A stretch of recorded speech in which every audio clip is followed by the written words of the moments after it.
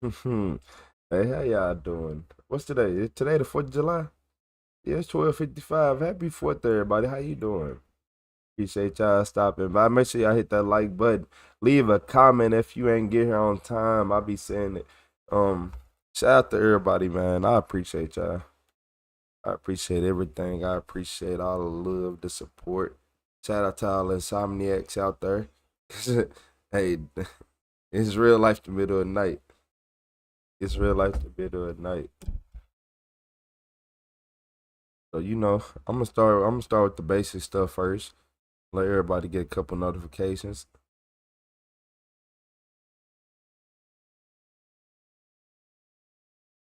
I'm gonna let everybody get a couple notifications. You know how it go. What's up, cousin on Floridian? What's up with it?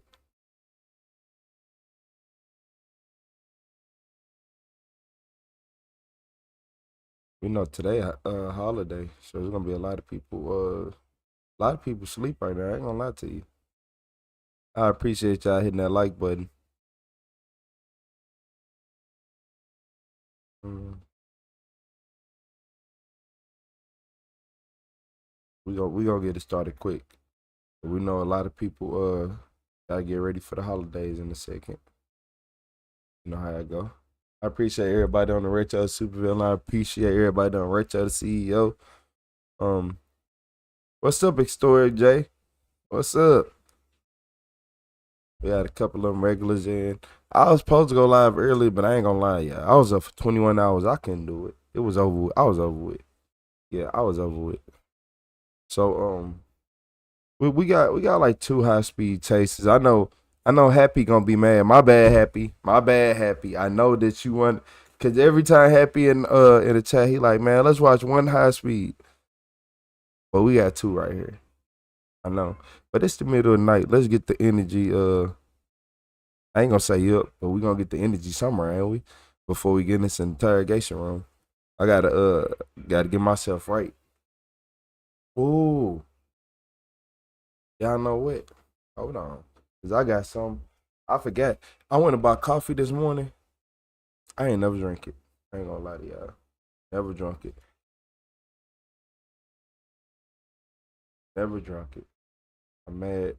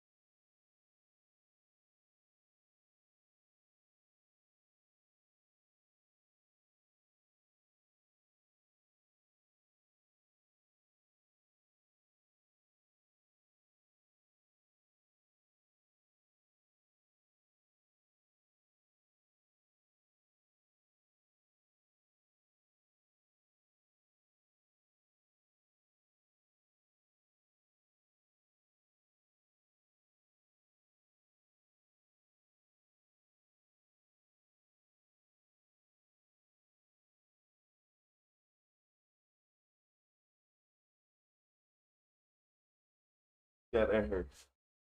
Oh. Hey, what's up, Allison? What's up, Louie? You said what's the move? We got two crazy high speed chases, then we back to the interrogation room. Uh yeah, man, look, I ain't gonna lie. That dude yesterday made me so mad. I'm like, man, let me do two quick chases first. Because at least we ain't gotta, y'all know which video I'm talking about, don't y'all?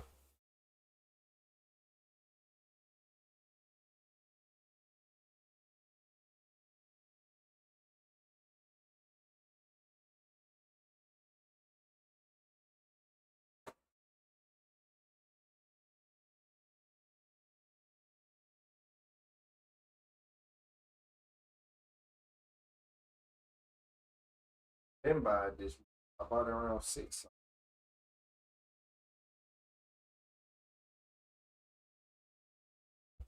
Nah.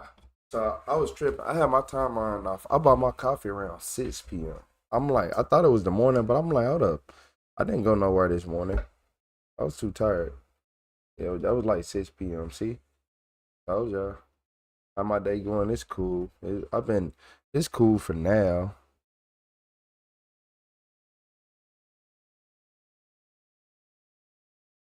Yeah, it's cool for now. Make sure everything. So look, y'all. In this video right here, so I don't know if this was a 6.4 liter Hemi or a Hellcat. I think it was a Hellcat. I think it was a Hellcat. But this Chrysler 300, he wasn't stopping for GSP. He ain't had no intentions, no warning. But I'm gonna tell y'all this now: don't run from GSP, cause if you think you a person who can just get away and not get pitted and sent to the top of the Empire State Building, you ain't special. They gonna come get you. I done drove through Georgia. I've been in Georgia a lot. Man, they got too many. When you see one GSP trooper, it be 50, and man, he must have caught them on a great day.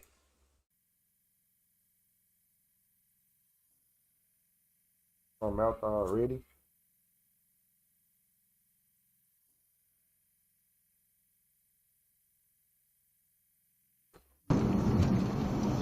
I seen that bitch. I said, oh shit, let me slow down. Where y'all at? Y'all ain't caught up to us yet? Nah, we all pulling over before MLK. They sound like they in a group chat, don't it? That is the police. It sound like them boys are in a group chat. All right, man. I ain't playing with them. I'm not Yeah, we playing. got to plug up to this one, boy. You know, boy. And they call me country when I go out there? Okay. Okay. And y'all call me country? God damn, I can't get shit out. Damn.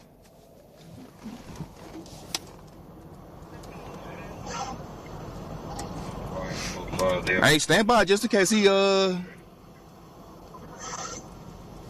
still on break? Nah. But you know. You already know. I'll be back. He know them 300s love to run. He know they love to run.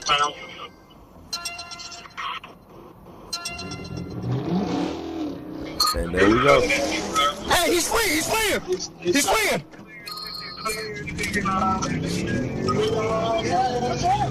He's going southbound! He's flying. There you go. Wait. Yes, sir.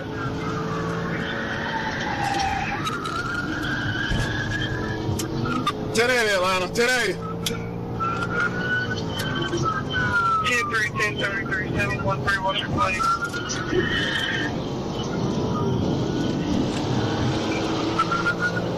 We're 20 west. It's 114. I'm primary. Yeah, you can check my description on my channel, Charles White. Clear 14, primary 20 west. That gotta be a It's a Hellcat. white Chrysler 300. That gotta be a Hellcat. Ain't no way no 6'4" moving like that. Unless it's a tune. It could be a tune 6'4". It could be a tune 6'4".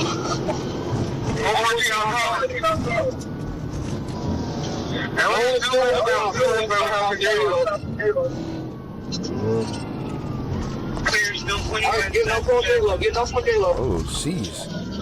Man, that maneuver is magnificent. I ain't gonna, man, I like how, like, did he hit somebody right there? My bad, y'all. I gotta see that in slow motion, because it's like, did he hit somebody right there? Because if he didn't hit nobody, that make everything better.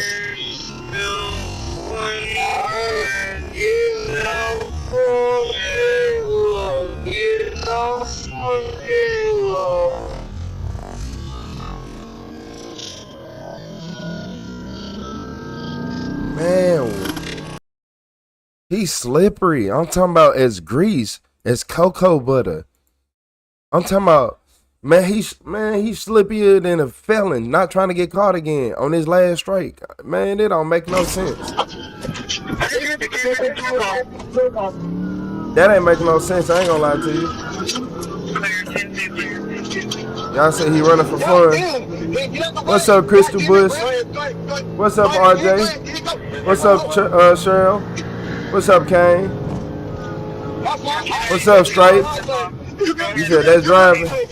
Woo! Shit! Don't bottom out right there like What's up, Heather? It ain't. Woo! Man, what kind of? I'm not gonna lie to y'all. What kind of car is this man driving? He was right there. He was right here. Look, he teleported. He did what Michael Myers be doing in the movies. It ain't no way he got that much space. That gotta be a Hellcat. That gotta be a Hell. He did what Michael Myers do in the movies. Look when he come over this hill. How you get that far?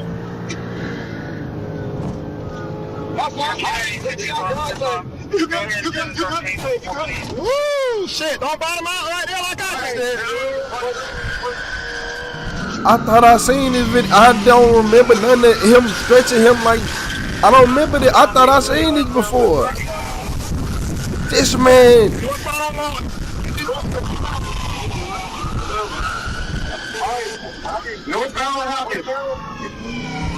Who tuned that car? GSP.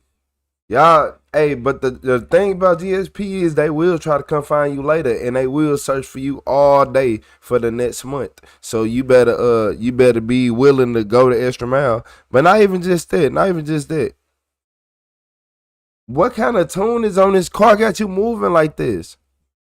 Man, the police get a hold of this tune, is over for the streets. Northbound on Law. They get a hold of that ECU in that car, the streets over with. Ain't nobody getting away no more. Eastbound on RDA. Alright, he's going Cascade.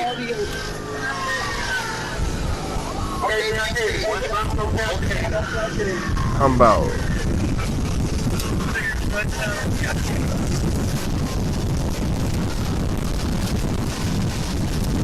I don't even know who he's chasing no more. I ain't gonna even lie to you. Yeah.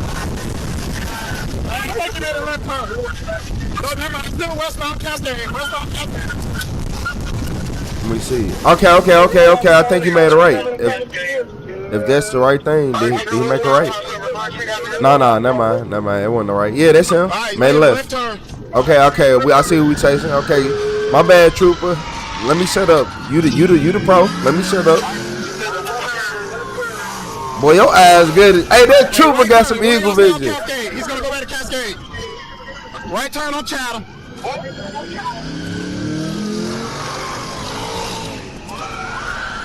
Man, Ryan, he back.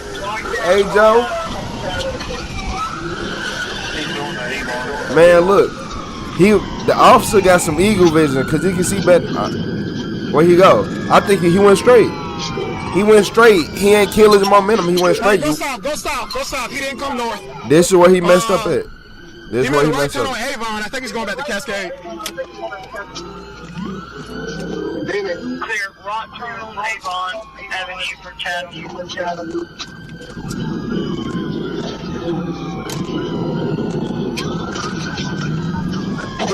Whoever tuned that car, I want you to know this. Whoever tuned your car, you better go hug him. I ain't gonna lie to you. Badowski. You better go give him a hug. Cause there's no way that you just outran GSP like that. And y'all see how crazy GSP be driving? Yeah, exactly.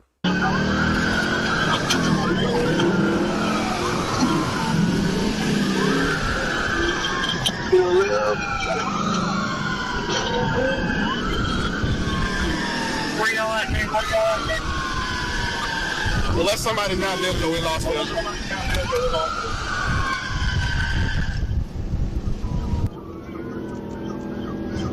Man, that car teleported, man. I'm back on Cascade. When he went over the hill, He did what Michael Myers be doing. Cause there's no way that car picked up speed like that. It's no way that car picked up speed at that. Nah, man. Like the officer was close, and then once he went over the hill, it's But the like best thing he he did just was get off teleported. interstate. I was about to kick his But ass he, on 20. Not eastbound, westbound.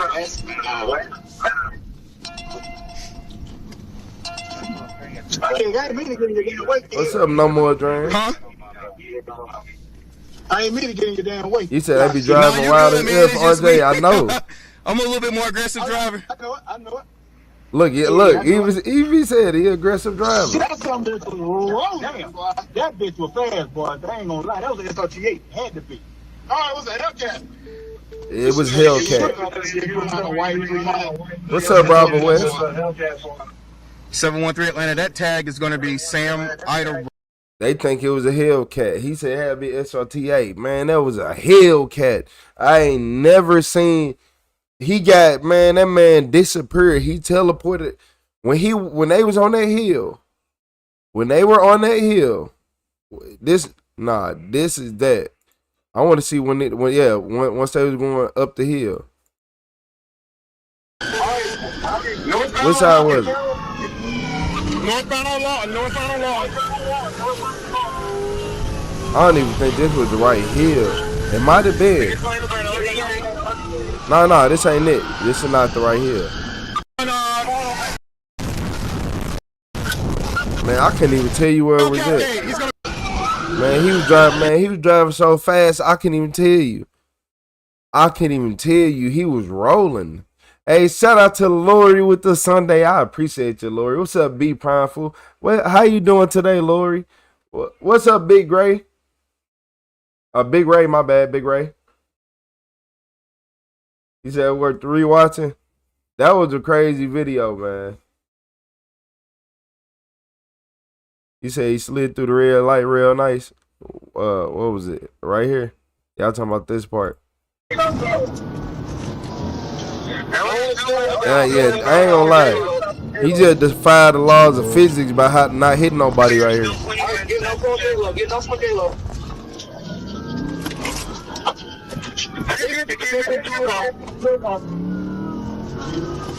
I'm not chasing you no more, man. I'm not chasing you no more.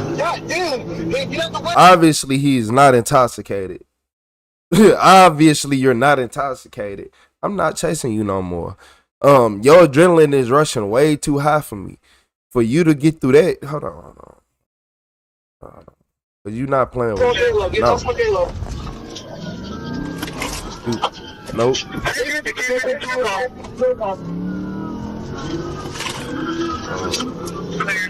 We lost visual. And then look at how far he getting every single time. Man, what kind of car? Look when they go over the hill.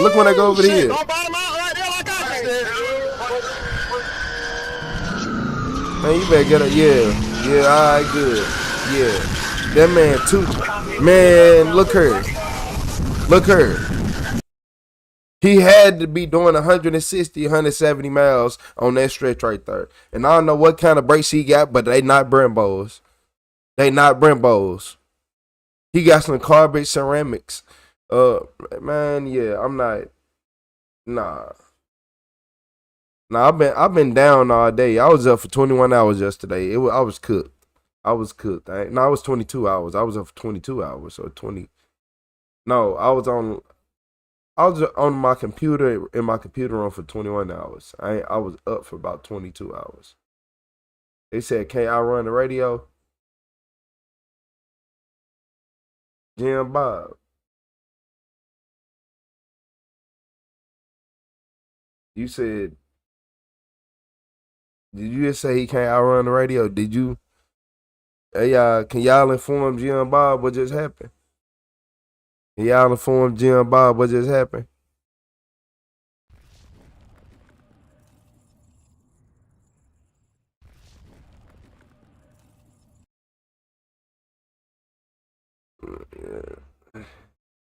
Yeah, man. Nah, he driving. Nah, they driving different. Yeah, they acting different. I ain't gonna lie to you. Ain't no way you driving like that.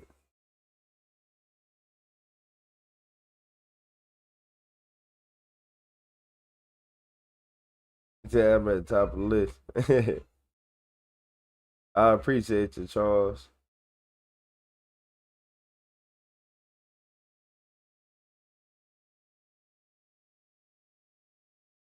All-wheel drive. I was thinking about going to get some drag slicks just because. What you on, bro? Being up 21 hours. I was on. That was yesterday. I told y'all I had. Man, I was up for a long time yesterday. I woke up at 6 a.m. yesterday and I didn't get off live till like, yeah, what was it? 3 something or almost 4 a.m. the next day. I was on live most of the day. You say, yeah. He outran that radio. Yeah. Look like they still got Najee and Bob. He outran that radio. You seeing the replay. We just went back. They was trying, the police over there discussing what kind of car it was. They ain't know if it was, one of them said SRT8. The other one said that was a Hellcat. Most definitely was a Hellcat. But the police won't know. But look, y'all. He most definitely outran that radio. So, in this video, they said the passenger woke up during the traffic stop and took off and got into a police chase. I'll be mad. Like, what? Imagine your passenger wake up and steal your car and get into a police chase. And you running from Arkansas State Troopers? Don't play. Hey, man. They're just like running from GSP. Don't do that. Don't do that. Oh, I hate ASP in this. They be having this little crunchy, little static. Ooh.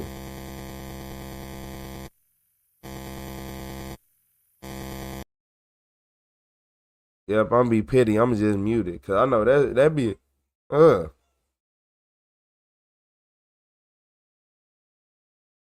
like it's just constant vibration.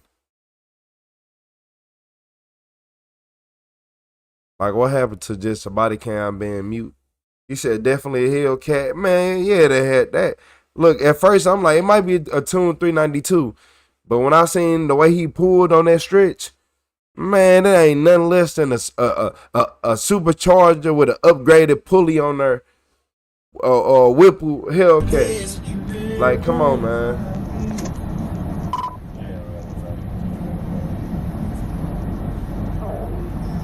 I've been streaming for like 2 years, but on this channel it's been like it ain't been that long on this channel. It's only been like a month on this channel.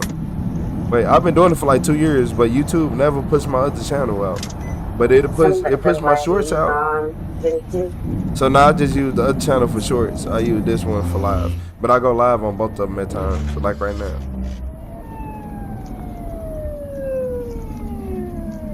Yeah, I started to realize once they start labeling us supervillains, like how it was. I appreciate you, William. Yeah, you get labeled a supervillain when you tell the truth.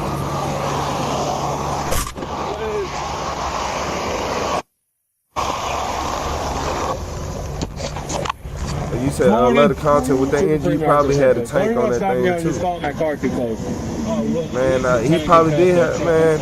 Okay. Every time I see people run like that, I just think they got the ultimate upgrades. Where y'all coming from? Vegas. Vegas? Okay. Good. I've got an 88 on a protection order violation. Okay. Oh no, yeah. I usually stream on sometimes I stream on Twitch, but mainly it's just been both YouTube channels. Where y'all headed but to? the Retro Supervillain got full screen. Okay. Do you have the rental agreement? I'm gonna give this back to you. Since it's on your phone, what I'm gonna have you do is I'm gonna have you step out and come back here with me so I can actually see it. I copy it on my computer. Well, because if I take your phone, I don't want to be like, I don't want people to think I'm back there scrolling, you know what I'm saying? So it's just easier. It's easier to have you come back there in my passenger window. When did y'all rent it? Upgrade's an understatement. That dude was flying. Nah, he was rolling. I ain't gonna lie. When do y'all have to Rob did take that. it back? What's up, Ryan? Where y'all taking it? Where y'all? Have y'all got a call of a car that's run off into the ditch here at 64 on at the state? Hey, this is a clickbait title because how did they get in a 130 mile per hour chase? Hold on. How did y'all get in a 130 mile per hour chase when Nissan Altimas maxed out at 119? For a fact. Tell me about it. I'm gonna be interrupted. What's up, Serpentine? No, you good, man. You think so, Serpentine? Hey, tell me why. Because I'll look into that and I'll figure out everything.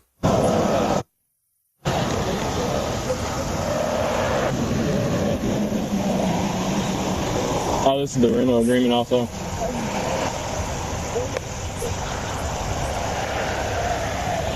Oh, you got a passport? Well, we lost our stuff, so I'm about to go, but we're literally going straight to I'm going straight to the DMV. Okay. We're going straight to the DMV. And where'd you? Are you from? Where are you from? What is I'm this? I'll be out here with. Is that the video? What you do? Oh, that's a video. I thought it was me. I'm like, man, this my stream. I probably have to do it. I'm like, it don't say nothing. So is your latest ID out of Georgia? You say that you think they pulled up the wrong car? I always keep it in good. 10-4. Man, Charles White, you said 130? Man, I ain't gonna lie to you. I ain't seen no full cylinder Nissan. Not these ones. Especially they said it's the rentals. I ain't seen one of them do no 130. You said the cop was probably doing 130 catch up. Hold on to that. Nissan. That's what I'm thinking. I'm thinking the cop was doing 130 catch up. 27. Nah, they said the passenger woke up. The fines. Looks like they just missed I ain't heard the fines. The fines is crazy. I'll What's be out up? here with them. Yes. What's up, Crystal Bush? You said what was the reason for the stop? You know the stop. The reason always be BS. While you're looking that up, come back here. I'm just gonna run y'all so I can get y'all back on the road. Okay? You look it up. I'll come back up here. You come back here with me. Marijuana. Anything on you, guns, weapons? Yeah, I heard him. He said marijuana. Marijuana. Marijuana. Smells like, okay. Anything on you, guns, weapons, bombs? No, I want you to get hit. Okay. You're good, man. Put that in the pocket. Relax. Listen, I do have a question for you. You got weed in there? What? Bro, what are you talking about, man? Oh, ain't no weed. Ain't no weed in there, boss. I can smell it. Ain't no weed in there, boss. Listen, this can go one or two ways. You can either be honest with me. Ain't no weed in there. What is smoking? No. Right, get over here. No. Yeah, nah. He finna run. Hey, He's finna run. I thought he said the passenger did it. That looked like the driver.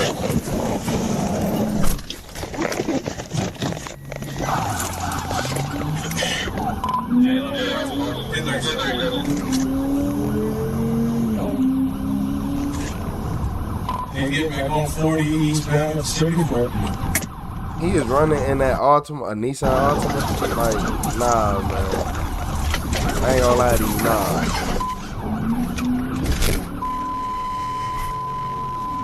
There's too much playing.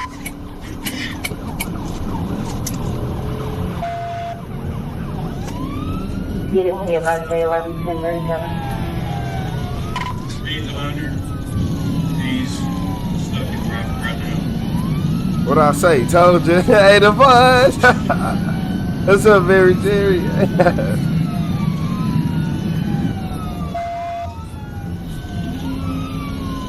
He said lies. They gonna run. Hey. Have a valid protection order. Why? I wanna know why I keep doing that little random freeze. I keep thinking that's me.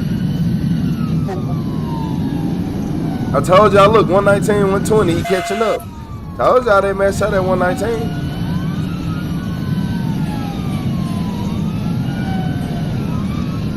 Told y'all they messed up at 119. It's gonna be a black male and a female. Richo be knowing. Who what?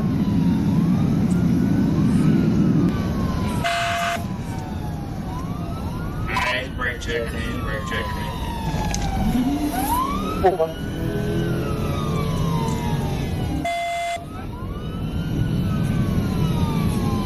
Why stop if you gonna flee? Yeah. Sometimes I be thinking they can talk out of it. The fact that he walked back to the car though is crazy.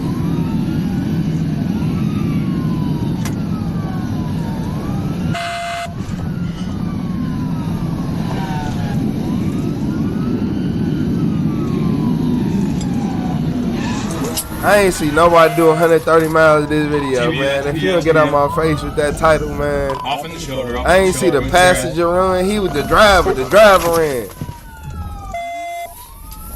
The driver ran. That'll be just before the 78. Hey, shout out to LRA10 though. But the driver ran, man. And he'd have hit them with a TBI. Black male, white shirt, camo pants. Trying to run. He's in the tall stuff.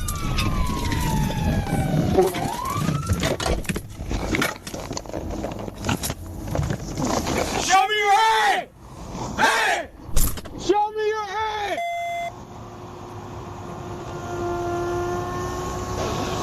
Show me your hand! Was it worth it, Trooper? Trooper, was it really worth it? Hold on. Was pitting a look here, so y'all can see what he looked like too. Was pitting that Nissan Altima worth your patrol car smoking? Because if y'all didn't notice, his patrol car is smoking now. So, oh my Lord. Imagine you take out your patrol car to, for somebody to be out of jail tomorrow. That's some real tax dollars. Y'all was better off spiking him. But I understand he was by himself, so he had to do what he did. Crawl to me! Now! Yeah, hey, I rock with LRA10. Get over here now! It ain't many real YouTubers out here. Over here! Over here! He busted something on his car though. It ain't smoking now, but he busted something. Hands out of your pockets! Keep your hands up! Face away from me! Face away! Back! Back! Face away! What's up, Crystal Dawn? What's up, Duran? What's up, Werder? Hands on your head! Do not move! What's up, Do you Lori? understand? Lori Suit out. Shut up! It's all me. Shut up! I'm gonna call you. What's up, Lori Sue? What's up, Paul?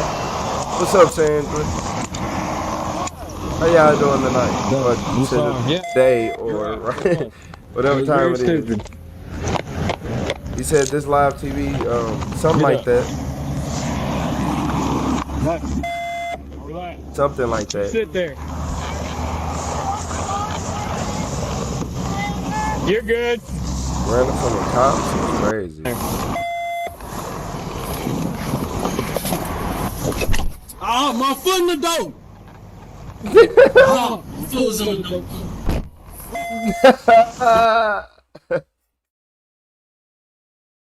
Hey, do you know how unfortunate he did that on purpose? You should never read. He did that because you read for him. He knew your foot was in there. Oh, my foot in the dope. Oh, foot's in the dope. Oh man. Please get high out the grass, bro. Please. Stand up. No,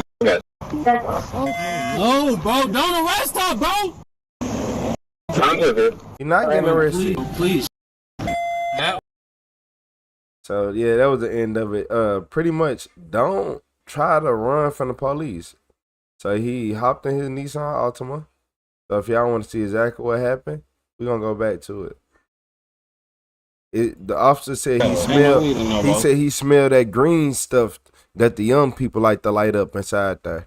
Most definitely had some on there. What's up, LA?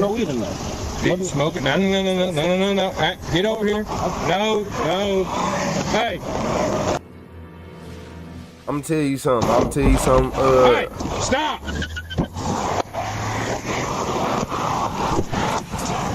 Don't run no car that goes 119 miles an hour. Don't run no car that goes 119 miles an hour. And this the kicker. I'm gonna tell y'all the kicker. It's a Nissan Altima that cannot get away from the police.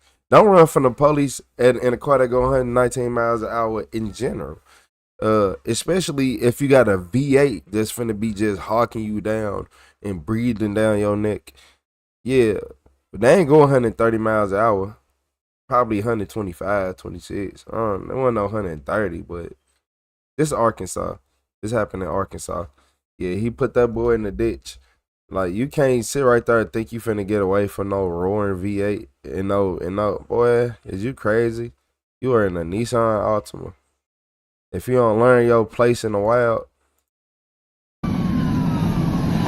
Hey, shout out to Gator with the Uncle Larry. I appreciate you, Gator. You said not about the car.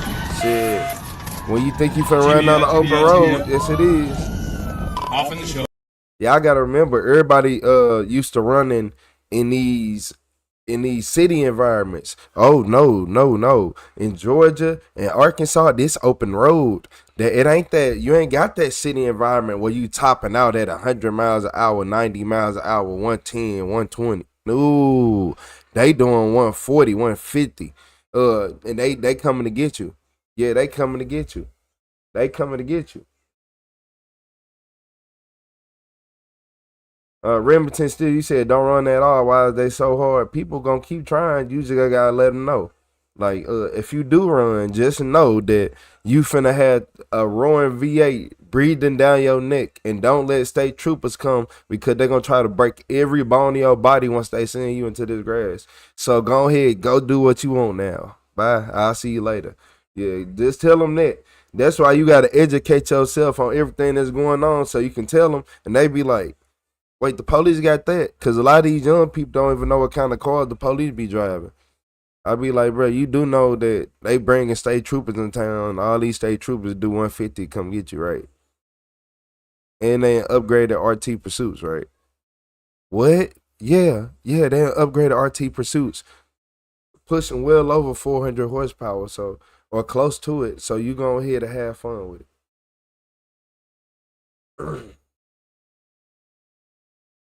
You said that's why I drive 180 miles per hour with Mercedes Benz. I'll tell them bye bye.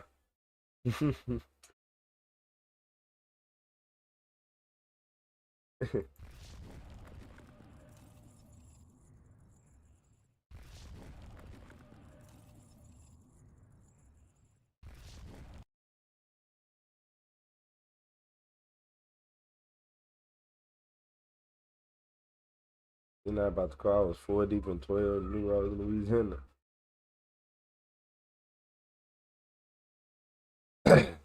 Toyotas don't count, Jared. Nah, Toyotas don't count because I done seen Toyotas outrun state troopers, even Camrys. So nah, Toyotas don't count.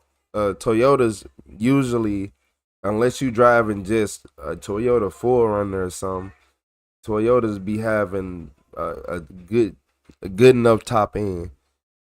Whether it be 130, 140, depending on what it is. I'm gonna tell y'all that 120 and 130 is two different obstacles. I've seen people get away every type of car. I've seen people get away in, in slow, terrible cars, but on open roads, when it's 4 or 5 lane highways, come on, man, come on. What you think going down?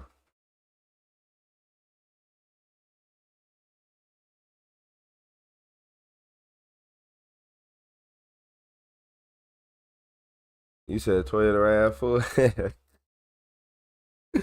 uh,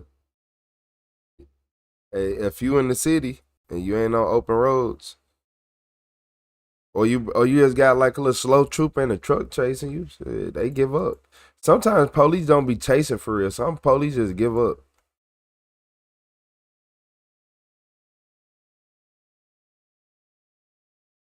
Like, some of them be like, bro, I'm not chasing him right now.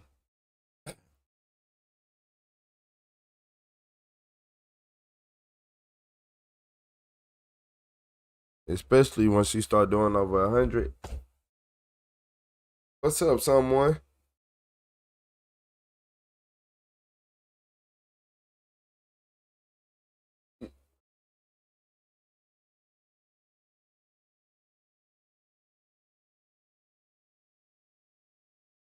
What's up, Titan? You said Supra.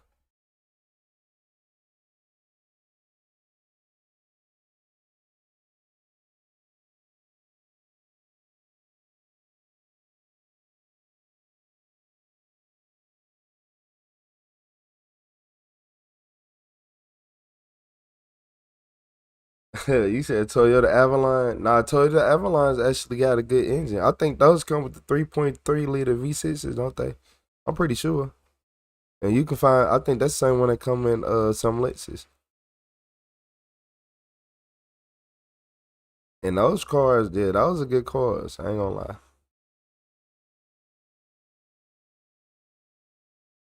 Those are good cars. I'm pretty sure it's 3.3. Could be wrong. Or 3.5, one of them. Is it 3.5? It could be 3.5.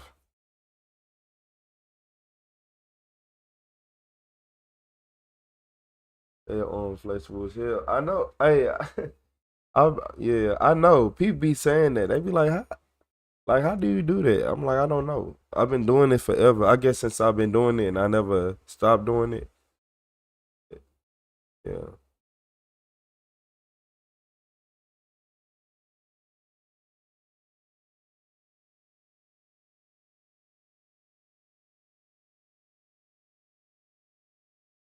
I never understood. That look nasty. Like, why do my arm look like that?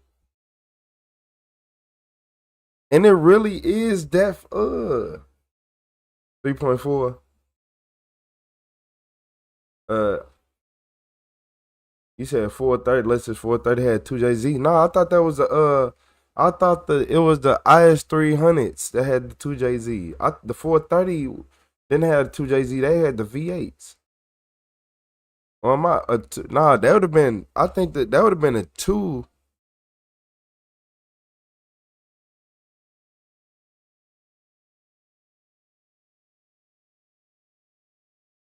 Nah, that would have been a. You got the. Yeah, that was the 3UZ. Yeah, the 3UZ. I'm like, hold up. Ain't the 2, ain't the 1. I appreciate you very cherry with that floating heart. It died dark, so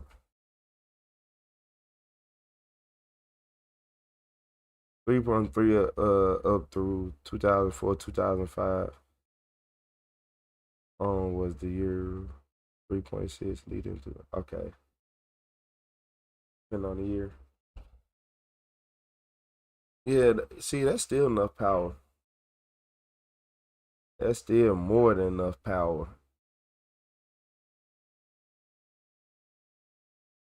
I feel like most people don't need more than 200 horsepower anyway. I'm just saying. You saw I'm double jointed. Is that what that is? Like, that's true. I don't know. Nah, sometimes cause my body get real uncomfortable and I just have to stretch it and I probably am double jointed now that I think about that because I had to stretch my body in an unnatural way and people be looking like cause like how some just like I don't know, my body is telling me how to do it. Shout out to Lori with the flower. Happy fourth everybody.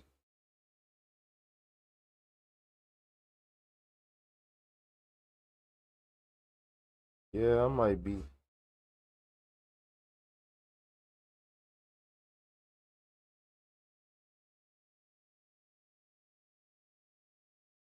Yeah.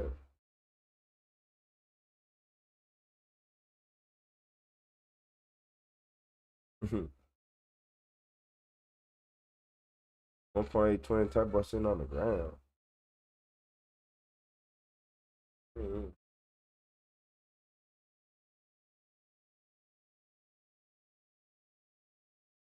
What's up, Courtney?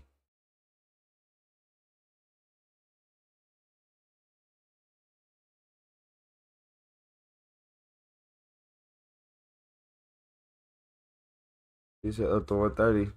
Yeah, you would know, huh, Melanie? Up to 130, no problem. Mm-hmm. You would know, huh, Melanie? Nah, yeah, those calls, yeah, it'll get up there. It'll get up there.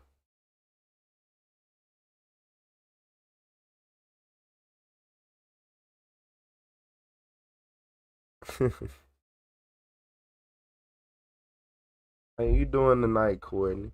Yeah, the morning night shift crew.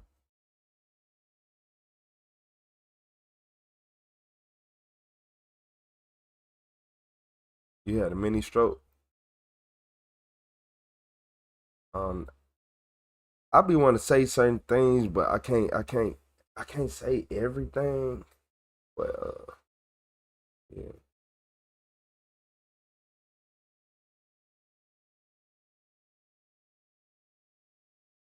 Something like that. Something like that, Renee.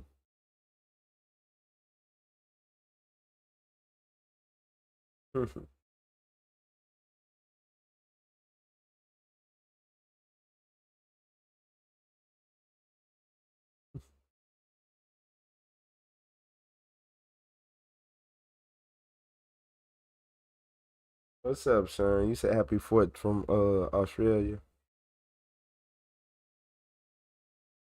Mm.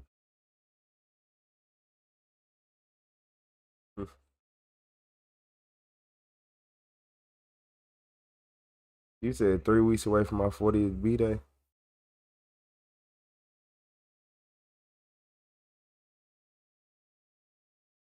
Oh, you still young then.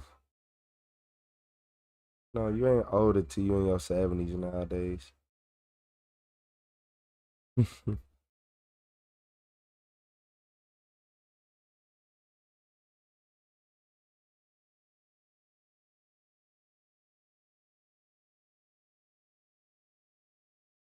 The real ones press that like button.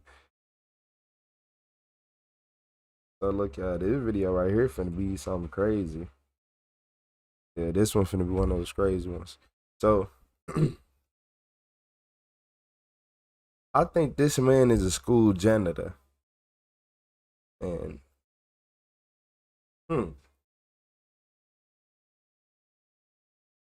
know what? You know what? Hold on, give me 2 seconds. Yeah, 'cause I might have to tee up.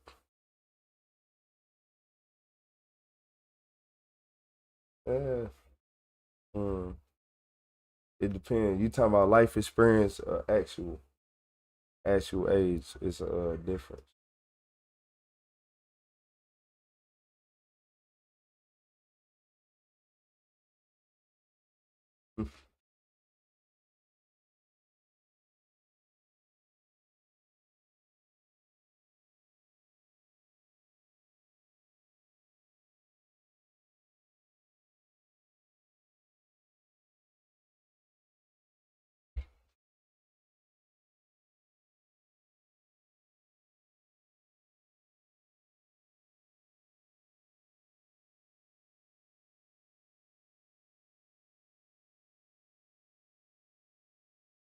He he looked like he finna just start lying. I'm telling you. I'm telling you. In his pajamas. I'm talking about pulled him out the bed. You hear me? They pulled him out the bed. You know it's serious. You know it's serious. They pulled him out the bed.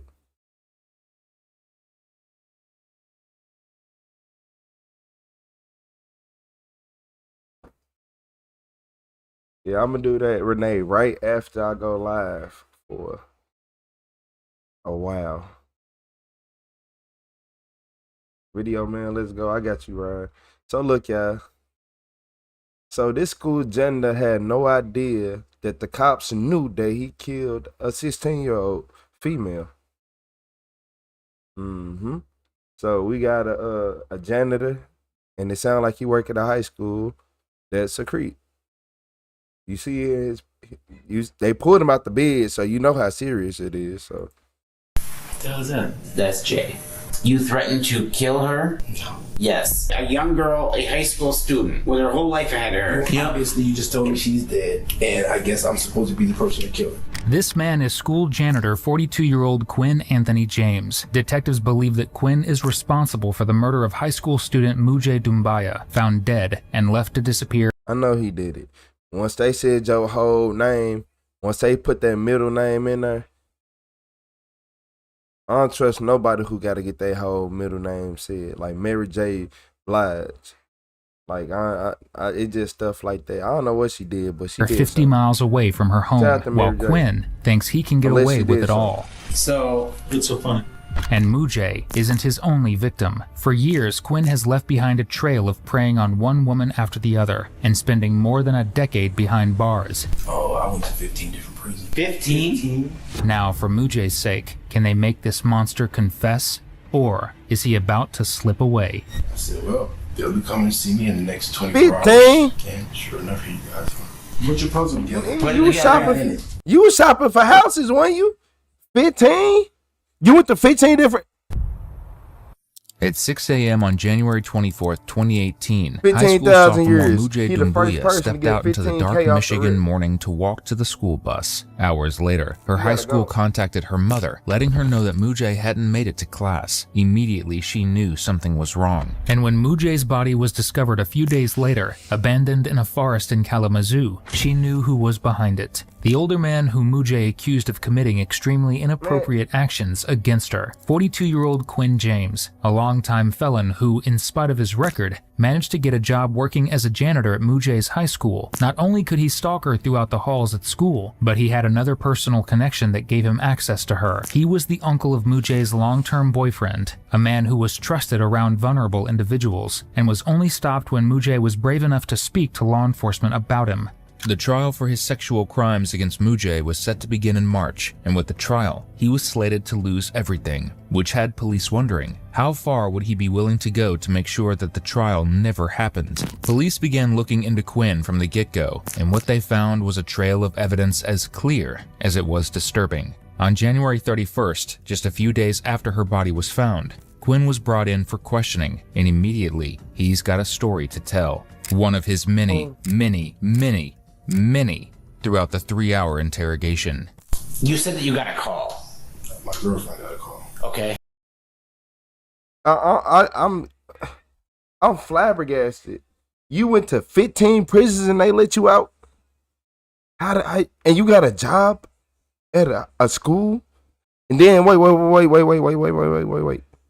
Then your family knew about you, especially every male know about all they uncles and stuff and they family members and they weird cousins, because I do. Everybody talked about you, so we know that you was in jail and you was creepy, and there was already stories about you in the hood and all that. This ain't his first time. It's his last time, but then his first one, he needs, man. Who called your girlfriend? Her nephew. Okay. And what did they? What was the conversation about? She called him. He said he was hysterical. She said, "What's wrong?" He said, "Jay is dead. They killed her. They shot about her." going to 15 She was prisons, like, "Wait, man. what are you talking about?" She said he was all hysterical. "Jay is dead. They shot her. She's dead. They shot her. I know you know something about it." She's like, "What the hell are you talking about?" This is how she's giving it back to me. Like, "What the hell are you talking about?" Mm-hmm. And that was a conversation that she called me and told me. Okay. And I was like, "What?" I was like, "Today?" She's like, "I don't know." Yeah, school standards in the toilet. I know, right? I said, "Well, what's up, John? What's up, Jeffrey?" They'll be coming to see me in the next 24 hours. Yeah. And sure enough, I appreciate you, Renee. Yeah, if you're my bad. trying to look innocent, maybe don't tell police that you were expecting them. Though, as you might have guessed already, Quinn is as dumb as he is cocky, and he'll prove that in one of the most spectacular fails we've ever seen shortly. In the meantime, keep in mind that Quinn was engaged to a woman named Tiara. Tiara's nephew, Quay, was essentially a surrogate nephew for Quinn, and for nearly 2 years, Quay and Mujay had been in a committed relationship with one another. Quay often lived with Quinn and Tiara, which meant that Mujay was forced into close quarters with him, whether she liked it or not. And really, there was no escape. What that mean, surrogate nephew for Quinn? What, man? Can you explain that to me, chat?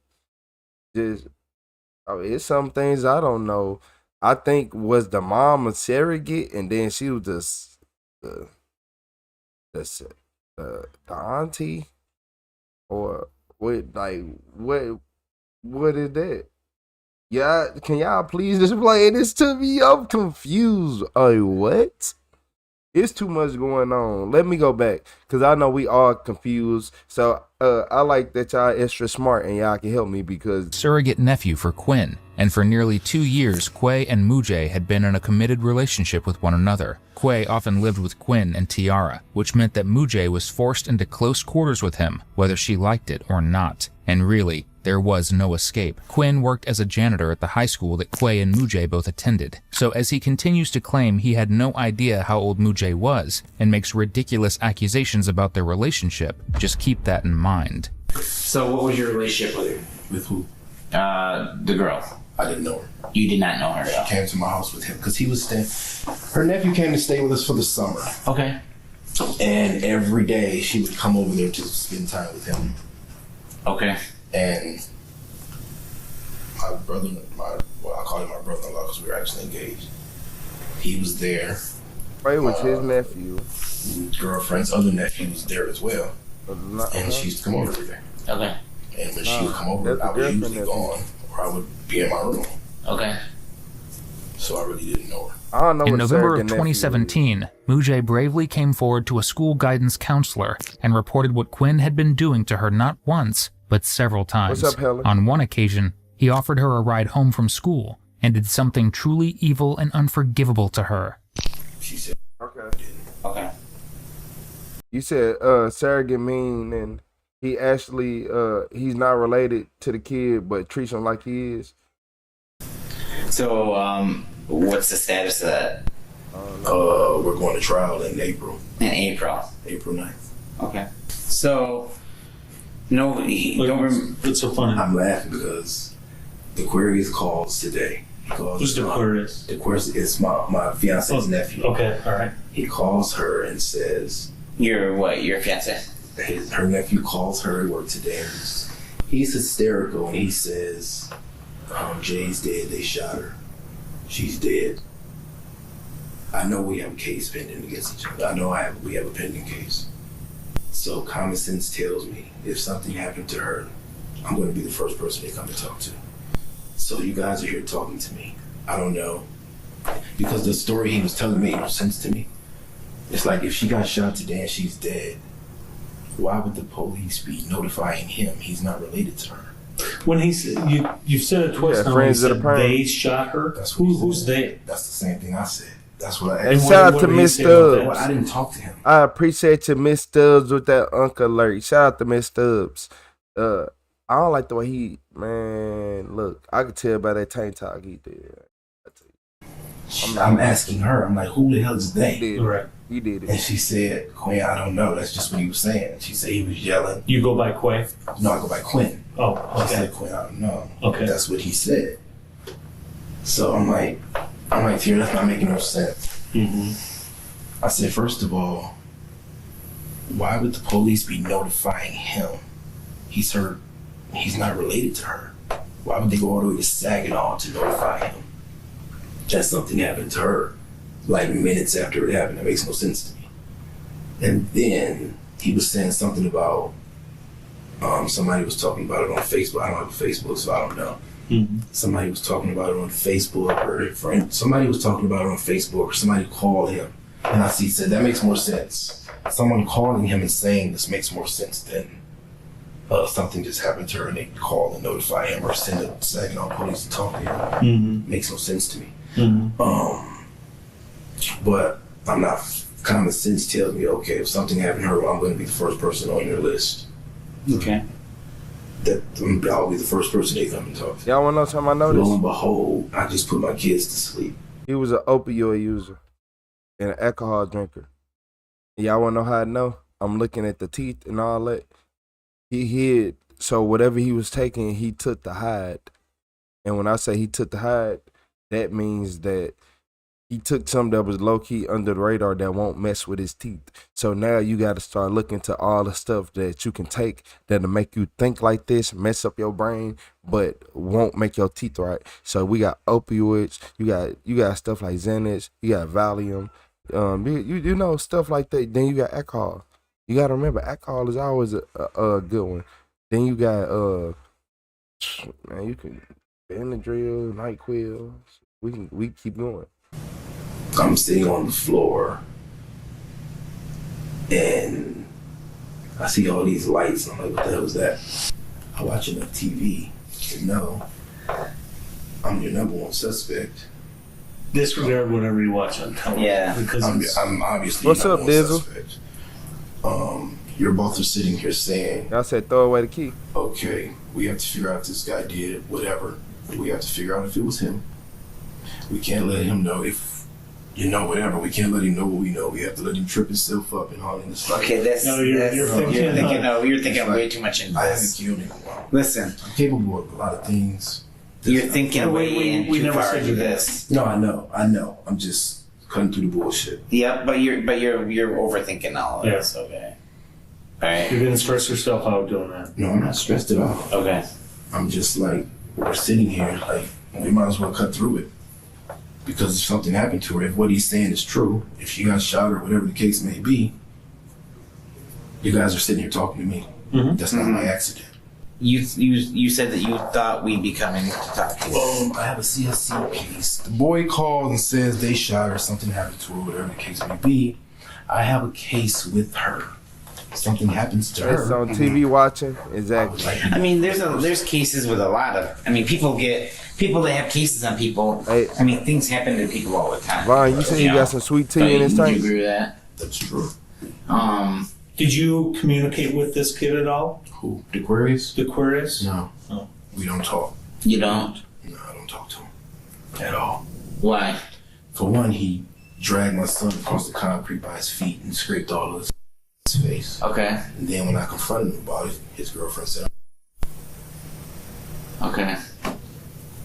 So that you think that was like payback for that? this is what I think. For whatever reason, he did whatever he did to my son.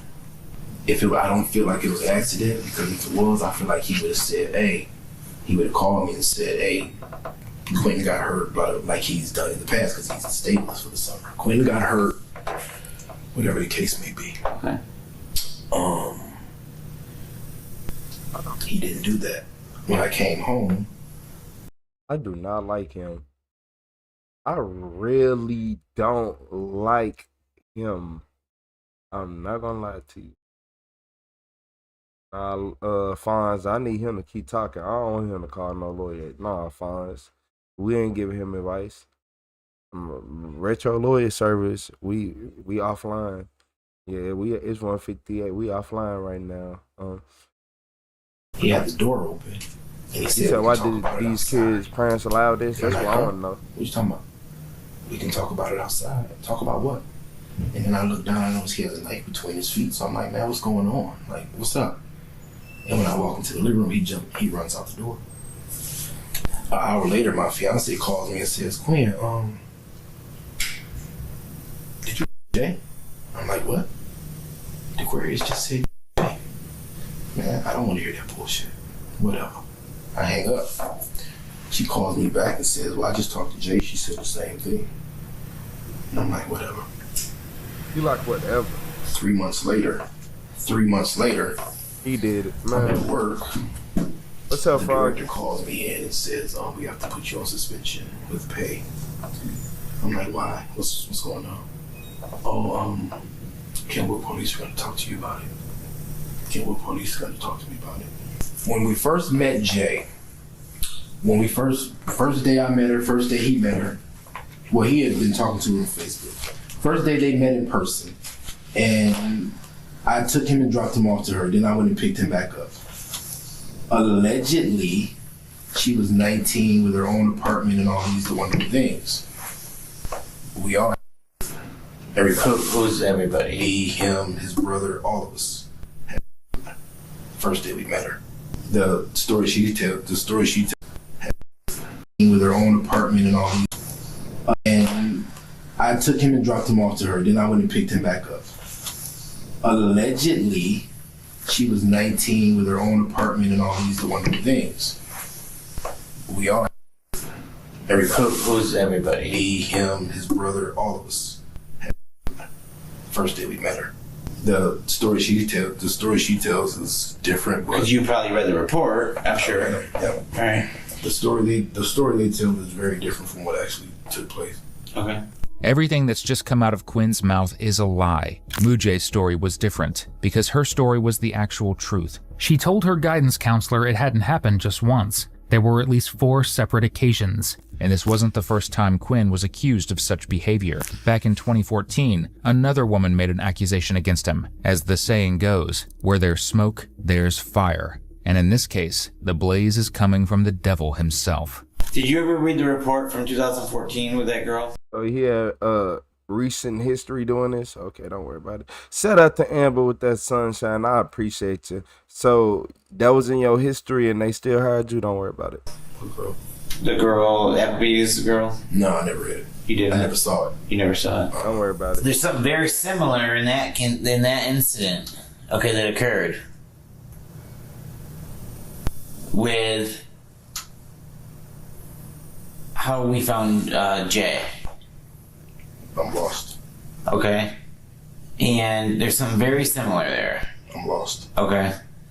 And there's also, having that in mind, where we found Jay, did you know where?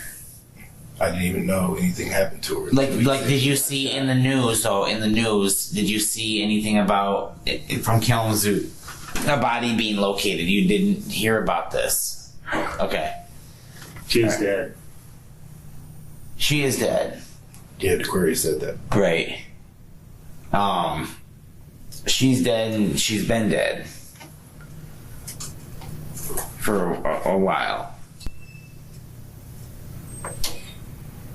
You say, he lying, his mouth is moving. The manner in which she was killed is very similar to something else that happened in 2014 with Brittany. You said body language, them arms crossed, the way he got them. That don't seem natural. I'm lost. Okay. Yeah, I'm not seeing anything similar with that. I'm not mentioning that as a similarity, but in 2014 there was a similar, something very similar that I'd never seen in my career. And I've seen it twice with you now. So Brittany was sitting next to me on the couch. I never even touched her, so I'm trying to figure out what was done. She sat next to me on the couch. Okay. No. Because I never touched her at all. Okay. So either you. No, I'm not. Listen, we don't have time for that. And nobody wins in the end of that. It's a no-win because we're wasting time if I'm jacking with you. You know what I'm trying to say? I would get nowhere if I was just trying to constantly trick people and jack with them. All right.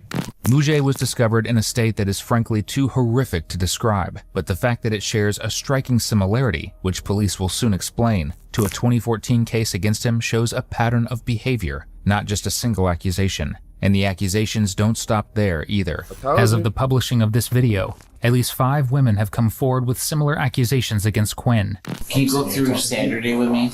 This past Saturday? Yeah. I told you it kept happening. It don't just work overnight. These patterns don't just happen overnight. People get away with a couple things and they keep going and they keep going and they keep going and they keep going to their car. He was going to do this forever and not ever stop because he felt like he was untouchable. He felt like no one was going to ever find out it was him. Nobody was ever worried about him. Like, come on, y'all. Look at him. Man, 15 times and y'all didn't get no inkling? Okay. Okay, let me think. It's Tuesday right now. Okay, let me think. Yeah. I just see where you're going. And you're asking me a specific day. And I'm trying to think of what I did on Saturday. Because I was somewhere doing something. And I don't remember what it was. Oh, I know exactly what I was doing. We needed $1,500. Dollars? Yeah, we needed $1,500 to, they put it in escrow. Yeah. For the house. Yeah. That's earnest money or something? Or? No, I went to my aunt. I went to my Aunt Betty. I went to my mom. You're telling me just around collecting money on Saturday. Okay. You're saying you haven't seen Jay since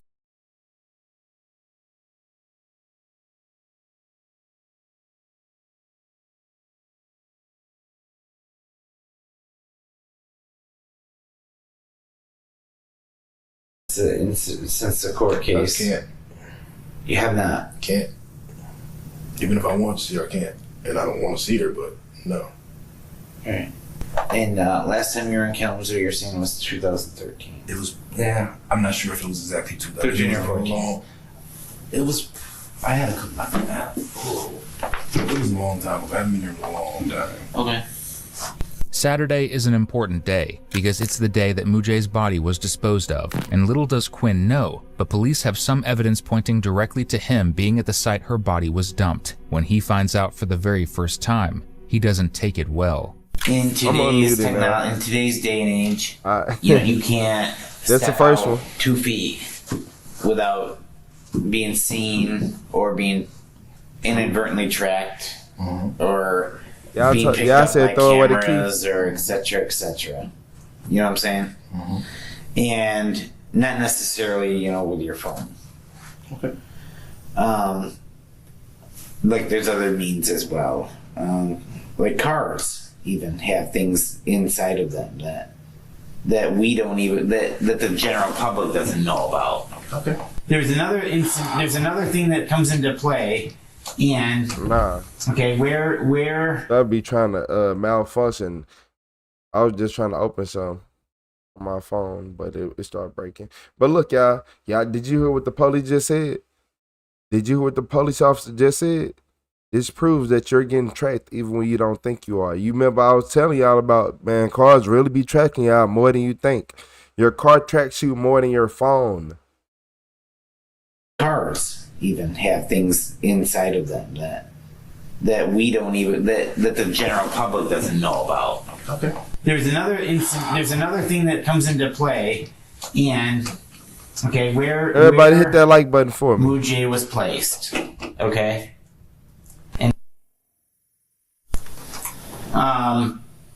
The city has had a problem. The city of Kalamazoo has had a problem in that specific area with people dumping garbage. Okay. So you said a trail cam guy? They came up with a bright idea of putting up have you ever heard like a trail camera? Do you know what a trail camera hunters use them to look at wild game in the woods? Yeah. And they affix them to a tree and they're camouflaged and they blend in with the tree. Well, that trail cam went up a week ago yesterday. Okay. So last Monday. So it's been up for 8 days, going on to 9 days. Okay? We had no idea about this trail cam. Okay. Once we recovered Jay from where she was placed in the woods, okay, we were contacted by supervisor of the water department and said, hey, we see that there was a body recovered in this location. We have a trail cam. Are you interested in seeing that? Well, sure, that's the jackpot, right? So we go ahead and it has you're familiar with a card that goes inside of a camera? Like a digital camera, an SD card? Yes, they take those, okay? Well, this thing had numerous pictures on it, okay? From being up last Monday. Okay. Which would have been the 22nd.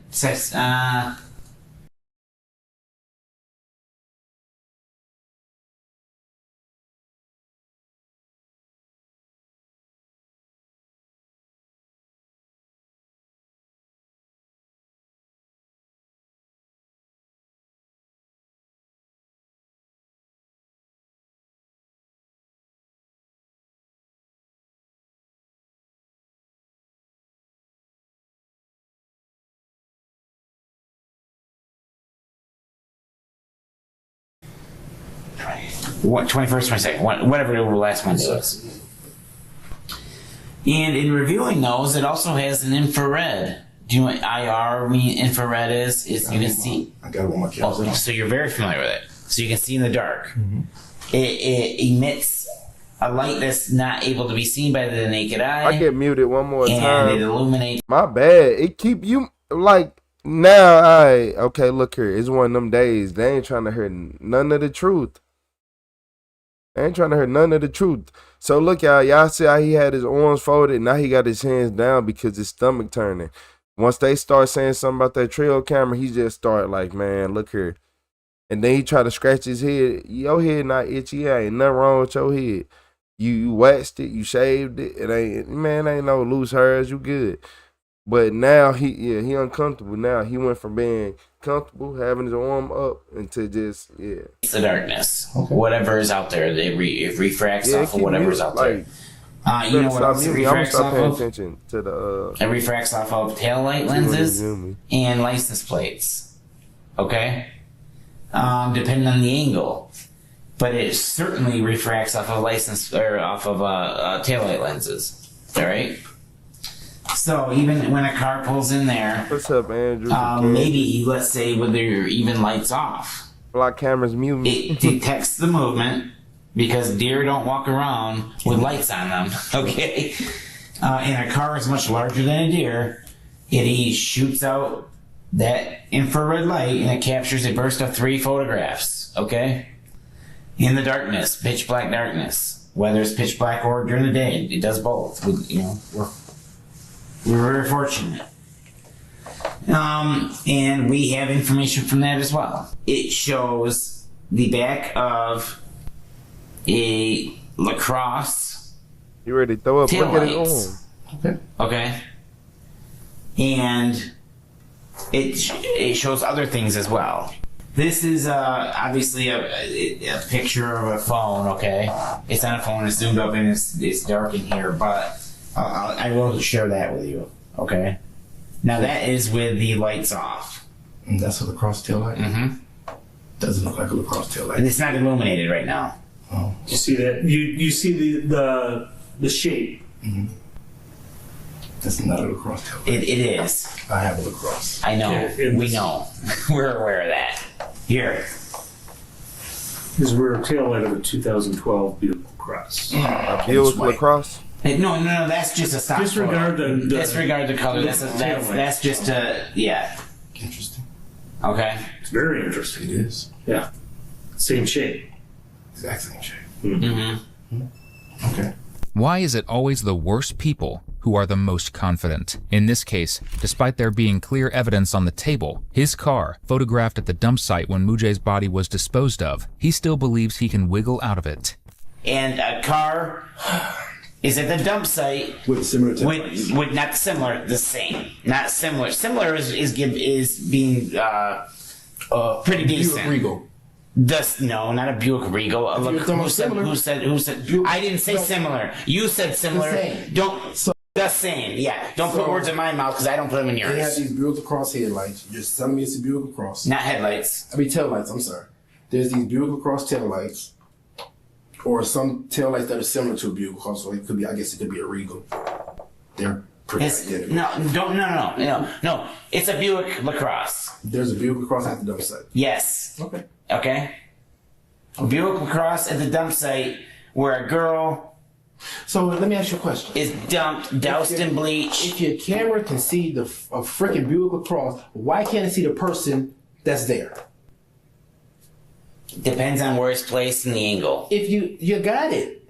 You have you don't know? Please don't tell me that this damn camera just recorded one little headlight.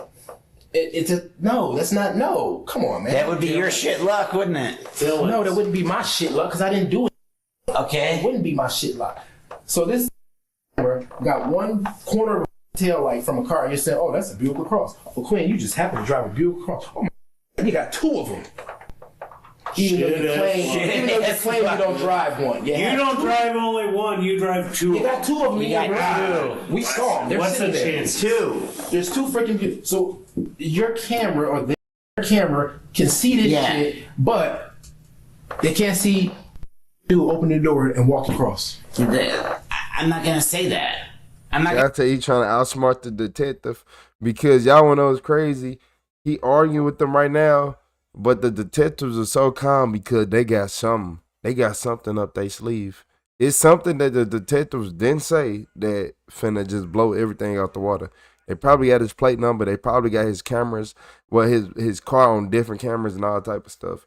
But he confident.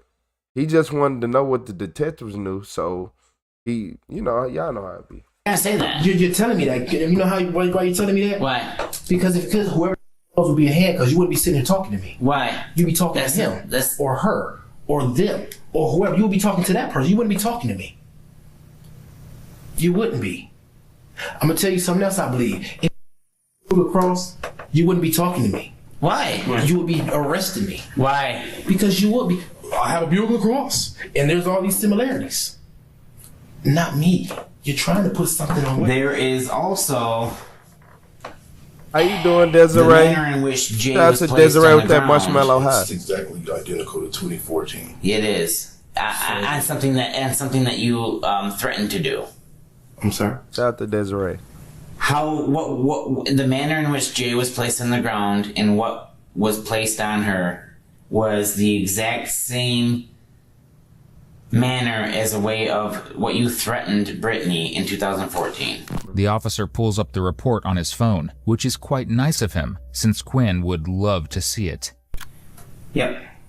And that you were in prison. This is what I said. Because you're going to prison and you've been in prison since you were 14 is what you told her. That's what I told Brittany. Yeah, now let you look at this. I mean, I have no problem with that. Institutionalized. Quinn told her, first of all, would you like to see the case number? It's the 6/29 of 2014 is the date that it was reviewed, okay? So you can see that we're not lying about a police report. Okay. All right. I guess I should have read it myself when my lawyer had it, but that says page 4 of 12. Yeah, that's the long report. Exhausted from seeing nothing but smug smiles on Quinn's face, the officer pulls up something else for Quinn to look at. Shout out to Isaiah. What's up, like this right there? Okay. What's up, Des, man? You said handsome lump removal. That's Jay. You said he just said we have a girl from 2014. Yes. Wrapped in a blanket with No. Okay. No, threatened to.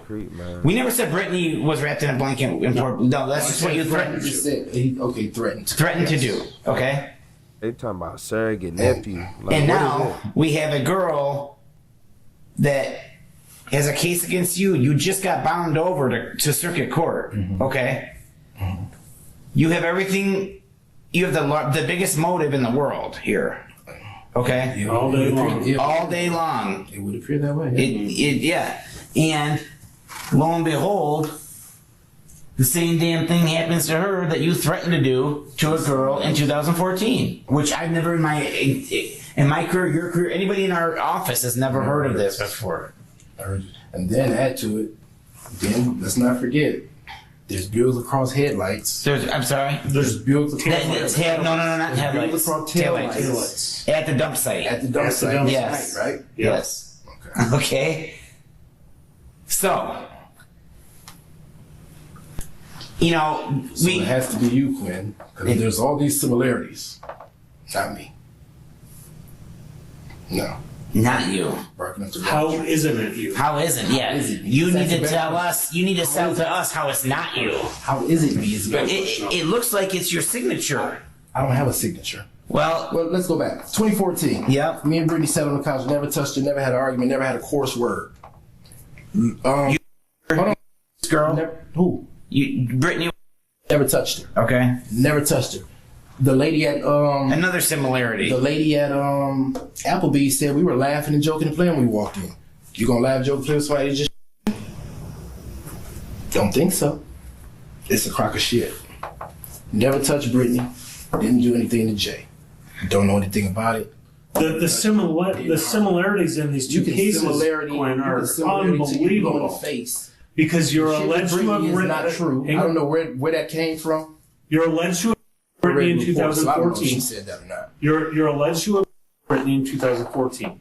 Now, 2017, you're alleged to have had with Jay. She goes to the police. You actually get charged with it. You're bound over. And now she shows up dead. And there may be involved also. This is such bullshit. I understand why you guys were at my door. I get it. You have a case with this girl. Yep. You're barking at the So how isn't it you? So and you made mention that this case is going away. What case is going away? The case with Jay. How is it going You away? said You have told people that. everyone? I ain't told him. Yes, you have. I've talked to people that you told. On this planet, I can tell you I told him that case was going away. There's text messages in here. I was Or I looking said at it was them. going away. Yeah. Or what I said is if, because my lawyer, according to my lawyer, don't. Man, y'all gotta remember, he think he's smarter than the program because he been in jail so long. The program he used to, that don't exist no more.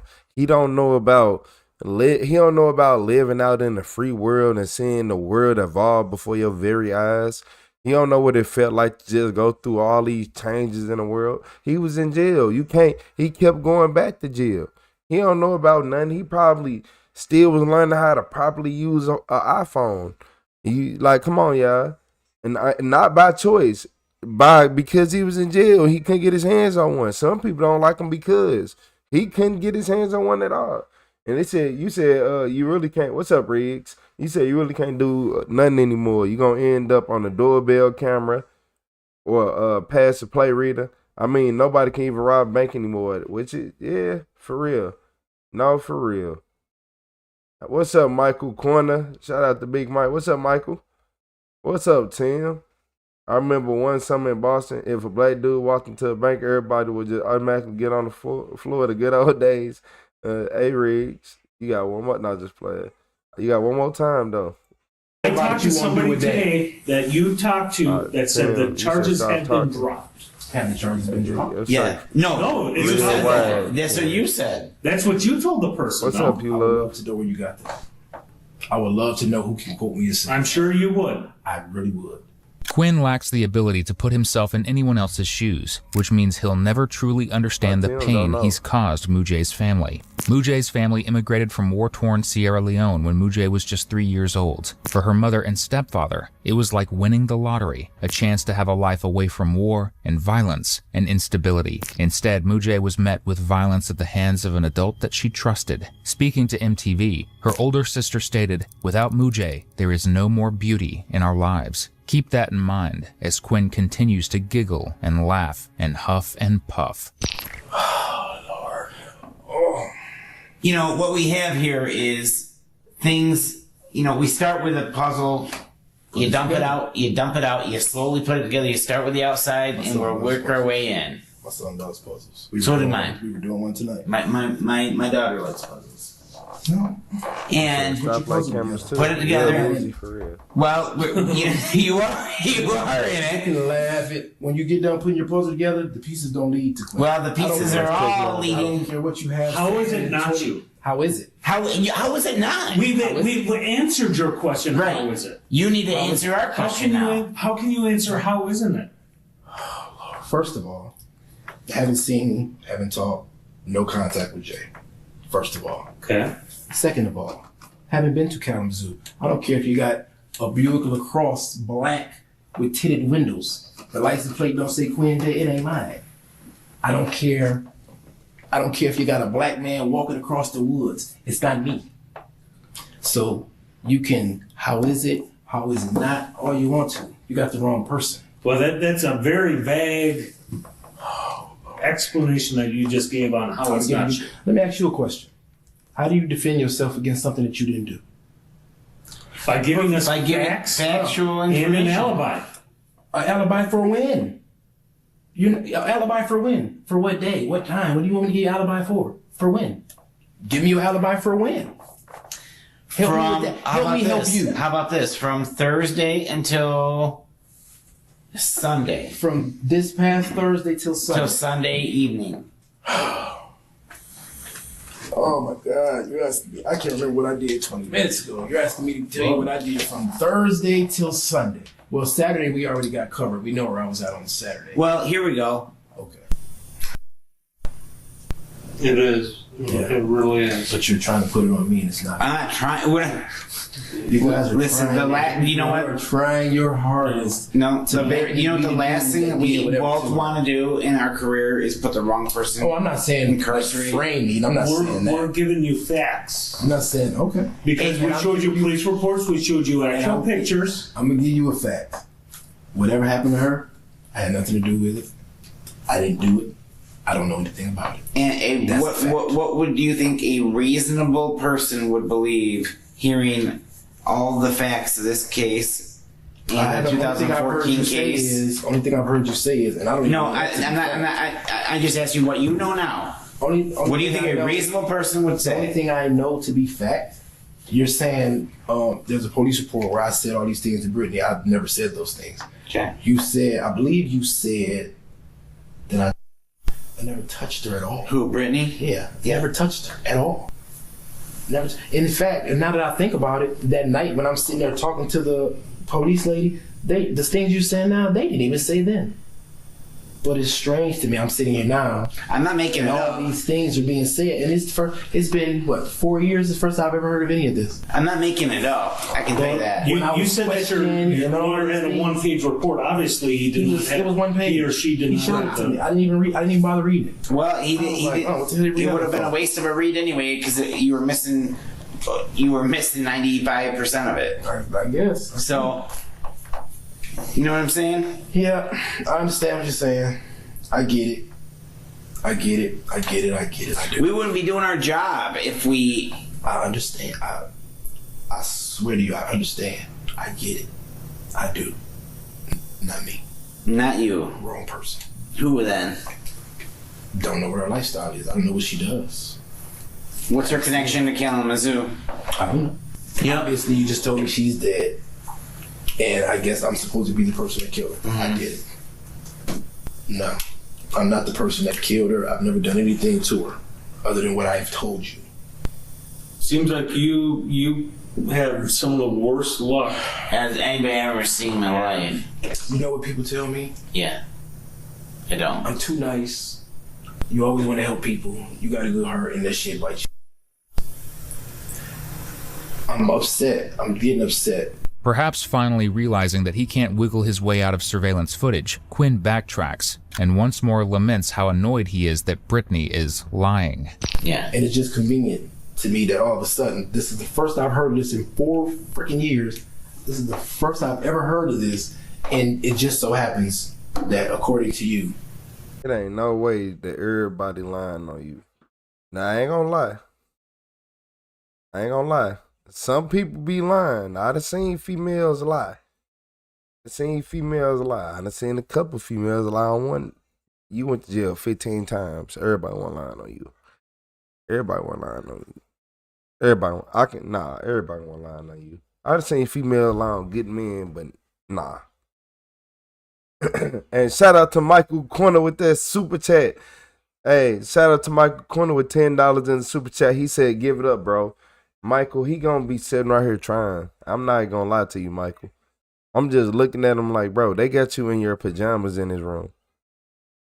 You think you going home? Okay. Don't worry about it, man.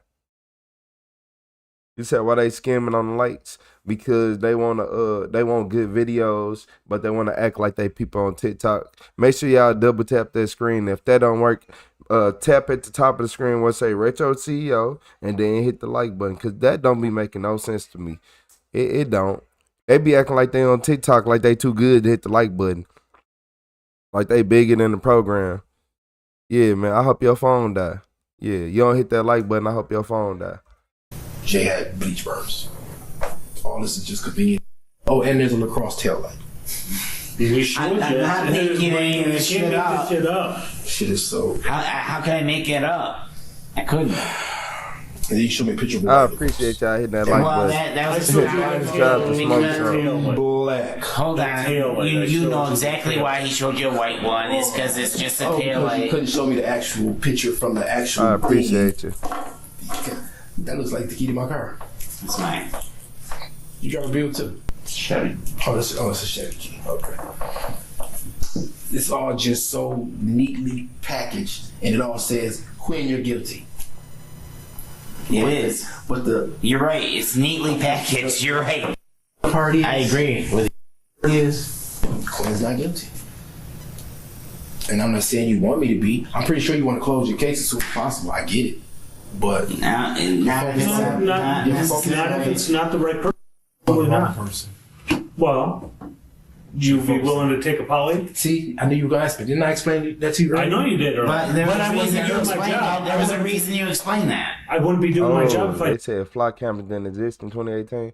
Now they still had license plate readers and stuff out there, but it wasn't like what we got now. I'll never take a lie detector test. And it's not because I'm hiding anything. It's not because I'm scared. It's because I took one and I failed horribly for some shit that was proven. And what year was that? That was 2015. But you had to have failed for a reason, which I don't know what that reason is. I wasn't there. I had no knowledge about it. The man asked me, what state are we in? I said Michigan. And it was a freaking lie. And you're saying that was 15. That was and that's why you wouldn't take a polygraph. I would never take a polygraph. So in 2014, before you failed miserably, you refused to take a polygraph? Yes, you did. No, I did not. I went down there and took a polygraph. What are you talking about? You did not. Your information is not a polygraph exam. Hold on, listen to me talk. Stop. No, because your information is wrong. That lady asked me if I would take a polygraph. She says yes. She gave me a card with a number, said you have to call down there and set it up. I called, I set it up. I went down there to take the polygraph. I sat there for 3 hours. And you know what they told me? Something happened. He won't be in today. And I took home. A polygraph exam was scheduled for Mr. Quinn on August 4th of 2014 at 9:30 a.m. I scheduled that.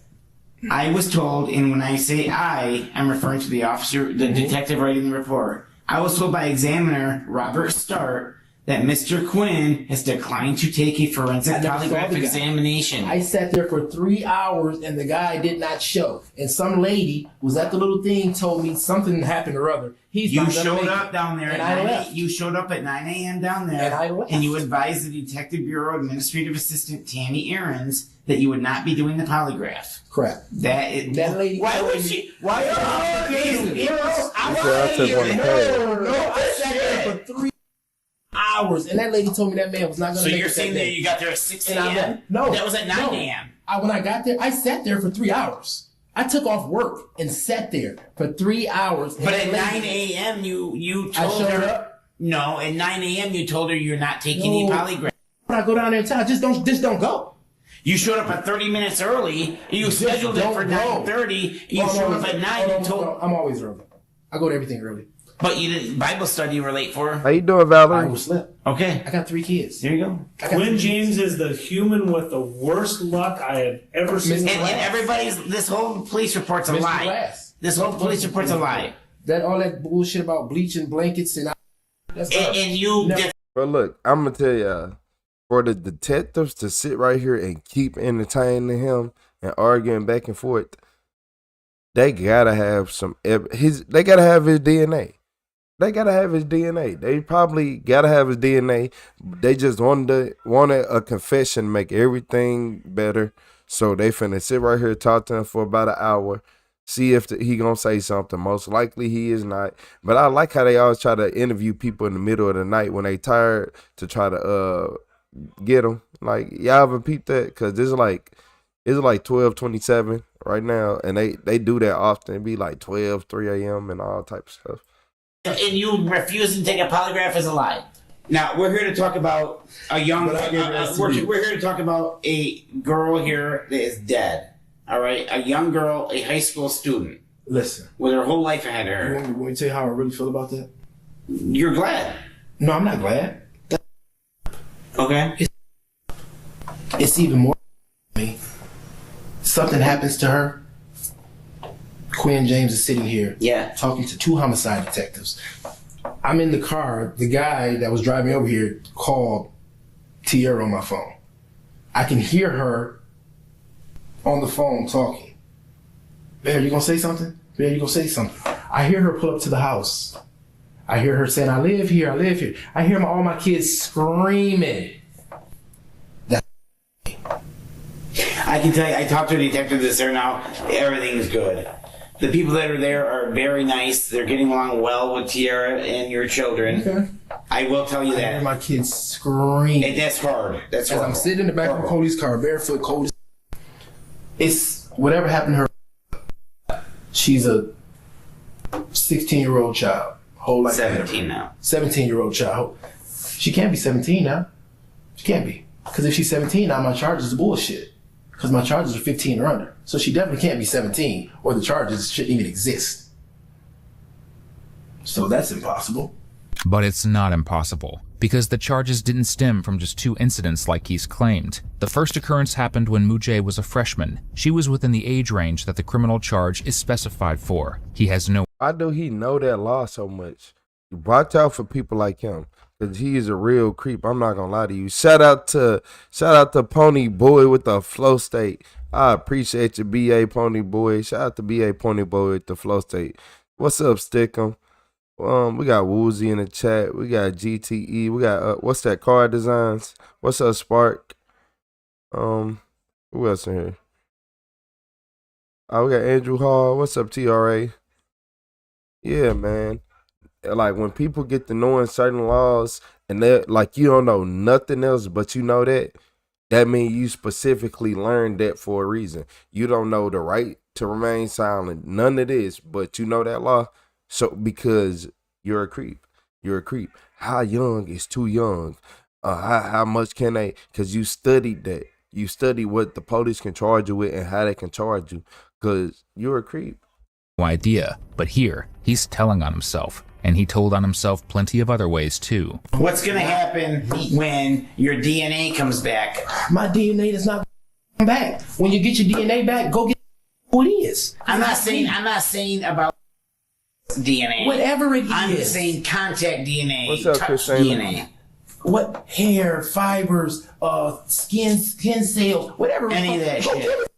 Any of that shit. It's not going to be me. It looked different on my computer. Yes, sir. You gotta get your DNA back. Yep.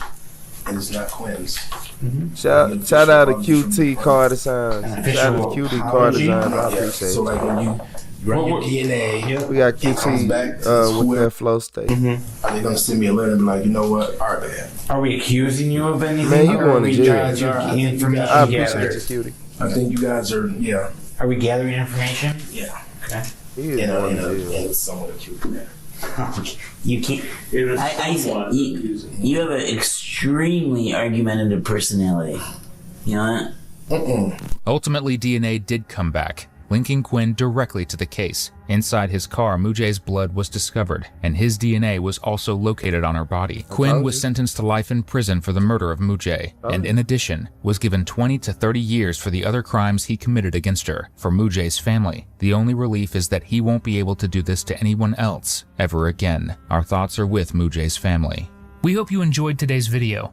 85% of our viewers... Didn't I tell y'all that they had DNA? That's the only reason they was letting them talk like that. I'm like, oh, they got DNA. They got DNA already. They already had DNA because it made no sense. It made no sense. Like, nah. They let him sit right there, do all that talking just so they can see how he is in court. Now they gonna play. They played that video in the courtroom. It's like, look at this man. His DNA evidence, her blood was found in his car. His car was located at the scene. His DNA was located on her body. And he still, and this is how he acted in the courtroom. They showed that video just like we just watched it, and the courtroom was appalled that he even act that way.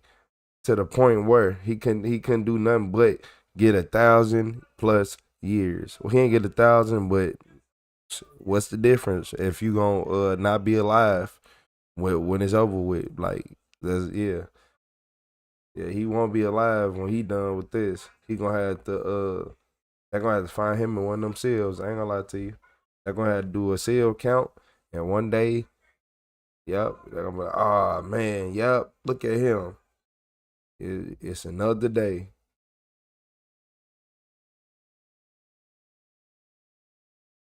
Yeah, he had his DNA was found at the scene on him.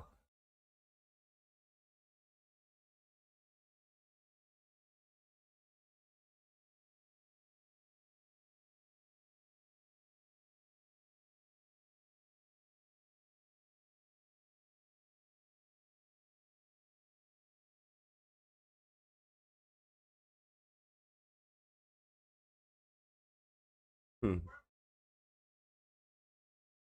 Yeah, I appreciate y'all in the chat.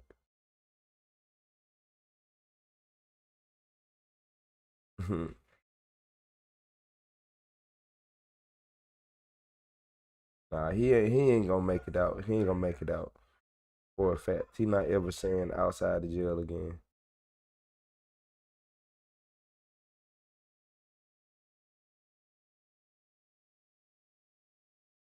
Oh, I'm trying to see what y'all see. Cause I keep seeing the name pop up. I'm trying to see what they said. Igna. Man, if you don't get the cotton ball off out your ears, man. If you don't wipe your ears out, if you don't go wash your ears, man. If you don't stop putting Q-tips in your ears, go get you an ear cleaning kit, man. If you don't, Amazon got ear cleaning kits for as little as $10 to $15. If you don't go buy 5 of those kits, get all the stuff earwax out your ear. Yeah, man. That's the only thing I can think of. You must not know. That's it. Shout out to Desiree with the laughing disco. I appreciate you, Desiree. How you doing today, Desiree? I've been seeing you in the chat. But yeah, I'm out. Let me hear. Man, if you don't get the earwax out of your ear, like, come on, man. That's what happens when you just neglect your ears. Like, don't even care. I can't hear it. Like, man, have you tried wiping your ears or washing your legs when you get in the shower? Wiping your feet. Why do I need to wipe my feet? Come in a room, you be like, oh my Lord. I see why the dog sit at the door, on the outside of the door. Like, come on, man, you better stop playing with me, man. Dog don't even want to come in the room.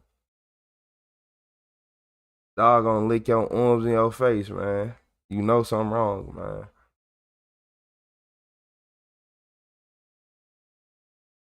man. Hey, Ricky, what?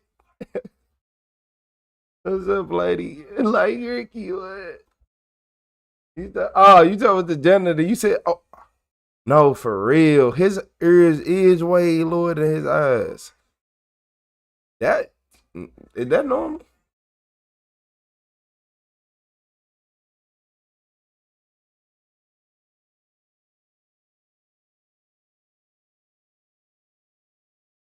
His ears is low. Of course, of course.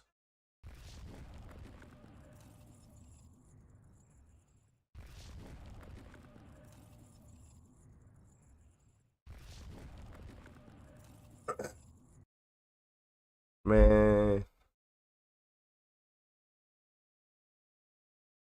Hey, shout out to Evil. I ain't part of the crew, but I should be.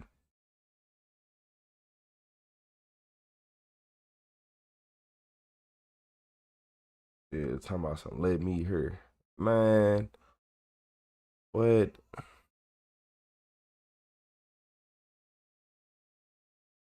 You don't go meditate.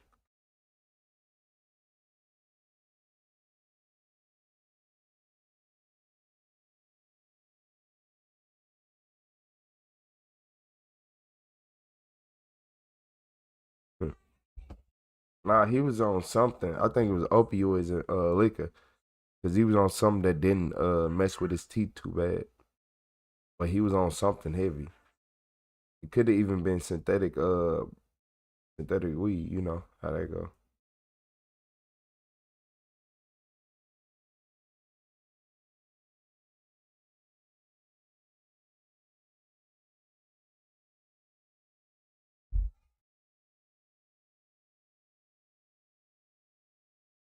Oh look, y'all. Hey, this is a newer video from Evil. So this is when the teen had no idea she was posing with her own murderer. I know, right? I could just tell. Y'all said the Methany. He looked spun, messed around with the wrong people. Yeah. Can you get me some help? Yep, there's some people. Okay. Get up. Oh my God, give me some help, please. Man, I would have moved back, let her hit the floor. Man, this shirt so clean. And I just earned it. Man, detective, come on. Relax! Relax! Okay, we don't know if it's her. A mother is in agony after the disappearance Oh, never mind. That's the mother. My bad. But I hope it wasn't the mother. of her teenage daughter. But as investigators follow a trail of tips, they realize the person at the center of the mystery has been hiding in plain sight all along. So was the mom. The following report is based on official police records released to date, and some of the footage has never been seen before until now. It was On the mom afternoon who of did it. March 9th, 2020, the Elko County Sheriff's Office in Nevada is contacted by a concerned mother who says her 16-year-old daughter, Gabrielle Ulicki, who goes by Brittany, never returned home the day before. Her friend that had her. I I talked to appreciate you, him. Ricky. He dropped her I'll off see at you high later. school down here Okay. at 4 o'clock with some guy. And I go, what guy? And he goes, I don't know. She just said my new friend. And now nobody can find her. None of her friends. Her phone's not on. Okay. According to her mom, Brittany is a happy, typical 16-year-old girl. She's never run off before, and the only trouble she's ever been in was when police caught her with marijuana. Even when she does go out and do dumb things, we get a call with some crazy kind of an excuse. Does she go here to Spring Creek High School? She's actually doing homeschool. She's got a lot of enemies, and I'm scared. She has a lot of enemies. Why would you say that? She just does, especially if not in school. The last time she went to a rodeo, she got jumped by 4 girls. And I'm just worried. Alicia says she called the sheriff's office after Brittany's father said he didn't officially file a missing persons report. And he called me, panicking, and he's like, well, mad at first. And he goes, why isn't she answering her phone? And I can't talk to him because he just scares me. Because he just says she's in a ditch dead. And I can't do that shit right now. The last person she was with, if you know anything about them. You can wake up, James. Bryce Dickey is the kid that dropped her off. So that's Bryce the last Dickey. person that we know of that's seen her. And she was with him, and then he dropped her off. My bad. I gotta make sure y'all see her face at least a little bit. I don't trust this woman. Let me move myself to the side a little bit more. I don't trust this woman. I'm not saying her mom did it because I don't know, but it's looking like that way to me. Without me knowing who is who and her as being the mother, she looks like the one who did it.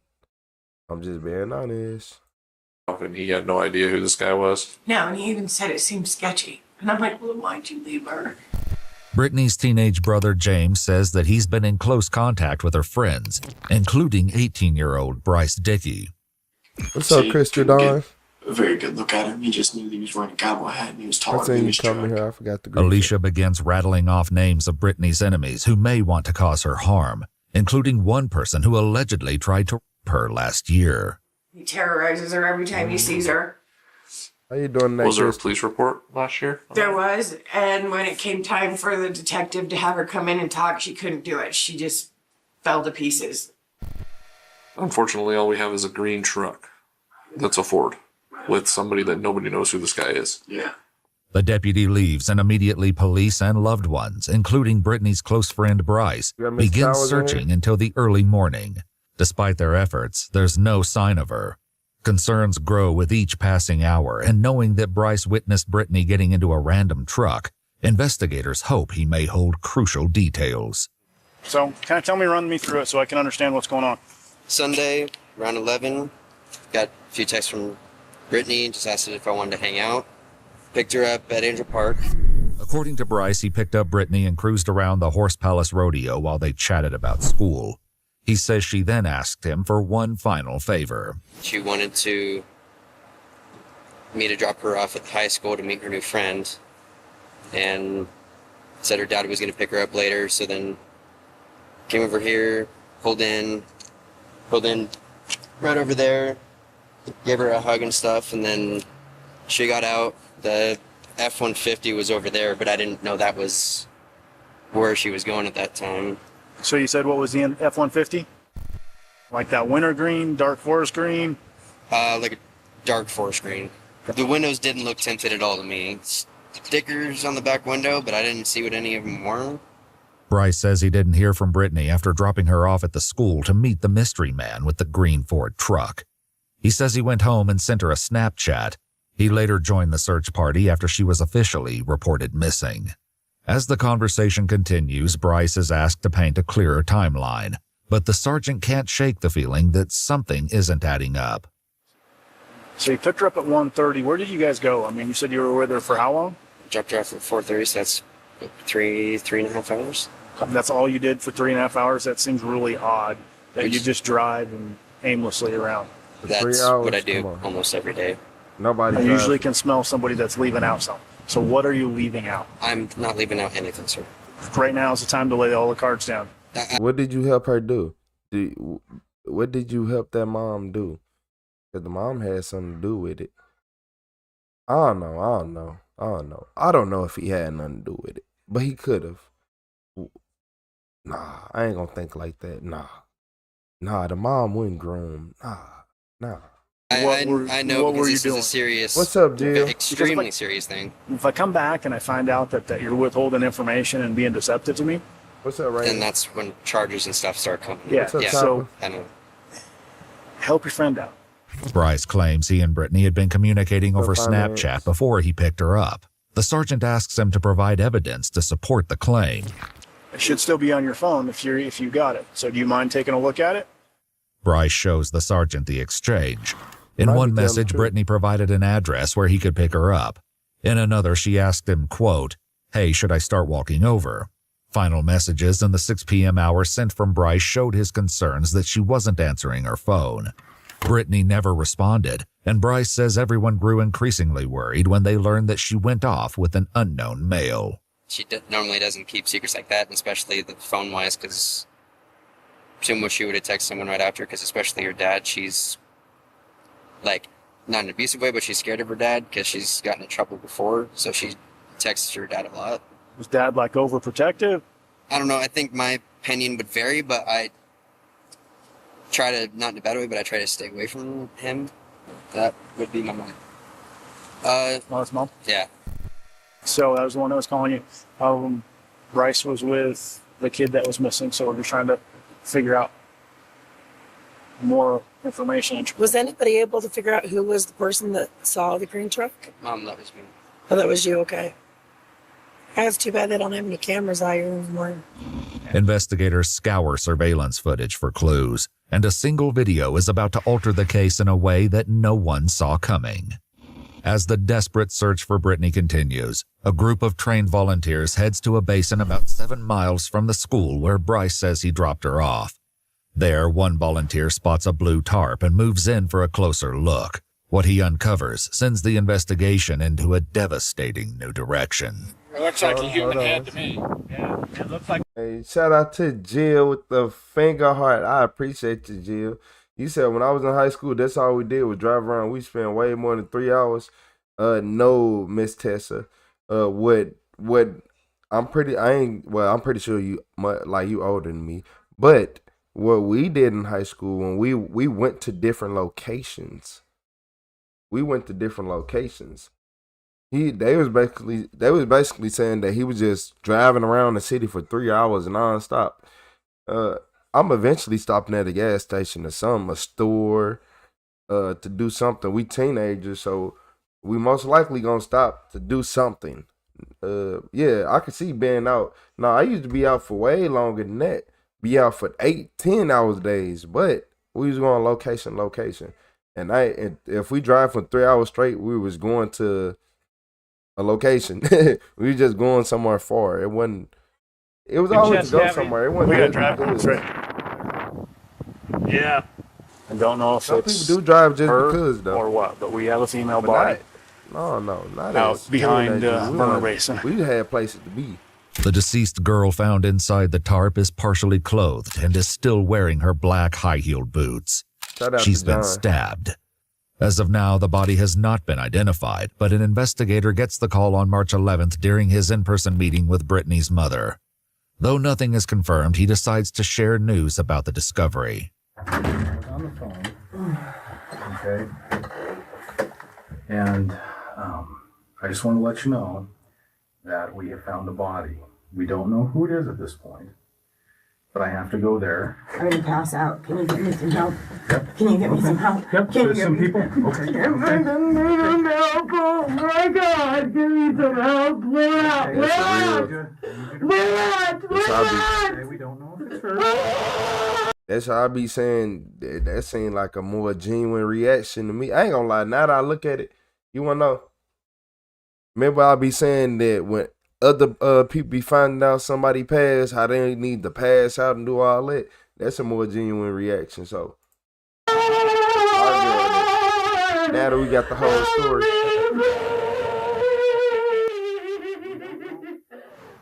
Two days later, the search ends in heartbreak, and the girl found inside the tarp is identified as Brittany. The medical examiner determines she died from a stab wound to the neck and strangulation. Believing she may have fought against her attacker, investigators collect fingernail clippings for forensic analysis. Other evidence collected includes chewing tobacco spit and Brittany's keys attached to a lanyard bearing her name. Investigators also photographed tire tracks, but according to court documents, there were too many rocks to get a clear impression, limiting a potential lead involving the Ford pickup described by Bryce. Investigators bring him in for additional questioning. What's your relationship with her? Brittany's been one of my closest friends since probably my 7th, 8th grade year. That was one of the issues we had with... How old is he? How old is he? Hold on. With the way this beard, these sideburns is that thick and it's connecting to that beard, like that undergarment. Hold on. And he has a pair of sunglasses just resting on there with a button-down polka dot blue shirt with dark blue buttons. Hold on. With a green hat. Okay. Don't worry about it. He did it. The cop previously is, like we were going over, because her name on my phone is Little Sis, because she's called me Big Brother since like freshman year. And then he kept asking me, well, if she's your little sis, why didn't you know her better? Because there was questions like that I didn't know the answer to. Did she say anything about anyone that she was having problems with, or any people that she was interested in, or anything like that? A lot of people had problems with Brittany, but nothing that we would see with this outcome. The investigator begins asking Bryce to expand on the moments when he dropped Brittany off to meet her mysterious friend. The deputies told me that initially when they spoke with you, you had provided a description of someone that may have been the driver of that truck? They kept saying I gave a description, but literally the only thing I saw was a cowboy hat. That was it. Since Bryce is unable to deliver specifics about the suspect's description, investigators decide to turn to digital evidence in hopes of pinpointing Brittany's location leading up to her murder. Bryce provides Brittany's Snapchat username and hands over his cell phone. Is there anything on your phone that you would be concerned with us finding? No. No, okay. Is there any reason whatsoever that they would find your DNA on her or in her? No, not that I'm... Besides maybe like this bag of hair or something on her jacket, there would be nothing else. So no relationship whatsoever? No. Okay. Was there anybody in specific in the school itself that she continually told no, that may have been frustrated with that? Because was she the type of girl that would go around with a bunch of guys? From what I've been told by a lot of people is that she still has yet to have intercourse with anyone. Oh, really? Yeah. Wow, okay. Would you be willing to submit Thank you. A buccal swab just for your DNA? Bryce agrees to provide his DNA sample, but before the interview wraps, he has one final question for the investigator. Are you allowed to say how she was killed? I do not know that. I didn't know if you guys knew, because I've heard 20 different things, and the next one gruesome than the other. So I've heard a couple different things, and I don't know what is the truth, to be honest with you. Investigators continue to assemble their case. However, key evidence remains unaccounted for, including Brittany's cell phone, which was never recovered at the scene. The next day, they return to the basin where Brittany's body was found. This time, investigators find critical evidence such as her broken phone and a used condom discarded in the bushes. What? DNA is swabbed from inside of the condom, but until they find a match, they continue to lean on Bryce for information about the pickup truck. I'm going to show you a series of photos. It was Bryce. It was Bryce. Yep. I'm sorry, Mom. I'm sorry, Mom. You know what? Retro, he go out to everybody. Just know that I go out to everybody for you too, Mom. Don't worry about it. I keep the same energy for you. It was Bryce. By them finding that used, watch this. They finna be like, oh, this DNA evidence we have right here, don't worry about it. Don't worry about it. Yeah. I'd like you to just go ahead and look at all of them. If one looks familiar or of interest or whatever, just let me know. Okay, so this looks like the same truck to you too, right? It's me, but it's like the same truck. Okay. And that'd be Jared. You said she friends on tomorrow. Okay. That's my buddy Jared, 750. You said he was in love with her. He is. I can tell. What Bryce doesn't realize is that investigators are finding inconsistencies about his story regarding the truck. For now, they keep their suspicions quiet and allow him to mourn his murdered friend. When was the candlelight vigil? 2 days ago. You said you don't think it was him? I don't know, Charles. I think it was him. It was rough. Yeah, the balloon release, the candlelight vigil. If you could say something to Brittany, what would you say? Easy. I love you. What about the second? No, I'm sorry. Because I kind of blamed myself for all this. Because I wish I would have just taken her back to town to her dad. But dropped plenty of friends off at tons of different places, so it did not quite seem different to me. What if I told you we had surveillance footage that appears your truck kept going out Boyd Kennedy Road? I didn't go down Boyd Kennedy Road. So with these, you can kind of see, from my perspective, when I'm looking at this, what that looks like, right? Eden, you think it was him? No, I can see 100%. Surveillance footage shows Bryce picking up Brittany in Angel Park. He leaves the parking lot and never makes the turn leading to the high school. The video reveals the unsettling truth. The green Ford pickup was never real, and neither was his story about dropping Brittany off with a mystery man. The investigator confronts him with the evidence, surprisingly. Hey, your username is crazy. Evil Killer B360. You said that's because there are 0 green trucks. The fact that you said that and I was just looking at and reading it right before you said that is even wilder. Travis said Bryce did it. And yeah, you said Mother and Bryce both did in your opinion, Andrew. Look, because it was something about the mom that was throwing me off, but I'm like, I'm pointing towards Bryce. If I had to pick one, without a shadow of a doubt, I'm pointing at Bryce. But the mom do got to sprinkle a He admits to not being truthful, but says it was for a good reason. The third cop I talked to, the one that called me down to the high school, because called me a liar about 3 times and kept asking me if I killed Brittany. So somebody asked you if you killed Brittany? A deputy did. Okay. And it honestly startled it. I mean, I lied because I was scared of people thinking it was going to be me, which a lot of people still do. That's understandable. You're the last person to see her alive. Even though Bryce admits to lying, the investigators are armed with mounds of evidence that goes beyond surveillance footage. According to court documents, Bryce's DNA is a match for the chewing tobacco found near Brittany's body. It also matches the DNA taken from her neck, her fingernails, and inside the condom that was found in the bushes. You located. So you know what that means? That means she was fighting back before he ended up making her pass. So she was fighting back and fighting for her life because and he probably got scratches that's probably why he got on these long sleeves like this. Well, it could be cold, but he got that on for a show because he got scratches and stuff. Because it do be cold in the rooms. And shout out to Michael C. You saw I bet his hands are ice cold, colder than his eyes even. Shout out Big Mike, y'all. Shout out to Mike Corner. I appreciate you, Mike, with the super chat. Y'all say he cooked. Mom know something? Yeah, basically, Desiree. Some items. And we have Brittany's DNA, we have your DNA, and we have a condom. That can't be. It is. You said a mom Freaking reaction was out right real? now because I've never had sex with Brittany. There's only one way. The mother breaks my heart. That How's DNA that? could have gotten on Is that it? condom that way. I'm aware of that. And you have a pattern now of lying. I admitted I was serious. Your timeline doesn't match up. According to police records, geolocations for Bryce and Brittany's Snapchat accounts confirmed that they met around 3:22 p.m. They arrived at the basin where Brittany snapped 2 selfies.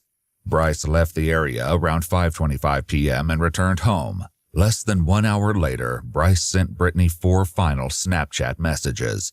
The last recorded location for Brittany was at the basin, where her body was found. You guys trying to get a confession of me killing Brittany? I'm trying to figure out how your DNA got on a condom on the inside that has her DNA on the outside. Literally the only time Brittany was being really flirty for some reason throughout that day. Almost didn't seem real in a sense because she literally just asked if I was. Yeah, So, mom is 1,000% legit. She innocent.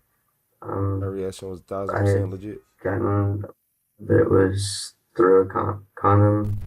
As Bryce's version of events repeatedly changes, he makes a desperate attempt to blame another teenager for Brittany's murder. How you doing, Tori? I swear it was because that kid's kind of distinguishable. He said, what he done? You should know his phone tracker. Brittany, you on the phone? and you're just waiting to say something? You let yourself because be the last person to see her alive?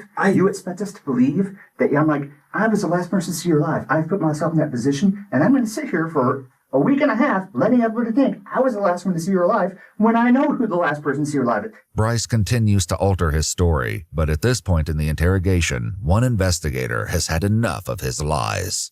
I hope. Do you think we've been doing nothing for the last week? No, I think you guys have been working your asses off. So you're still expecting us to believe that you dropped her off and her body miraculously appeared where the condom and condom wrapper were by some strange frequencies. I did not kill Brittany. So this is the story that you're going to stick with? Yes, sir. According to court documents, 18-year-old Bryce Dickey was charged with first-degree murder and sexual assault, both involving the use of a deadly weapon. Following a jury trial, he was convicted on all counts, and on August 10, 2022, he was given an aggregate sentence of life in prison, with parole eligibility after 46 years. In her victim impact statement, Brittany's mother addressed Bryce and said, quote, "The world owes my daughter Brittany a debt of gratitude, because her brutal death will prevent you, Bryce Edward Dickey, from ever hurting anybody else." In 2024, the Nevada Supreme Court rejected an appeal to reverse Bryce's conviction. Watch our full videos as they were originally made, with no random... 40, they should have gave him forever. After 46 years, nah. I ain't gonna even lie to y'all.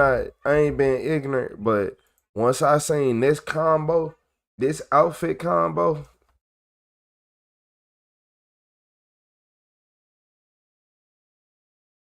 at the age of 18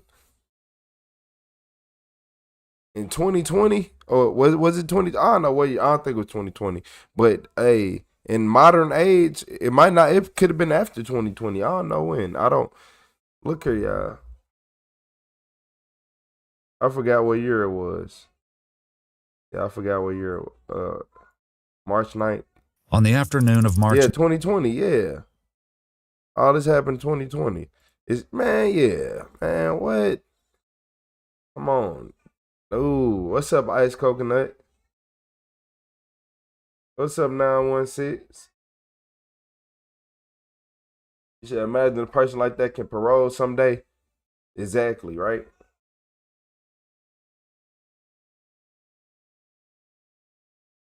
He don't need to be out at all. He weird. He did what, like, he don't ever need to get out. Cause what was the reason? Why did you do that? What was the reason? Like, no, you didn't have no reason. No, that wasn't a reason to do that. He was in a friend zone and he was desperate and I'm always hanging. Nah, he made a plan. He went through with it. Now he needs to go through with the plan of the world. He don't need to get out when he's 60 years old. He needs to go on here and stay. Cause that mean all he doing is just count down.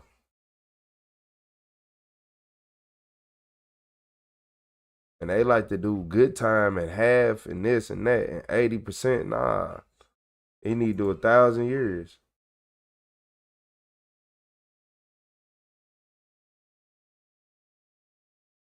You said lock him up on the grounds of wearing that outfit. That's what I said. Once I seen that outfit, I'm like, hold on. With them sideburns that thick at the age of 18? Come on, I ain't gonna lie to you, man. You think you finna talk to an 18-year-old girl with sideburns that thick? And she, nah, she'd be cool with you, but she don't want to be with you. I ain't gonna lie to you. Yeah. You know what I'm saying? Come on, man. I ain't gonna lie. In 2020.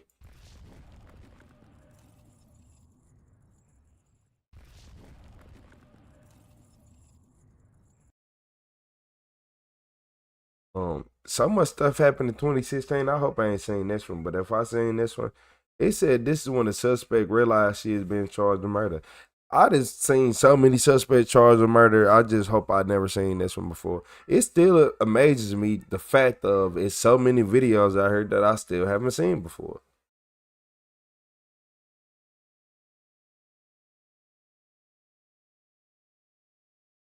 Man, in this day and age, she wasn't looking at him.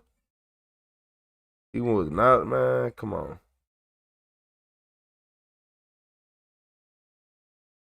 Yeah, that's all he was. He was a young one, too. Yeah, he was a little young one. You say he would have blamed his own brother to save himself? No vest in prison. No camo outfits either. Kelly Moore called 911, claiming that her brother Shane Moore had just been shot and killed outside of her home. When the police arrived on scene, they found Shane's body lying in front of the home with a single gunshot wound to his upper body. Kelly and her daughter Tucker Moore wouldn't tell the police who shot Shane, only that he was shot in self-defense. The police then brought Kelly and Tucker down to the police department so they could give their statements. They decide to start with Kelly. Kelly begins telling the detectives about a recent physical altercation her daughter Tucker had with Shane that led to Tucker pressing charges against him. And my daughter came to my rescue and said to him to get off the porch, go away, you stupid drug addict, because she was afraid for me. He picked up the table so long? One of those, what is that? Table is huge. My bad, yeah. 2 quarts or half-gallon thing of motor oil, plastic container, mostly full. Leaned back and overhanded it through my ancient screen into Tucker's face, knocked her down to the floor. It hit her so hard. Could have taken out her eye, but it hit her on the cheekbone, split open her skin. She's permanently scarred from it. And she called the police. And he has, for the last 9 months, been threatening us directly on the phone, through my other daughter, endlessly, that he was going to kill us if Tucker didn't drop the charges. Tucker didn't drop the charges. He's going to kill us. When my mother came home from the hospital last Monday, on Tuesday, I think it was, I had to go into my house. I was staying. Yeah. She looked like the type who would let off that one shot. She got him and then ran back in the house. She most definitely who you shoot? Who you shoot? Who did you up a weapon on? Well, it was her brother, but yeah, he did it. With her because she begged us to stay with her. I don't know if she's right or wrong yet. We got to see. She's afraid of Shane. She's afraid of dying. She begged us to stay with her. So we reluctantly stayed with her. We didn't want to be out there, but she begged us to stay with her. And when we were gone, my mother, who was so weak she couldn't even eat, I thought she was going to die. She was just marginally hanging on. She had almost died in the hospital. She had been in the hospital 3.5, 4 days. And we were just trying to get her back on her feet. He came in while I was gone. My daughter was in the house alone. He is not supposed to be anywhere near my daughter. There's a restraining order against him pursuant to his arrest and release orders. And he came in and told my mother that unless she signed this paper, this will, she thought it was. That's the way she told me, that it was a will. Now, when did this happen, ma'am? A week ago, I think it was a week ago Tuesdays. Today, Tuesday? I have no idea. Hold It on. could have been Monday, it could have been Tuesday. Hold on. I'm sorry, y'all. If I recall correctly, I probably... Why do I feel like I have seen this before? I feel like I've seen this before. Like, I don't know for sure. I don't know where I seen this, like, but I feel like I've seen this before. She don't look familiar. This sound crazy, but I felt like I have seen this before. I feel like it was something about a will, and she got mad and shot him, and I think everything was caught on video or something. Am I tripping? Or if everything was caught on video, then I'm not tripping. I'm like, why do, like, something is off about this. Yeah, I'm not sure which day it was. I think she was mad about a will. Unless she signed this paper, he was going to kill me. Me. He was going to kill Kelly. He said to her, I'll kill her. I'll kill her, mother. You sign it or I'll kill her. And my mother signed this, what we thought was a will. And then Shane realized that he needed to have it witnessed or notarized, and he told my mother that he was going to bring a notary out. And I'm fine with that. He should have the will notarized. My mother can revoke the will immediately after, but at least he'll think that there's a will, and we will stop being the target. I was going to adulterate the will with additional language that said that if anything happened to my mother or my family or, you know, or property damage or anything else, because we've had damage to our cars, that he would be immediately disinherited. But I was going to have her sign the will because I felt like that would take the targets off of us. Kelly explains that Shane is a very violent person whose only goal was to ensure his name was in their mother's will before she died. Shane had written up his own variation of the will, and he hired a notary as well. On the day he died, he had gone to his mother's house where the notary and a realtor would meet him so his mother could sign the will. The realtor went into the house, and I stayed in front of the realtor's car to make sure it was not vandalized. And Shane looked at me and he said, I'll see you later, don't you Charles. f*** up my deal, Kelly. Don't you f*** up my deal. Or you and Tucker. And he made a gesture across his throat. And I said to him, I'm not afraid of you, Shane. This is what I think I'm it not is, afraid of Sheila. you. I'm terrified of him, but that's what I said to him. Always face down a mad dog. Elon. And he said, I don't care whether you're afraid of me or not. You and Tucker. And he walked away. And I said, yelled into the realtor. I see the realtor. I said, you sent my daughter out here. And I told my daughter to come out, because I'm frightened. I'm really frightened. I'm screaming, Tucker, where are you? Come. And that was what day? That was today. Today, the realtor was there today? Yes. Okay. What happens next? We were waiting for the notary to show up. I had had my mother prepare in advance, because she writes very slowly, a renunciation of the will she signed earlier. And I was going to have the notary notarize that as well. Okay. And because honestly, I think that this will just put a big target on her back. But I also wrote down paragraphs, 5 paragraphs, that I was going to handwrite into Shane's will, which disinherited him instantly.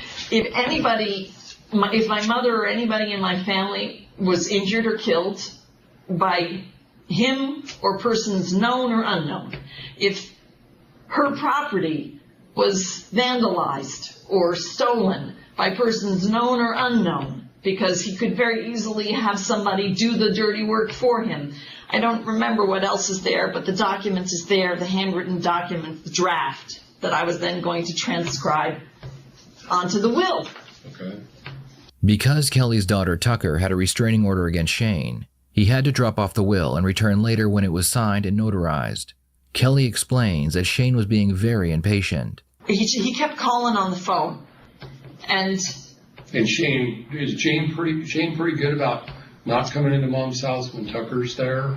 Evidently not, because he was there when I was gone. He doesn't come in when I'm there, and we've been locking the doors. Tucker's very vigilant about locking the doors. Did you lock the door? Did you lock the door? We've been locking the doors. We're all afraid of Shane. Walk us through what happens with the notary once the notary arrives, and kind of give us time frames, if you could. And I was standing there. Exactly. I think she was lying. I think she said he had a gun and he ain't had no gun. I don't. But look, this is just look at her. I want y'all to watch her. I want y'all to see how she is reacting. I want y'all to peep her attitude, her demeanor, the way she talking, the way she defending herself, the way she the victim. I want y'all to notice everything about the way she speak, because that's how you find out who is a killer and who is not a killer. This is a killer that you are listening to. So I want you to pay attention to the body language and everything. Because now that you know she is a killer. And I said, oh my God. She's a killer. You're probably going to need ID from my mother to notarize her signature. It just occurred to me. And my mother doesn't have any ID. She has an old state identification card that is at least 5 years out of, 5 years expired. And so we were looking for ID, found the expired ID. My daughter, that's it. That's when my daughter got involved. She found the ID in my mother's room. My mother kept insisting it was there in a box on the table, but Tucker found the ID in my mother's room, and I was trying to find other forms of ID, Medicaid card or whatever the hell these things are. Mm-hmm. So I took that opportunity to look at the document. I was going to annotate it with the paragraphs that would make it so that if Shane hurt anybody, he would be instantly disinherited, because I felt like that would be our insurance. We would be safe. I wouldn't have to worry about him anymore. And I looked at it, and it's a grant deed. Shane has tricked my mother into signing a grant deed, giving away the property to him and me. And I said, oh no, my mother is not signing this. This is her property. She's not signing this. And I ripped it into 4 pieces. And Shane was outside the sliding glass doors looking in. And he started to come around to the front door. And I thought to myself, oh my God, I didn't lock the front door. And I started for the front door. And I was trying to lock the door when he opened the door. He's telling me, what are you doing? That property gives that. I said, Mother's not signing a grant deed. This was supposed to be a will. It's good. Half of it's going to you. Half of it's going to you, he said to me. And I'm trying to shut the door, and he's shoving it into me. And I'm leaning forward trying to shut the door. Take your time. It's okay. He was trying to come in, and he was trying to hurt me. And God only knows what else he was going to do.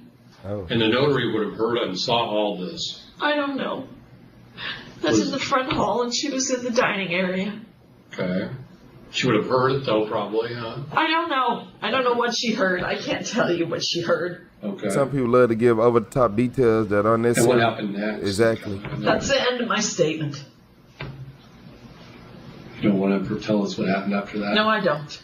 Kelly tells the detectives that she is not talking about what happened after the point where she attempted to stop Shane from entering the house. The detectives realize that Kelly isn't going to change her mind, so they wrap up the interview and move on to Tucker. It's so typical. He's going to terrorize us for 9 months, and then he's going to call and whimper to the police that he's afraid when he's the one who's hurting us. Well, he obviously can't do that now. He's deceased. So. I know. I'm so glad he's dead. I can't tell you. I don't grieve for my brother. I am glad this man is dead. I am so glad that he can't do this to us anymore. Kelly, there's more at stake here. You know that. Yeah, I'm telling you that moments before my brother died, he was assaulting me with the door. He was causing me physical injuries. He was screaming at me. He was trying to force his way into a house he had no right to be in. Did he have a weapon? I have no idea. All I know is I can tell you that I was so scared I can hardly even picture the moment. It's like mice memories. Okay. Did you shoot him? I don't think so. I don't know. You don't think so? You don't know? I can hardly remember. The trauma of that moment was so appalling and horrifying. I didn't know what Shane was going to do. I didn't know what Shane was going to do. It was horrifying. I guess to be quite frank with you and straight with you, is I'm wonder why she's not telling us the rest of the story. Wonder away. I'm telling you what happened. The man was busting into the house, threatening me, threatening us all, and we were all terrified. Did you touch the gun? Because there's a thing in the CAD sheet here that you were not cooperative on where the gun was. I think somebody was seen walking around inside the house with or maybe the notary is telling the police that the gun. I had the gun and I hid the gun. Okay. Where did you hide it? I hid it in a drawer so that it would not be accessible. Okay. Where'd you get the gun originally? Where was it when you got it? I found it in the house, on the table. Okay. Was that after the shooting or before? After the shooting. So now she at John Wick and Frank Castle house, right? Okay. Now you're okay. She at G.I. Joe house, everybody. Looky here. She at Iron Man house. So it was on the table. See, it's stuff like that you gotta pay attention to. Where did you find it at? On the table? Nah, you had it on your hip. Yeah, you had that gun on your hip like a little gangster, like one of them little hooligans in the hood. And you was walking around the house waiting on somebody to come through. And when he came through and you knew he was on the way? I've never seen anything where I have been involved with police where the police did not lie.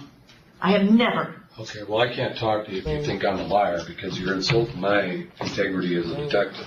I'm telling you, I don't trust police. You've been hating on them since childhood, yeah. I've not sat here and called you a liar, have I? I never lie. Kelly is allowed to go home while the detectives move on to her daughter, Tucker. The police know Tucker is a good actor because she starred in a film called From the Dark, where her character uses self-defense as an excuse to commit murder. The detectives must decipher what is acting and what is real. Bill and I talked to your mom. Man, this serial boss actor. And then the other detectives were out at the scene talking to various people that were present, and that we know some family dynamics are involved here. We know that there's some history going on here.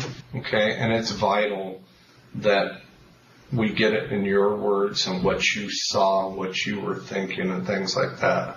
That's what we offer to you at this point to do. Okay? Because I can tell by talking to you in just a brief amount of time, this is not a normal day for you to end up here doing this. No. My maternal uncle, Shane, has been pretty much weekly, I would say, threatening my life, my mother's life. I don't think ever my sister's life, my dog's life, and our property, What's up, as well Ryan? as my grandmother's life. What's up, Luckman? And we did everything that we What's up, Larry? were supposed to do. We called the police. He had assaulted me in September. We were not there. We don't have a video of this. This isn't like TV. I never lie. That's a lie. Yeah, the last lady was lying, and that Siri box acting she got right here going on, don't worry about it. She should be able to crack in a couple seconds. I don't know why I don't remember all this, but I do remember that stuff didn't add up. You said she had her uncle because the mom convinced her. She probably didn't like her father either because I ain't heard nothing about no dad. And yeah, I know how that be. If she acting like that towards the uncle, you can just imagine what she act like towards the outside, man. Yeah, I know how that be. We can't play this back in our minds or in, on a TV screen. Where was your mom at when Shane got shot? My mom, where was she? Yes. She was at the door. She was out the door. Why did Yes. she go to the door? Because he was, as they were, the notary was sitting at the end of the table, and Shane's witness was sitting on a bench, the man who administered The blackmail. the African American man, Carlson. Yes. And I was in the kitchen, just to make sure that Because the your mom notary. told us you were at one point in the bedroom watching the DNC. Yeah, I kept going back and forth because I wanted to get the moment when Hillary got the nomination Okay. on my phone ready and then tweet it and be like, history made. Okay. So I kept going back and forth. Did you see your mom tear up the document? What happened was I saw Shane come around. Where and was he was Shane at? on the porch. Was he pressed up against the glass? No, he was standing because this is the important thing. As soon as my mom tore up the document, he ran towards the front door, which was unlocked. Did you see him run? Yes. Okay. And my mom, and I ran.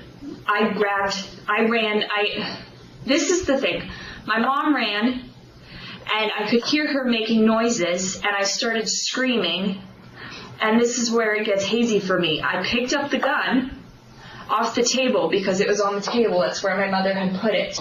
There was a napkin over it, so the notary wasn't scared, but that's where my mom didn't want anyone to be scared, but she had, once I showed her this gun, she was like, let's put it in a central place. Okay. So it's there. Everybody was screaming from what I can remember. And Shane started opening the door and entering the house. Okay. And he was banging the door into my mother, and my mother was screaming, and he was screaming, and I had the gun, and I'm sorry. Okay. Take your time.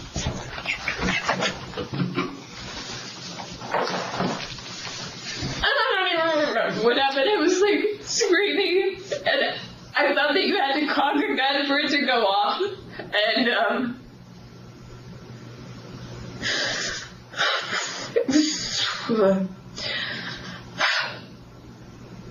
Did the gun go off? yes, and I thought that it was gonna, yes. Okay, so let me ask you this. Why did you pick up the gun? And there's no wrong or right answer here, Tucker. It's just, we're trying to figure out. I was absolutely sure he was going to kill my mother. He told her earlier in the day that he was going to kill her if she messed anything up for him, and she ripped pieces of paper up right in front of him. And was that something that your mom told you, that he had made that threat, or did Yes. you hear him make that threat? I didn't hear him make the threat, And did but your mom get my that? mom told me, she told me. Yeah. She is the victim of manipulation by her mother. Her mom is a bum. Her mom is a bum, and she want to own all the mom stuff before she passed. She feel like, oh, well, I've been taking care of mom. No, you been bumming off of mom. You ain't been taking care of her. So when I say mom, so this is what I mean. So this girl, her mother, I guess, her grandma is probably finna pass. Okay, this is how we're gonna do it. So this girl in the chair, her grandma is probably finna pass soon. So they writing the wheels out and get everything together. So this girl mother is getting mad at the uncle because she don't want him to get nothing, because that's her brother. She like, he gotta say so. He probably older. So if he a little bit older, it go down in the line. It go oldest to youngest. So if he older, that means he gets a certain percentage, or he gets this, or he get that. And she didn't want that. You can tell she didn't want that. She was probably like, I take care of mom, I do this. No, you lived in mom's house and you ain't want to work by yourself. It's a difference. You like the amenities of living in mom's house and all that. Don't say you taking care of nobody when you in a house living for free and just reaping all the benefits of not having to work and do all that. Don't do that. Cause to be honest with you, don't look like she work. I ain't heard nothing about no job. I'm just, hey, I could be wrong. 8 hours before this. Why do you think your mom ran towards the door? Because it wasn't locked. So she was, and then did you actually see the door open? Yes. And did you see Shane open the door? Yes. So you could see that. You could see that Shane was in the opening of the door. Yes. And could you see your mom at the door? Yes, trying to close it and lock it. And could you see, do you Because there's a remember, deadbolt on it. do you know if Shane had any weapons on it? No, I couldn't see that. I kept hearing, the door makes a noise. And it kept hitting into her. But could you see that, or were you just hearing it? I was seeing and hearing it. Hearing it. Do you know if your mom was struggling to try to shut the door? They were screaming. I think that yes, that's my assumption. Okay. And what's the notary doing at this time, do you know? I think the notary and Carlton had no idea what was going on. So maybe they didn't see Shane. Can you see the door from where you were initially sitting before when you saw Shane run around? Can I see the door from there? Yes. Okay. Can the notary see the front door from where the table is? No, she can't. Because of that wall? Yeah, the wall goes to about here, and this is okay. So it's not like exactly to scale, but yeah, she's tucked there. Who alerted everybody that Shane was running around the front? I did. Could you hear him running on the porch, or did you just see him take off that direction? You can't hear it. It's pretty soundproof house. So when he takes off, do you think he takes off because he sees your mom rip the paper off? Absolutely. It was an immediate 100%? reaction. Yes. Okay. And he takes off running, so you're automatically assuming that he's running that way because he's going to come to the front door. So my mom was against the door and trying to push the door, and I could see Shane, and he was trying to get in, and everyone was screaming. And was Shane saying anything? Yeah, everybody was screaming. I have no idea. I don't even know. Was Shane screaming? Yes. Okay. I have no idea what people were screaming. Okay. I believe I saw his hands on the either side of, like, you know how, like, in horror movies, the hand goes around the door? Right. And he was, like, wedging himself so the door couldn't be closed again. Okay. And how long do you think you get up to? You're thinking about 5 feet, 6 feet here? And I was just screaming at him to leave. How long do you think you're there before the gun goes off? I don't know. I mean, is this a long, drawn-out thing, or is it rather quick? It wasn't long and drawn out. Everyone was telling him to leave, and how are you holding the gun at this point? it was only in one hand. One hand. Okay, and do you? I think what he's asking me is, do you point the gun at him and tell him to leave? Right. I sort of remember just sort of having it in the air. Okay.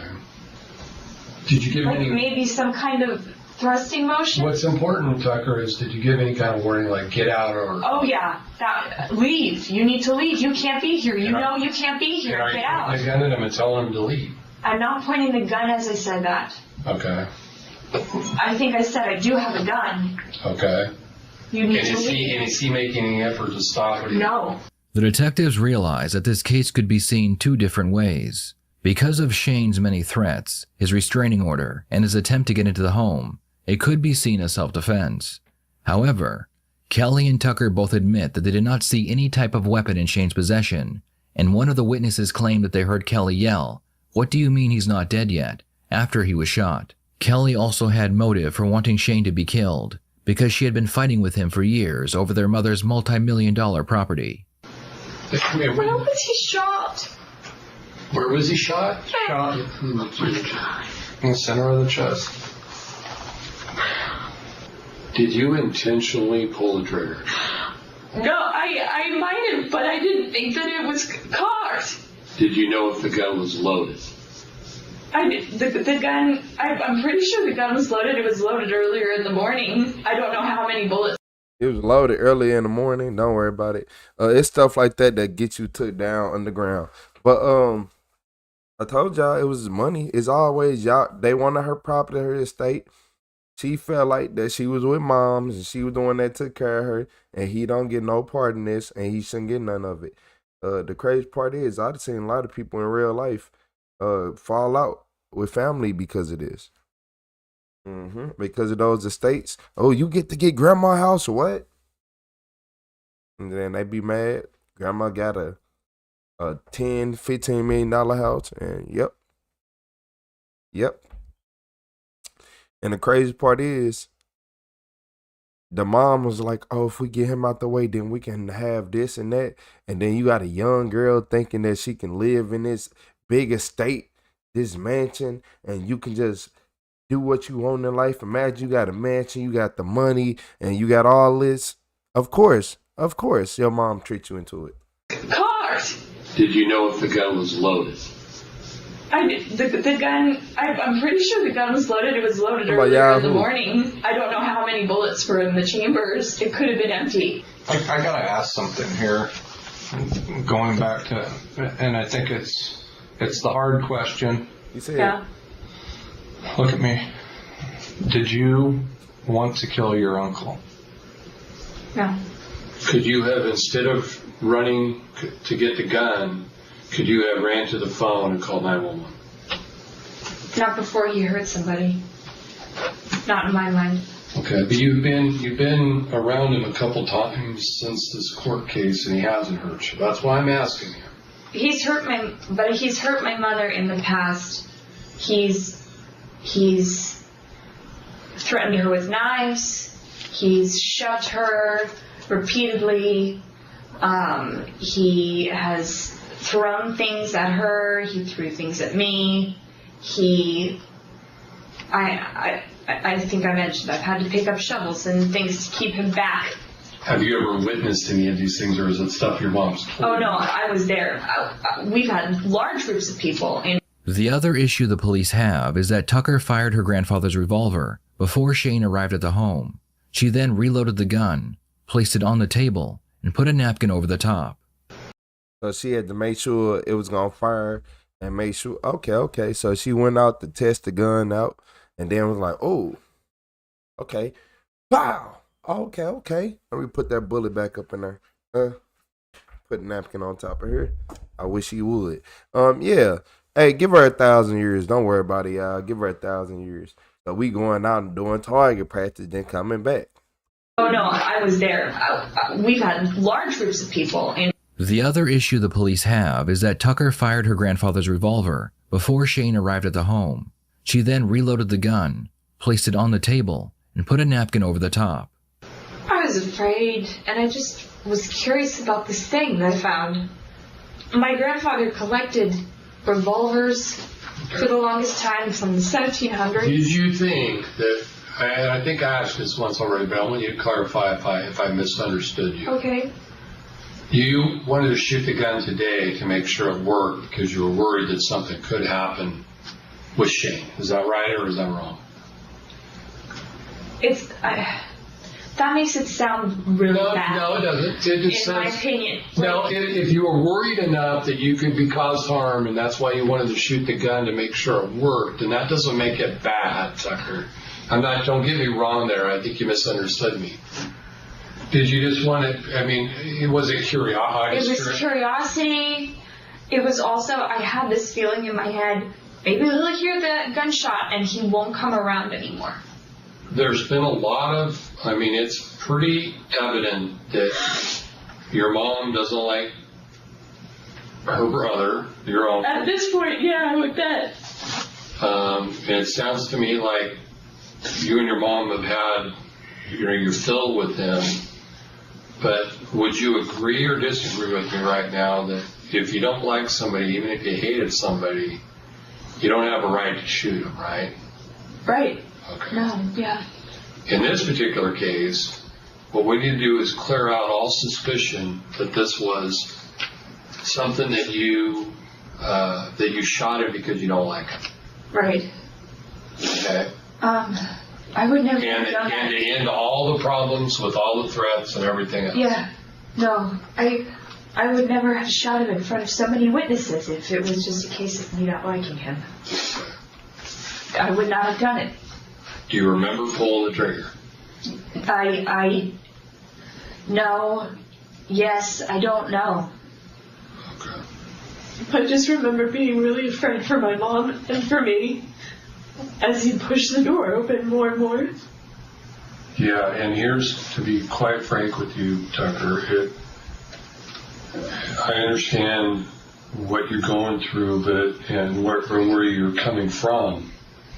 But at the same time, he doesn't have any weapons. There's a notary there. I didn't know if you did or not.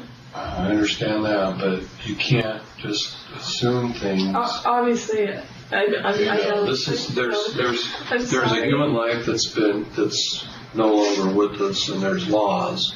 Yeah. And we have to figure out that there's a district attorney here we've been briefing, and that's listened to some of the interview, and it's she's ultimately the one that has to make the decision. Yeah. As to what you're going to be lodged on today. You are going to be lodged. Okay. I'm not going to beat around the bush on that, but we will let you know what the charges are. I'm telling you, murder. Tucker was charged with manslaughter, and she was released on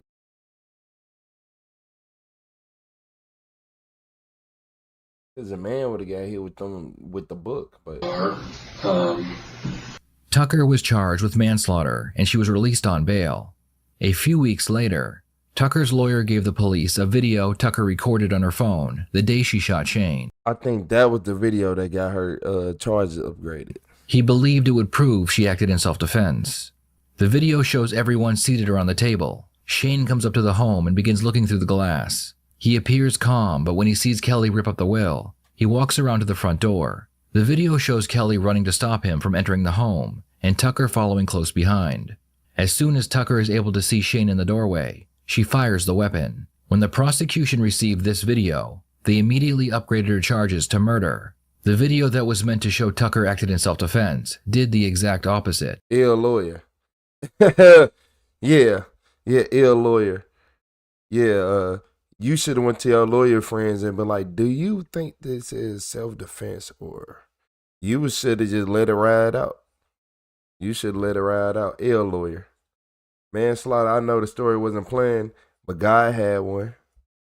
Tucker would take the case to trial, where she was offered a plea deal. In exchange for her guilty plea to manslaughter, she would receive 6 years in prison. With time served, Tucker's release date was November 25th, 2024. What are your thoughts on this case? Do you think Tucker acted in self-defense, or was it murder? A man would have got life. Same situation, a man would have got life. And those the double standards that I hate about the law and I hate about America. A man would have got life for the same exact thing. Y'all be like, it's heinous. How could he do this to someone? Oh my Lord. Oh this, oh that. And a mom never got charged with nothing, but she got what she wanted. But she got what she wanted now, right? You evil. I hope if you ever see me, I hope you know that you are straight evil. You are a terrible person. I don't care about none of that. No, you evil. Both you and your mama are evil. You and your mama are evil. And y'all probably done blew through all the money already anyway. Y'all probably done messed up their estate, did all that.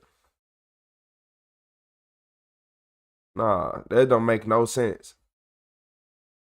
They ripped up the will to rage bait. Mm-hmm.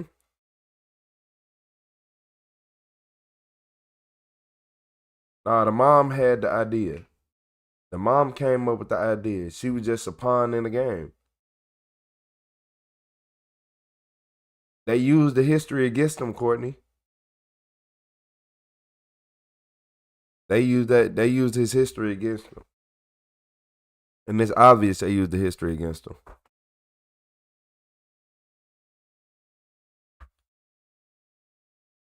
Yeah, they both need 1,000 years plus 2,000 if you ask me. Yeah, that was something. Yeah, that's it.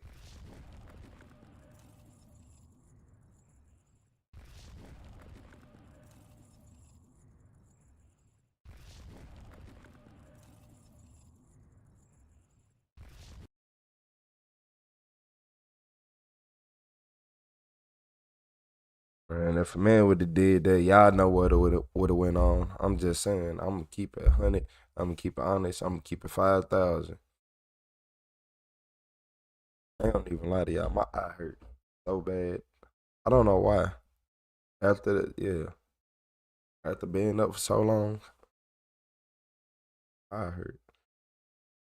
Like it ain't even been 3 hours yet. But look, y'all. In this video, this woman named Sarah,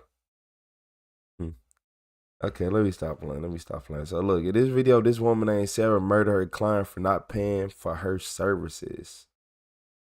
What kind of services do you like lay down brick, put down like, you know, pour concrete,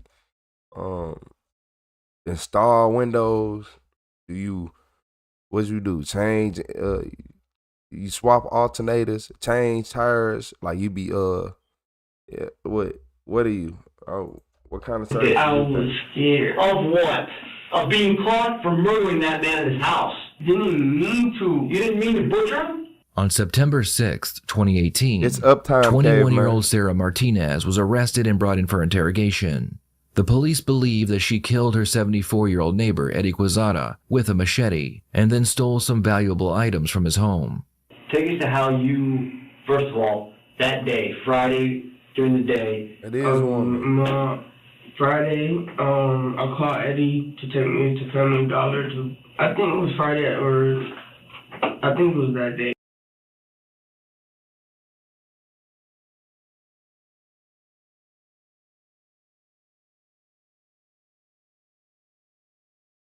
Is that a woman?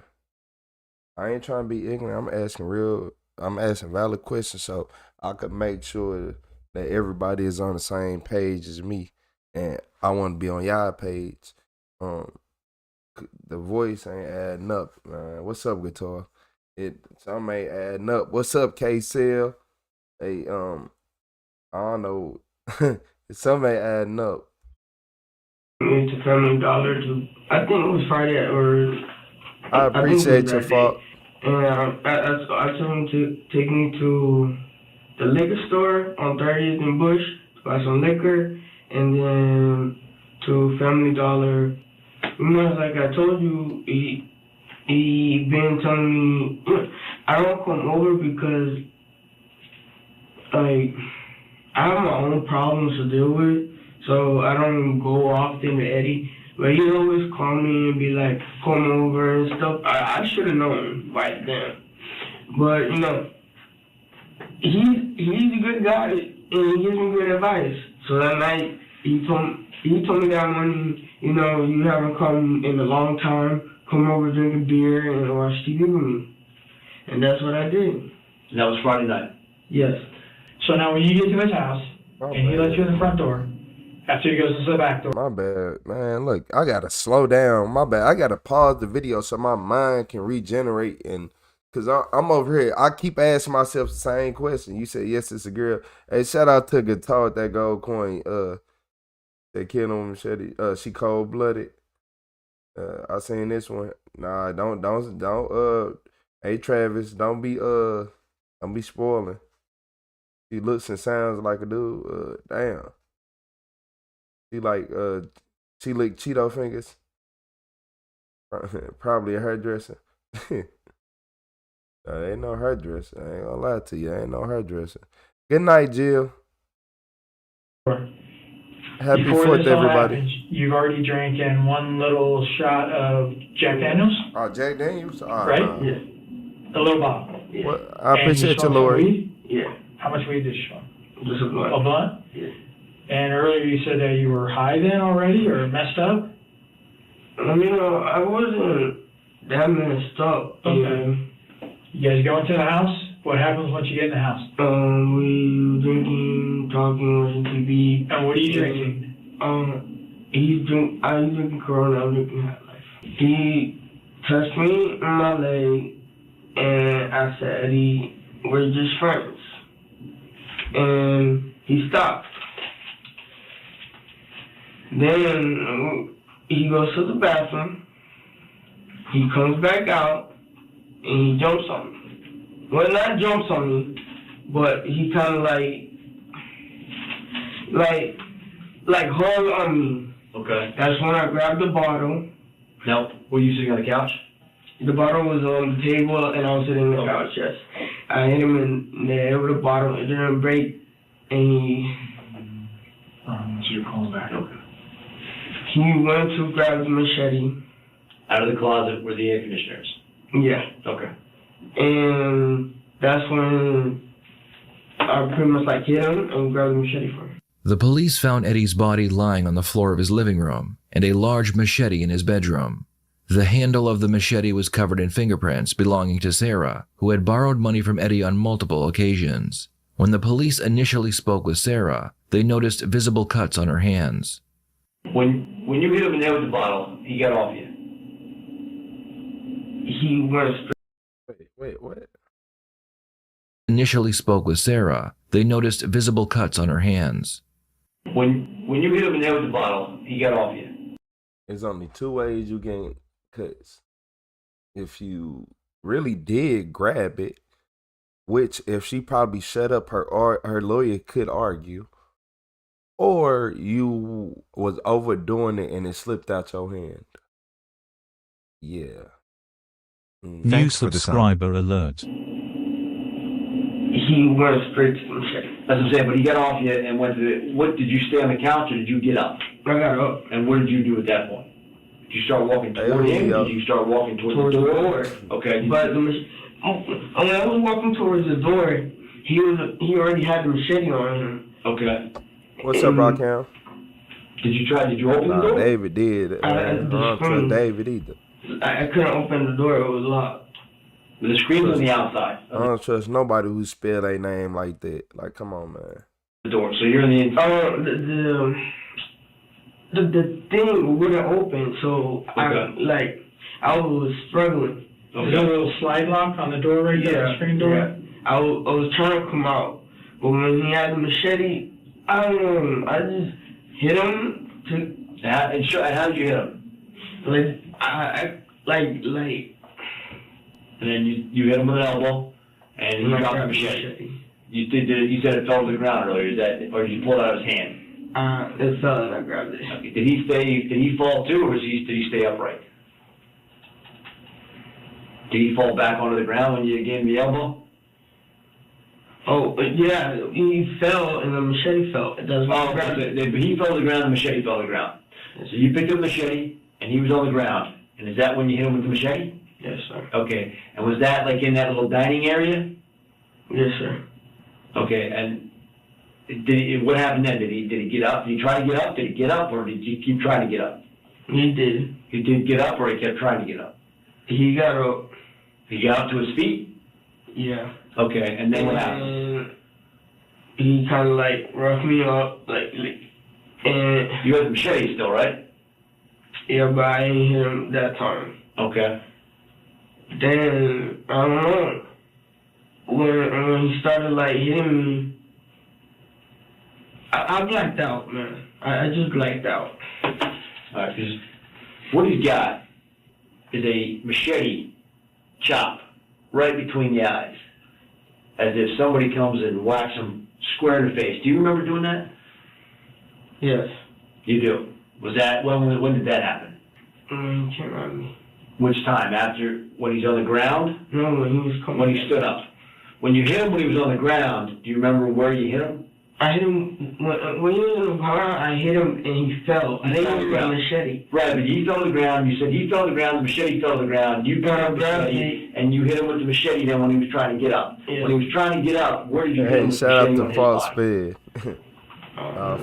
You mentioned the shoulder before. Would it have been the shoulder, maybe, at that point? I blacked out. Okay, but you remember I was angry.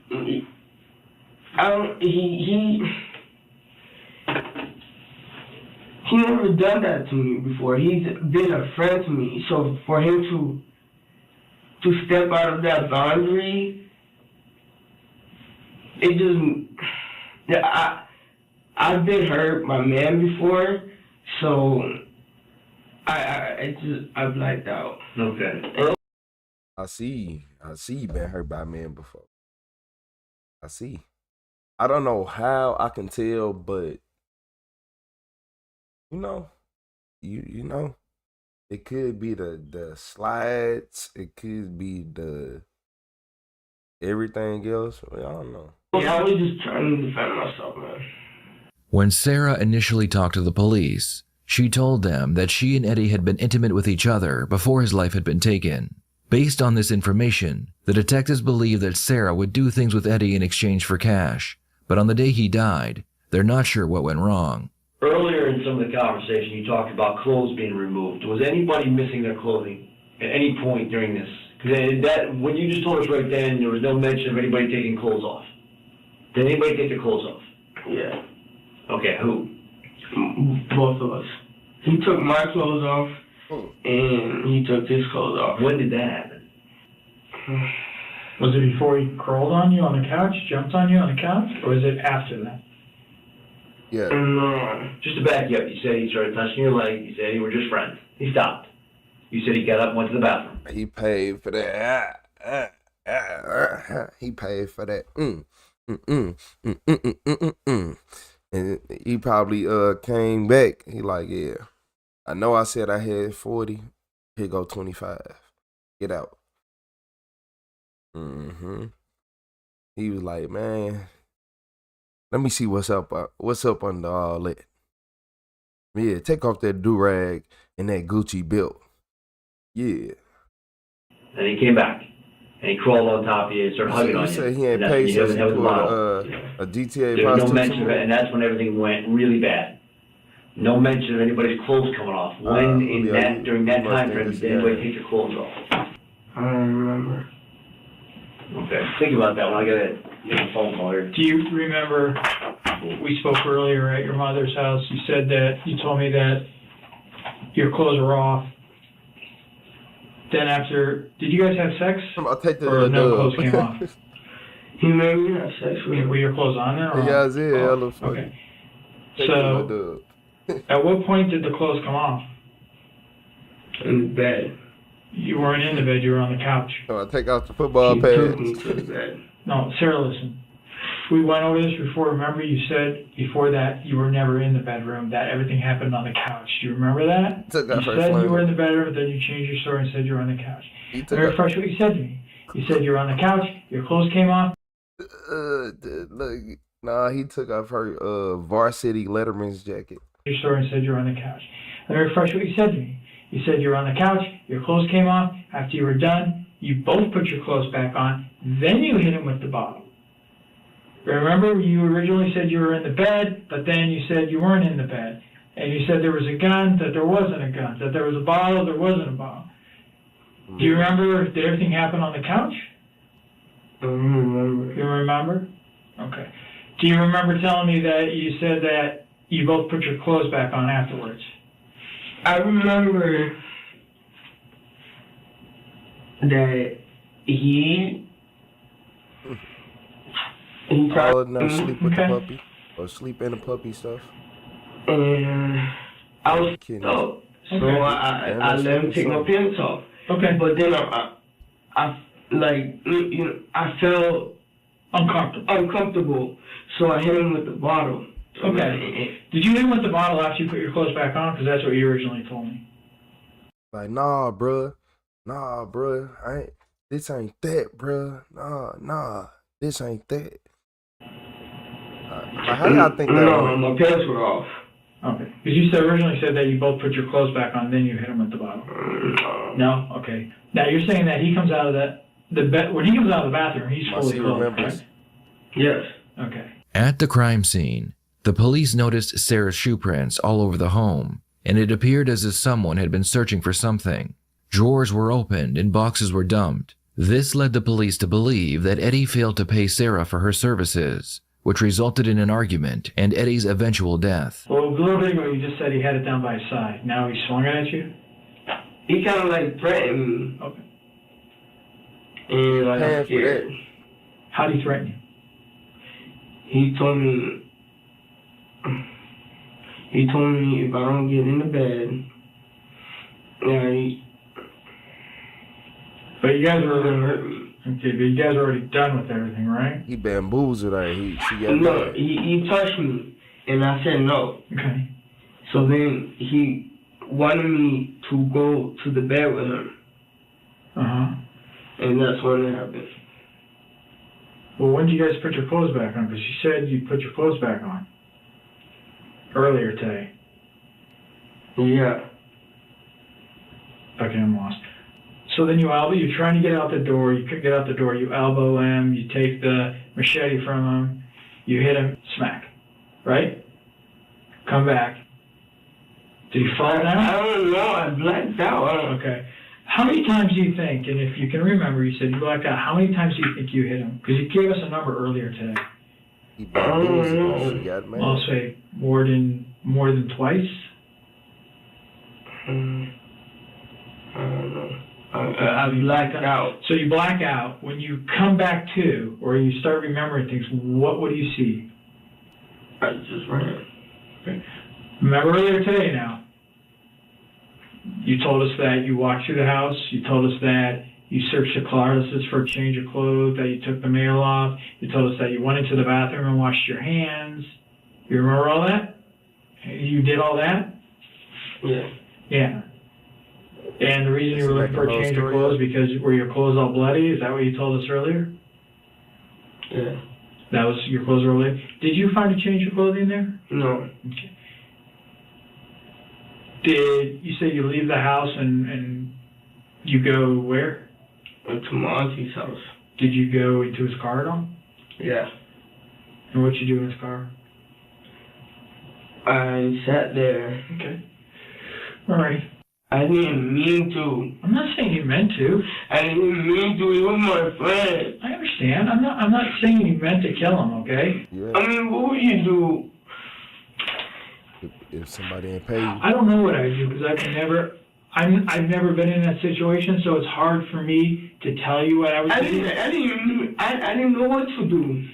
I've never been in a situation, so I'm not going to give you advice on what to do because I couldn't put myself in that situation, okay? You got to do what you think you got to do at that time, how you feel. And the problem is this, that for these last few hours we've been talking to you, your story has changed so many times. We're not really too sure what you did, you know? We're not really too sure what you did. With Sarah's story being all over the place and being the only witness to the crime, the detectives need to keep her talking to establish her story. They need to prove that she did not act in self-defense, so they can charge her with murder.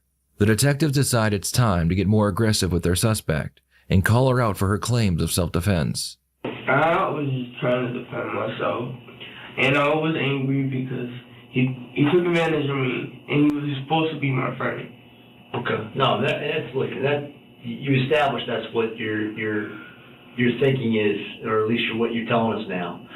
The issue that I have with it, I think Detective Steckley has with it, and I hope that you understand where we're coming from with this, is that you're telling us, which is a very serious allegation, okay? And we take it very serious. So if the circumstances were, let's say that, for instance, Eddie wasn't dead. Let's say Eddie was still alive, okay? And you came with an allegation against this man, okay? We would be asking you what happened and how it happened. Since we've met and we've asked what happened and how it happened, you have changed up the dynamics of it all so many different times and so many different ways that it becomes very uncertain as to what exactly happened and how it happened. You are consistent with one thing. In your mind, you believe, as you sit here right now, or at least as you're trying to convey to us, that he tried to you. But I'm going to tell you this right now. It's tough to believe that anything you're saying was accurate because you've changed it different times. Did Eddie come on to you? I don't know. You say that he did. Okay? You say that he then quickly moved to get a machete out of the closet. I'm telling you right now, and you know. When I hit him with the bottle, he went for the machete. He went for the machete. How? This is a man that has difficulty moving quickly. Sir, I didn't even know where the machete was at. He reached for the machete in that closet. Okay. And I got scared. You got scared? Well, of course, I imagine you would if you pulled the machete out. But you hit him with a bottle. Because you say he was on top of you. Yeah. And that's when I hit him with the bottle. But he gets on top of you. Did he come sit down next to you and put his arms around you? Or did he just come over there and just drop himself right on top of you? That's what I'm trying to understand. Like, I was laying like this. Uh-huh. And he came on top of me. Fully clothed now? Yeah. Both of you, fully clothed? Yeah. Okay. And then you took a bottle that you didn't have in your hand that was on the table? Yes, sir. If you're sitting like this, and he comes on top of you, and the bottle's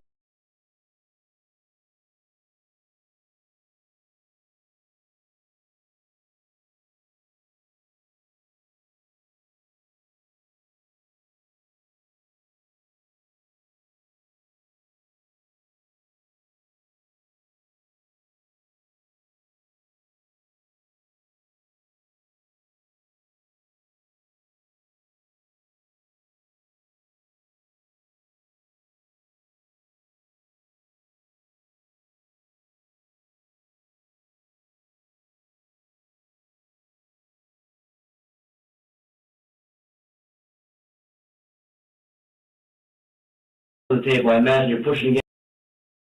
Oh man, wow, muted is crazy. These cats just woke up and chose violence. I ain't gonna lie to y'all. Get out the bathroom. Yeah, they just woke up and chose violence. My bad. But I was saying that now that we know that he was an elderly man that couldn't move as fast, and shout out to Mandy. She said happy birthday, America. Everybody say shout out to Mandy.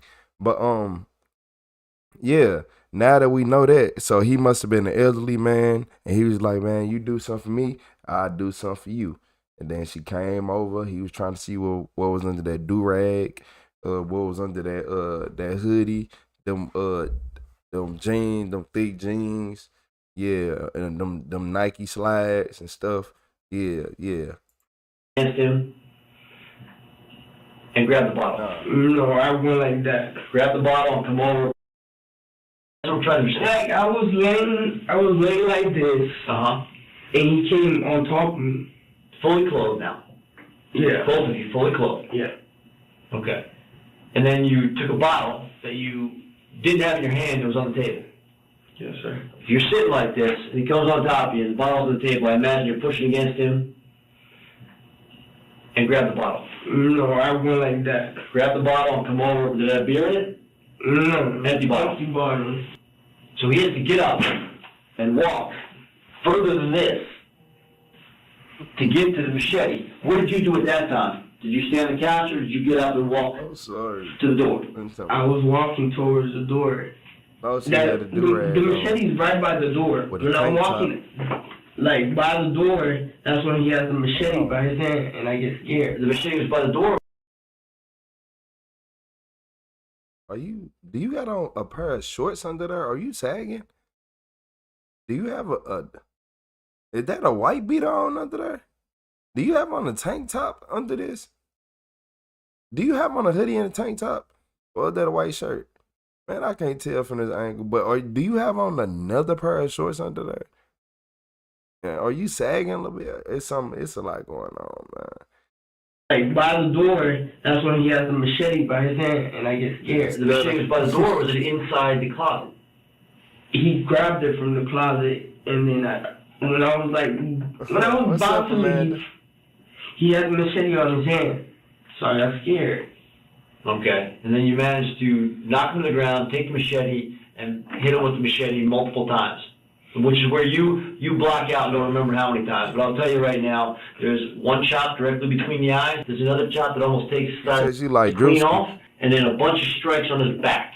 And he doesn't die from any one single blow. He lays there and dies slowly, painfully. Okay? And you know. The detective has tried being understanding despite all of her lies, but now it's time for him to get very loud and aggressive with Sarah. I mean, that's a tank top and a hoodie, a white beater and a hoodie. He's supposed to be my friend, give me advice.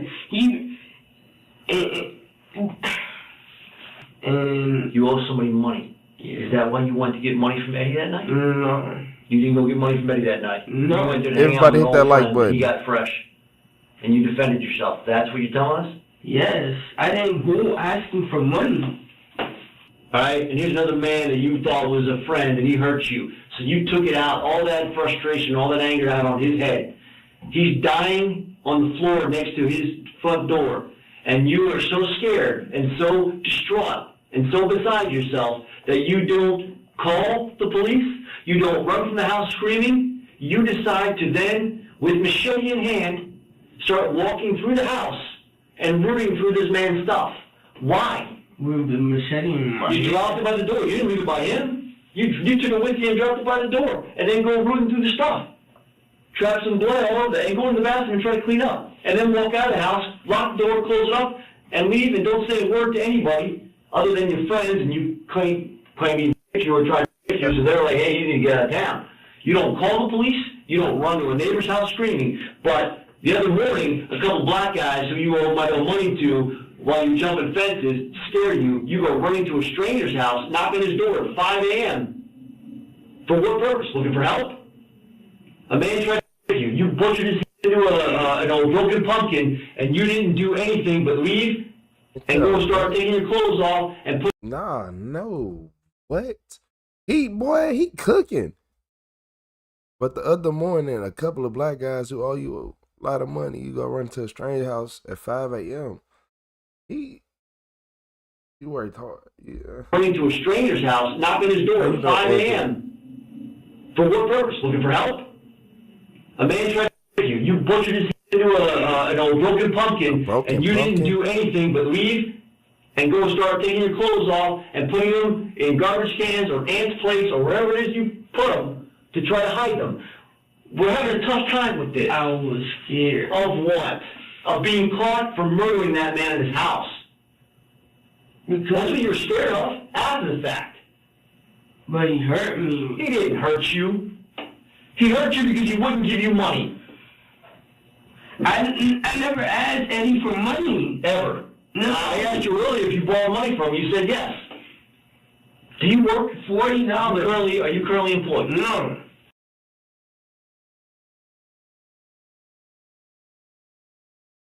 What Retro say? He's probably give her $40, but he was like, take this 20, 25, get out my face. I'll see you later. Oh my Lord. I heard he said $40. He only had $20 probably, so whoever said she better take this dub and keep it pushing, you was right, because that's exactly most likely what it was. He ain't had a 40. Do you work 40 early? Are you currently employed? No. Eddie's employed. Eddie was employed for 18 years, retired, and then took a 20-hour-a-week job to keep working. He makes money on a regular basis. You do not. I can't believe that you... Yeah, I don't believe me anyways. Why should I? You've been lying from the get-go. You lied about the entire scenario. There may be some truth in that. It's hard to tell somebody the truth that somebody hurt. No, it's just hard to tell the truth. I'm telling you the truth. What part is the truth? You tried to. That's the only part that you stated. And I took it out on him. He tried to rape you, but you can't tell me the truth on how he tried to rape you. You tell me 1 minute we're in my bed or in his bed and we're naked. Another minute we're on the couch and we're fully clothed. You are not telling the truth about the details of what happened in that house. All you know to say is he raped me. That's all you know to say. Because you know why? People are going to feel sorry for you when you say that. What would I even say? Somebody raped me. Why would you feel sorry for? Because you just got done breaking this man's with a machete. And now I got to try to find a way for people to feel bad for me after I butchered this man. What do I say? He tried to rape me. I didn't mean to. You didn't mean to butcher him? I blacked out. You remember all the other things, but you leave out the details of when it really looks bad for you. You rooted to that man's house as he was dying. A very painful, agonizing death on his foyer. The man that you claim is your friend. The man that you claim to feel bad about what happened. But you and the scared woman that you are that was taken advantage of by the evil man didn't run from the house screaming, help me, help me. You didn't pick up the cell phone that you said you had service to that night and call 911 and said, oh my God, this man just tried to hit me and I had to beat him down with a machete. You didn't leave the house and run to the nearest police station, which isn't that far from your house, and you didn't go to a neighbor's house and say, help me, help me, help me. What you did is leave the man dying and then go root through his house for whatever. Change of clothes, money, drugs, whatever. You went looking through that man's house for something, moving beds away from walls, rooting through closets. I didn't move no bed from no walls. Well, that was before you blacked out and forgot. There were beds moved away from the walls. The police didn't do that. We went into the locked house, broke the door in to get in, and found all this, all that you had done. I've been hurt by men, so I wouldn't tell you. You keep saying you've been hurt by men. How are you hurt? Well, you're hurt by Eddie. I've been hurt by men. That's why I did this, because my heart, and they hurt me before, and you wouldn't understand, but I've been hurt by men before. Yeah. You just gotta understand where I'm coming from, you feel me? I've been hurt by men. No, now? He hurt me then? And I never thought Eddie would do it. He's like my dad age. What? Hey, sir, the other men that hurt you, did you kill them too? No. Did you beat them? No. Did you punch them? No. Look, Sarah, I don't. Why don't you live? Look, if other men hurt you in your past, that's a blacked out. You know why? Because you're blacked out. Because that's a tough question. It's a tough question because that requires an answer you're not prepared to give. He has a machete on him. Okay. Because he's defending himself from you. I hit him. Oh my God! He was on top of me. Now he has a machete. I hit him with the bottle, and then he reached for the closet and gets the machete. He didn't. Listen to me. You say he's on top of you. He can't reach for the machete when he's on top of you. He's off of you. He has to walk. He has to hobble, because that's how he walks, to the closet. That's about 10 plus feet away. Take the machete. The closet is right here. The closet is right there. He sitting right up. Opens the thing, and I see the machete. You see the machete? Like he's grabbing it. Okay. And that's when I hit him and grabbed the machete. Did he have the machete in his hand? You said like he was grabbing it. So he dropped it, and he dropped it when you hit him? Let me ask you this. I'll ask you this one, because you're the only one still alive in this equation. And you're saying, this is why I had to do what I had to do. Why am I not to believe that you tried to rob him and he grabbed the machete and tried to defend himself from you? In the end, Sarah was charged with second-degree murder, burglary with a weapon, and robbery with a weapon. She received 40 years in prison. Yes. I'm like, what are your thoughts on this case? With how gruesome he just said, like how gruesome, like he just explained what happened.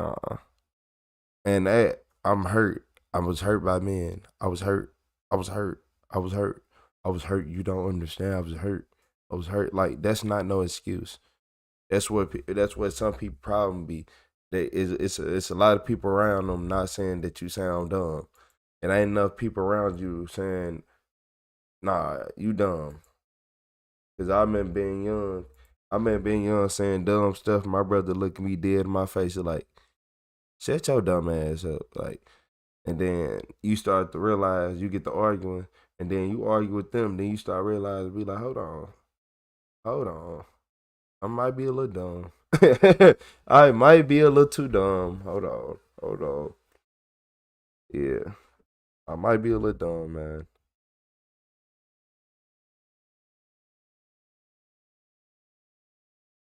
What's up, worship? I appreciate you with the gold coin. Evil Killer, you say you can only imagine the picture the jury saw? Exactly.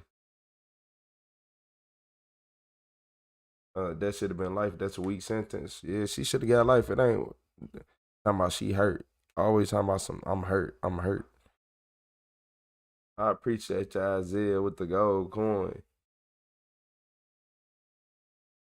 Yeah, all that I'm hurt, that ain't getting you nowhere.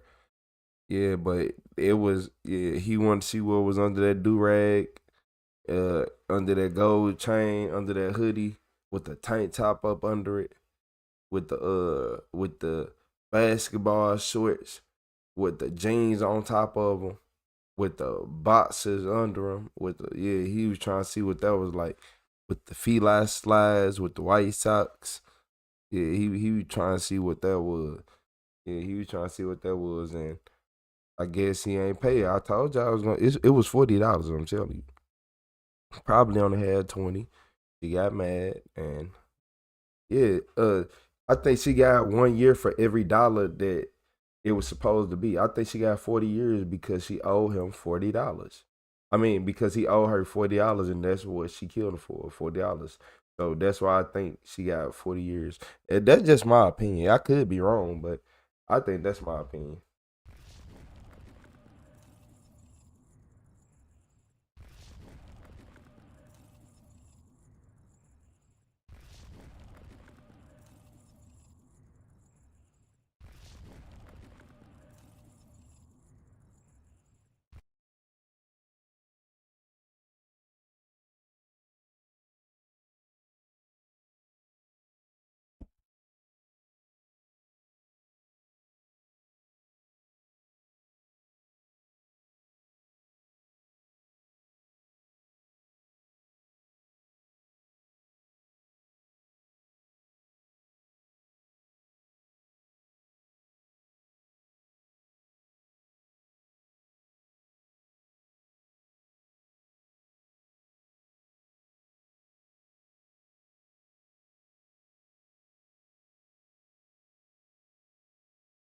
I can't catch the other one. She moving too fast today. But he got big. He got big.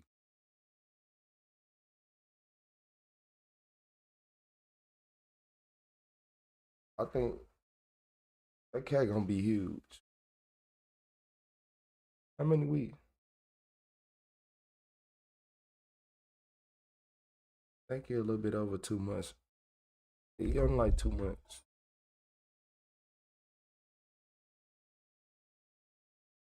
I can catch the other one. She's so quick. I ain't even finna play with her.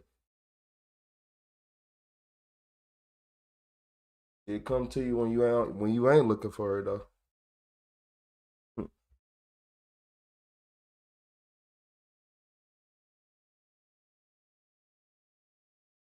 Yeah, he gonna be huge.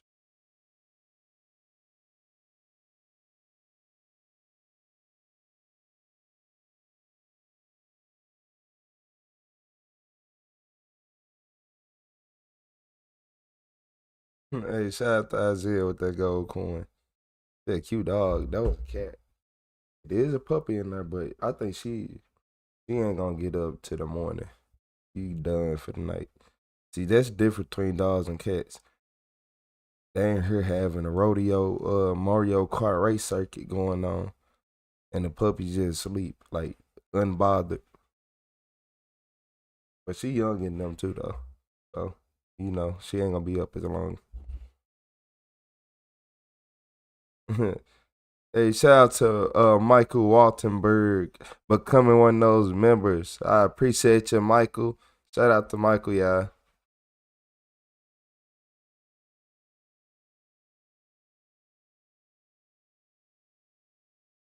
I appreciate you, Michael. What kind of a puppy? I don't know. But every time people see her, they keep saying, that's an expensive dog. I'm like, oh, I didn't know. I didn't pick her. Yeah, I'm not waking that. Ooh, no, I ain't waking that puppy up. You gotta wait for her to whine. You gotta let her go play with the cats. Wait for her to wind down.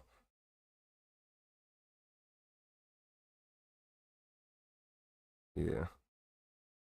She younger than them too. I think she a little bit over a month old. No, she almost 2 months. Yeah, she probably almost 2 months or a little bit or right at 2 months.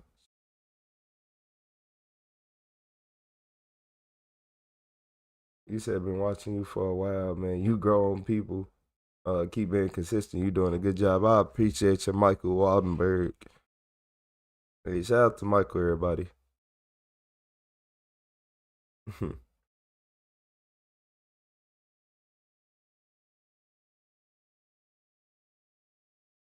Vic said next. So this is what is next, Vic. So Morgan, this man, I guess his name is Morgan. He didn't realize his victim is not alive. Unless it's the victim. Morgan Prager. Back in early 2020, That's Morgan. Morgan had been arguing with his sister's ex-boyfriend over text messages for weeks. It all came to a head when Morgan decided to drive to the ex-boyfriend's home and confront him.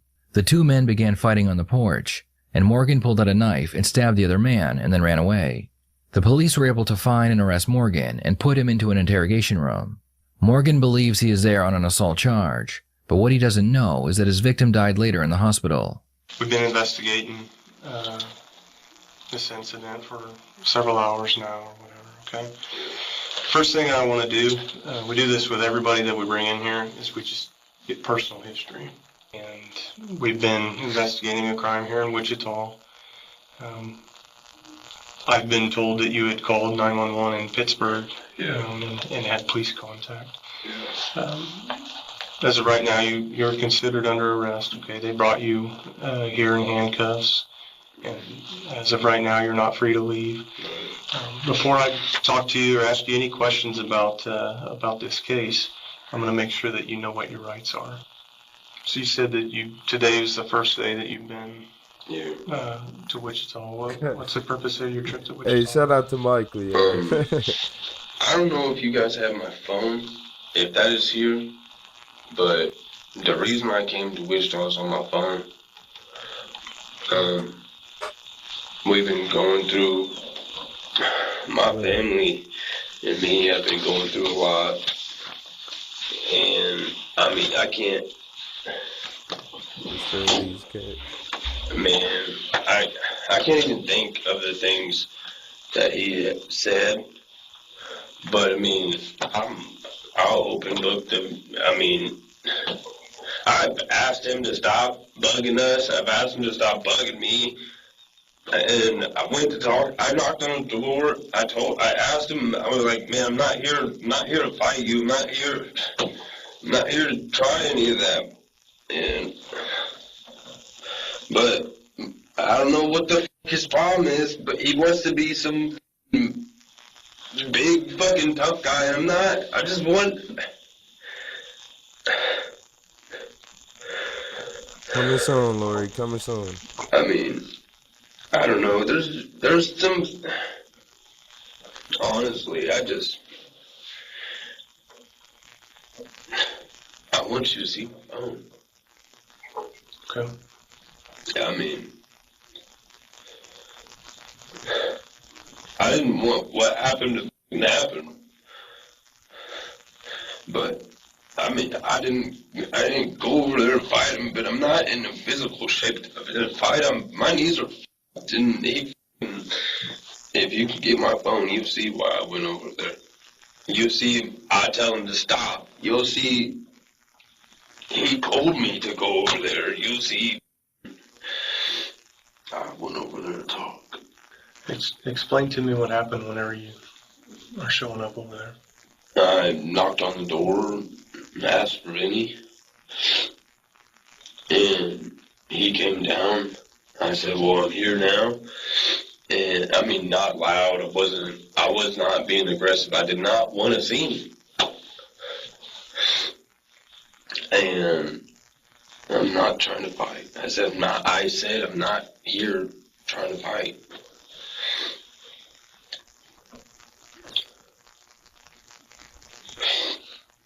And he takes some steps towards me.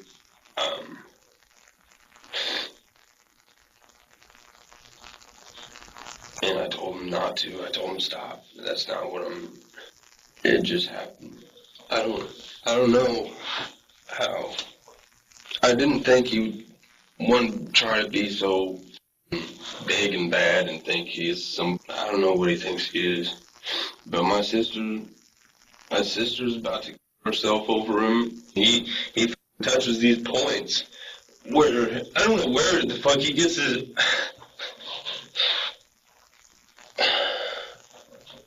it's all I'm telling you, and I can't explain the messages. I can't explain it as well as he did with the message. I don't know if he had my phone, but I'm telling you, that's why I went over there. Okay. Well, we'll look at your phone. You can only push me so much until I mean, I would say that's anybody. I don't know what you do after a situation like that. I mean, shit. So I just try to go home. The detective. Shout out to Miss Jellybean. Shout out to Miss Jellybean. They let him vent and let him talk just so, like, they get, like, basically he can't deny stuff. He basically putting himself into a wall. The smart thing to do is always call a lawyer, just request a lawyer no matter what, because even if you go in there and like, let me come here to clear my name, clearing your name don't help with people who can't do anything for you. They can't go to the court and be like, well, he didn't do anything at all, so let him go. They can't be like, oh, we're going to let you go home right now. They probably could, but nah, they really can't though. If your charge is already stamped, they stamped. So it's cooked. So if you might as well ask for a lawyer, and if they let you go home, you can go home. If you can't, you wasn't going home in the first place. Detectives sit quietly and allow Morgan to vent how he is feeling. After giving a brief recap of what had happened, the detectives ask Morgan to tell them the story again, and this time with more details. As detailed as you can be. If you gotta close your eyes and think about it. Like, I mean, what's he saying? What are you saying? he came to the door, and if you're where he's at, he came to the door and I'm like, well, come on, come out here, come talk to me. You know what I'm saying? I'm not being aggressive if I'm fucking turning my back to you, man. I'm trying to talk, but he wants to approach me like I'm trying. I don't know. I mean, I guess he was offended I showed up at his house like he fucking told me to. But I wasn't on no shit like that. And then, I don't know, I said, I'm not here to fight. I'm not here to, I just want you to stop. And he was trying to get in my face about it. I mean, just leave me the fuck alone. That's what I didn't say that, but that's what it's all about. Put yourself back on that porch after this argument starts. He's in your face, and at some point you said that pocket knife comes out. I want to know what occurs at that point. I mean, explain to me what you're feeling, what you're seeing, what you're hearing.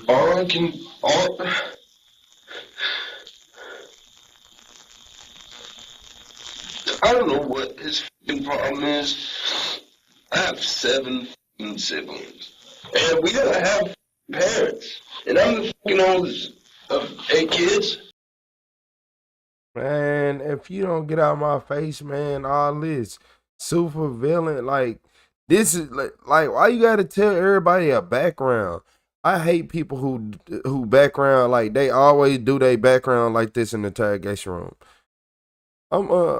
So look, my mom have 8 kids, and I'm the oldest of 8. And all my life I had, man, if you don't get out of my face, man, we didn't ask you that. We asking about this situation. Why is you going into a whole cutaway cutscene? Stop doing that. You were literally doing Family Guy cutscenes every single time they ask you a question.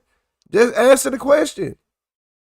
No, so look, back in the summer of 03, we was on the beach, and I fell into some quicksand. I almost didn't survive, and ever since then, I didn't like sand. So every year I'm like, come on, man, get out my face. Like, he'll just make it not make sense. I don't like the Home Depot because they sell sand. I don't know what makes someone think that it's just cool to make some. You gotta see my phone, man. I don't know what the fuck his problem was. I've never had anybody in my life attack me the way he's attacking me over my mom. Like, he didn't even know shit. He just attacked my sisters, attacked everything about us. And I go there and ask him to stop, and all I can think about is my mom. What's your ties with him? Like, He's my sister's baby's father. I've not liked him. But if I would get along with him if he was decent to get along with, but I can't get along with somebody that's fucking trash and I can't. I appreciate your guitar. I can't fucking get along with him if he wants to do nothing but slam my family. And it's not just me. It's not just his baby mom and my sister. It's my whole family. It's true. That must be it's not pretty difficult. It's pretty tough, and that's not justifiable. I understand that. My sister moved away from him because he was abusive, drunk, fucking hitting her, double stuff, and she's got a baby, and I fucking let her move in with me. I live in a 2-bedroom apartment. I mean, and I don't know. Morgan is about to ask if the victim is all right. At this point, the detectives are not aware that the victim died in the hospital, but they will find out soon enough. Take it down, okay? He's not dead, right? He's not. Nah, you sound like a close family. Nah, you know what it sound like to me? It sound like, you know how you got that You know how you got that one family member that's so obsessed with their family and they got to make sure everything right? Come here. Come here. Yeah, you know how you got that one family member that try to make sure, like, yeah, I got to make sure mom good. I got to make sure that they're good. And they overly obsess over family. I be telling people that be unhealthy and that makes certain types of people. I ain't gonna lie. I don't. As of right now, that what I know is that he's not dead. Okay. Okay. He is injured. Pretty bad, pretty severe. What's his problem? I don't know. I don't fucking know. I have no fucking idea.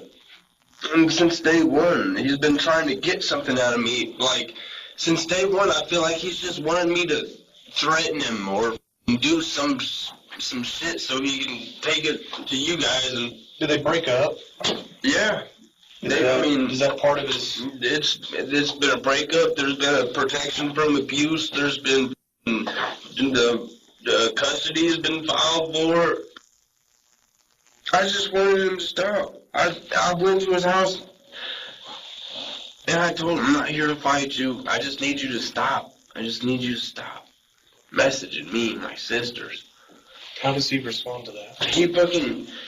He's like, well, you know, when he starts getting closer to me and we're this far away from each other, and I pushed him, and I don't know if that's when I hurt my knee. I don't know if coming off the porch is when I hurt my knee. You remember taking your knife out? No. Did you have it in your hand on the way up to the house? No. Where was it? I mean, it had to have been in one of my pockets.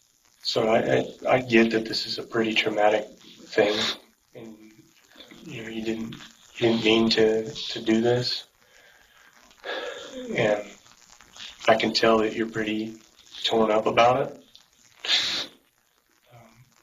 But I'm really trying to figure out why today, why it turned from you telling him to stop to what it turned into.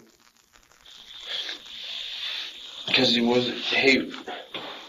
I know he wasn't going to stop. I thought he would stop if I came and talked to him about it. What was his reaction to you being there? He had the same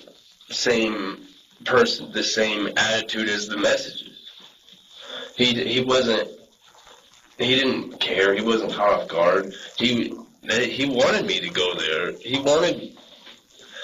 And I thought, you know, if he's just talking shit, if I show up, then maybe he'll stop. What set you off on the porch? I guess a multitude of things. I wish he could have just reasoned with me. I didn't plan for things to go like that. Did you drive to Wichita to kill him today? No. I told him I was not there to fight. I'm not here to cause problems. I just need you to stop messaging me and my sister. And I've never had anybody that's fucked with me like that before, where it's caused me to drive such a long distance with such anger. I can tell that you're angry about this. Not that this whole thing happened, but just the fact that he continuously fucks with you and your family. That makes you angry. And I can tell. It makes me angry. See. And it's making you angry having to tell me about it. And so much so that you want us to go through all the messages about how he continues to do it. And I can see that. I looked at all those messages. I didn't read all of them, but I can see that there's a large amount. Enough so that it's kind of making me upset that you're having to deal with that. But what I'm trying to figure out is what leads you from just saying, hey, quit with me, to pulling a knife out and almost killing somebody. I mean, at what point does your head say, I'm not talking to this guy anymore. There's no point of talking. There's no point because he's not gonna listen. If he would have listened, this would have happened. Not this, but this would have been over months ago. And I've never actually been with him one-on-one. I've never. I've been with him with my sister to eat. But even then, I didn't speak words to him. I couldn't because he didn't got no job. He's not trying to take care of his kid. He's not trying to. I can't be friends with that because I bust my ass. They send me out of state to work 90 hours a week, and I can't show sympathy for it. I can't show, if you're not working, I can't help you. Morgan gets off track again, talking about how his victim was a terrible father and a boyfriend. Since Morgan is claiming he doesn't remember how or why the knife was used, they move on to the next question. Was Morgan's girlfriend with him when the altercation took place? This is the first time the detectives will catch Morgan in a lie.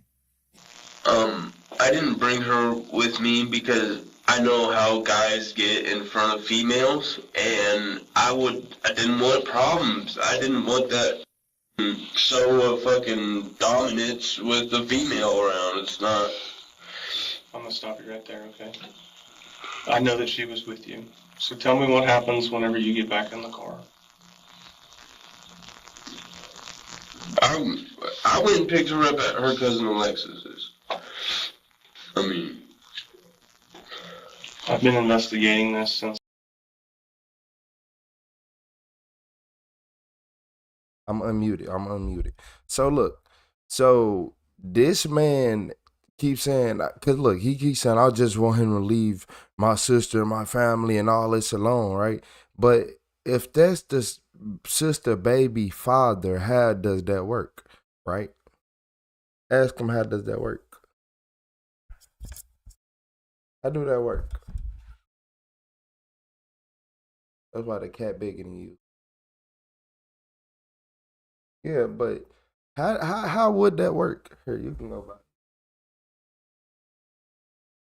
So he just being real delusional. He just want to be in control of everything. He is one of them people who like to be in control, like love being in control.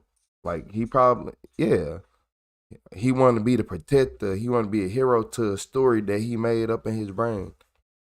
He one of them people who make up a whole story of how things go in their brain, and he listening to his sister and all that, but he ain't even paying attention to He ain't even paying attention to the fact that she has to talk to him. It ain't make it make sense. And shout out to Amanda with the 5 gifted memberships. Who we got now? We got Lori. G Alone. Hey, shout out to Lori. She was just asking for one. I told you in due time, Lori. Shout out to Lori. Shout out to you, love. Shout out to Pickett. Who else we got in here? We got Shauna, Idaho, and Mr. Ra. Hey, I appreciate y'all. I appreciate everybody in the chat. Shout out to Amanda. Hey, make sure y'all say thank you to Amanda. Shout out to Amanda. But yeah, he made up a story in his head, and that's what he stuck with now. He got issues. It's about 6 o'clock, and I know that that's not accurate. Did she help you out in this? Did she plan on bringing you to Wichita for you to do this? No. She had no idea. It's family. It was family drama.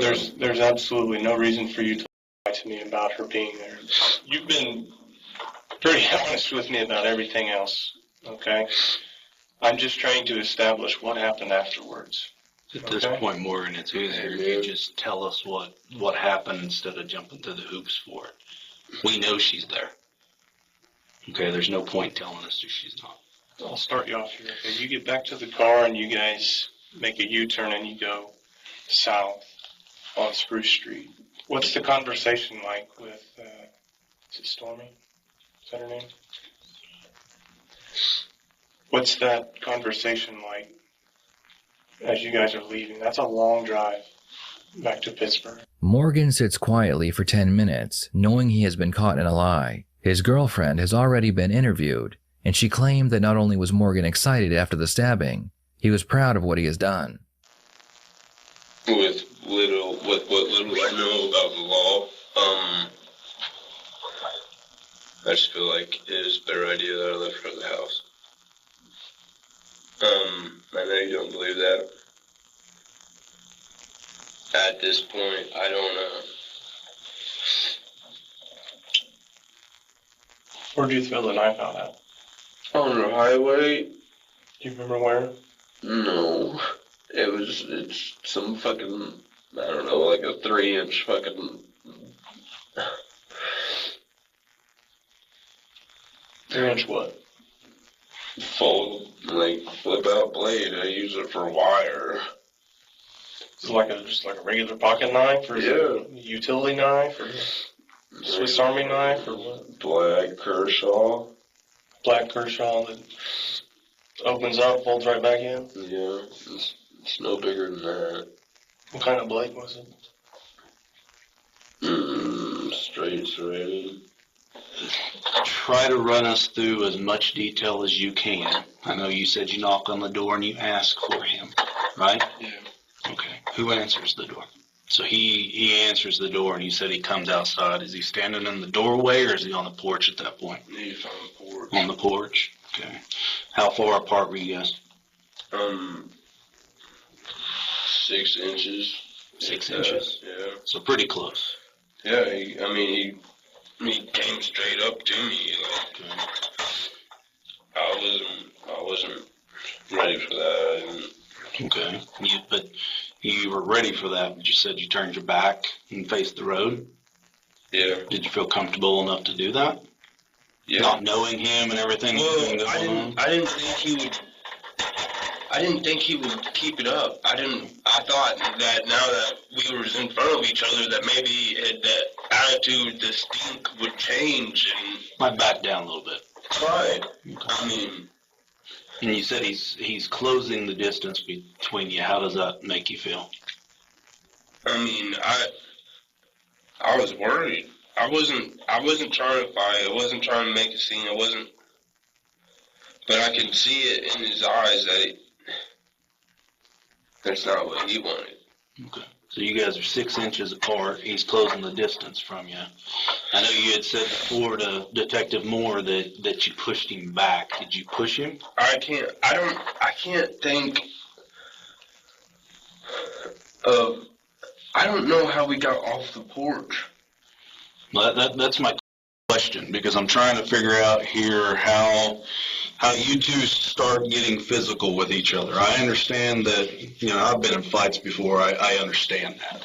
Okay, sometimes you lose control, sometimes you don't, sometimes you're kind of paying attention to what you're doing. I want to know where the first physical contact comes from. Y'all say he drove there and wasn't leaving without stabbing somebody. He already had a grudge. I keep telling y'all, anybody who keeps saying, oh, I had to do all this and that, and use that to try to justify something. Like whenever they say, oh yeah, I was the oldest of 8 kids and I had to watch my mom struggle and this and that, they trying to use that as an excuse to cover up they really deep, dark. It be something wrong. Because I ain't gonna lie, every single person I be knowing that be like that be having alcohol problems, drug problems, and like all sorts of stuff. I'm just being honest. How especially you when they start overly fighting keep saying, and what oh, goes I from there. I was know you went said through that you this fall on and the this. porch and you hurt your knee. I'm like, do that But matter what in are this you situation? doing to fall off the porch? Are you guys tangled up with each other? Did they push you? What? It's Hey, as sabotage I'm it. turning my back towards the house and facing the road, and then he's like, and so it's somewhere in this point we have touched each other. Okay. Somewhere in me turning back, because I really didn't think this shit was gonna happen. Did you both go off the porch or just you? We both went off the porch. Okay. When you're off the porch, did either one of you go to the ground? Was either one of you holding on to each Yeah, other? we were both on the ground.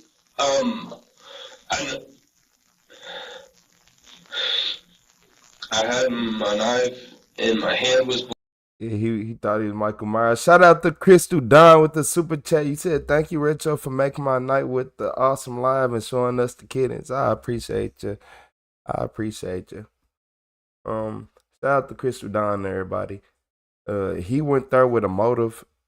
Like, because why you had a knife on? Man, don't say, I just carried my knife. No, you had your knife on you and you was ready to use it. And he probably took some type of substance because I keep telling y'all, you can't go that far and still be mad.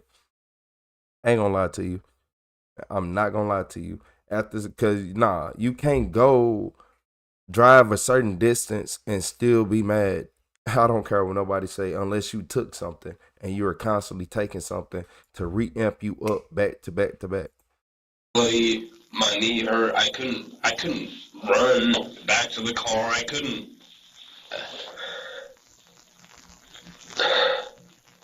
Okay. Let me ask you this, because I carry a knife usually on a daily basis. And from doing some of the work that you said that you do, I've done that before. Okay, I used to carry my knife in the same spot on a daily basis. Yeah, I would have it right there. Okay, so daily, that's usually where you carry it? Yeah. Okay. Did you have it out when you walked up to the house? No.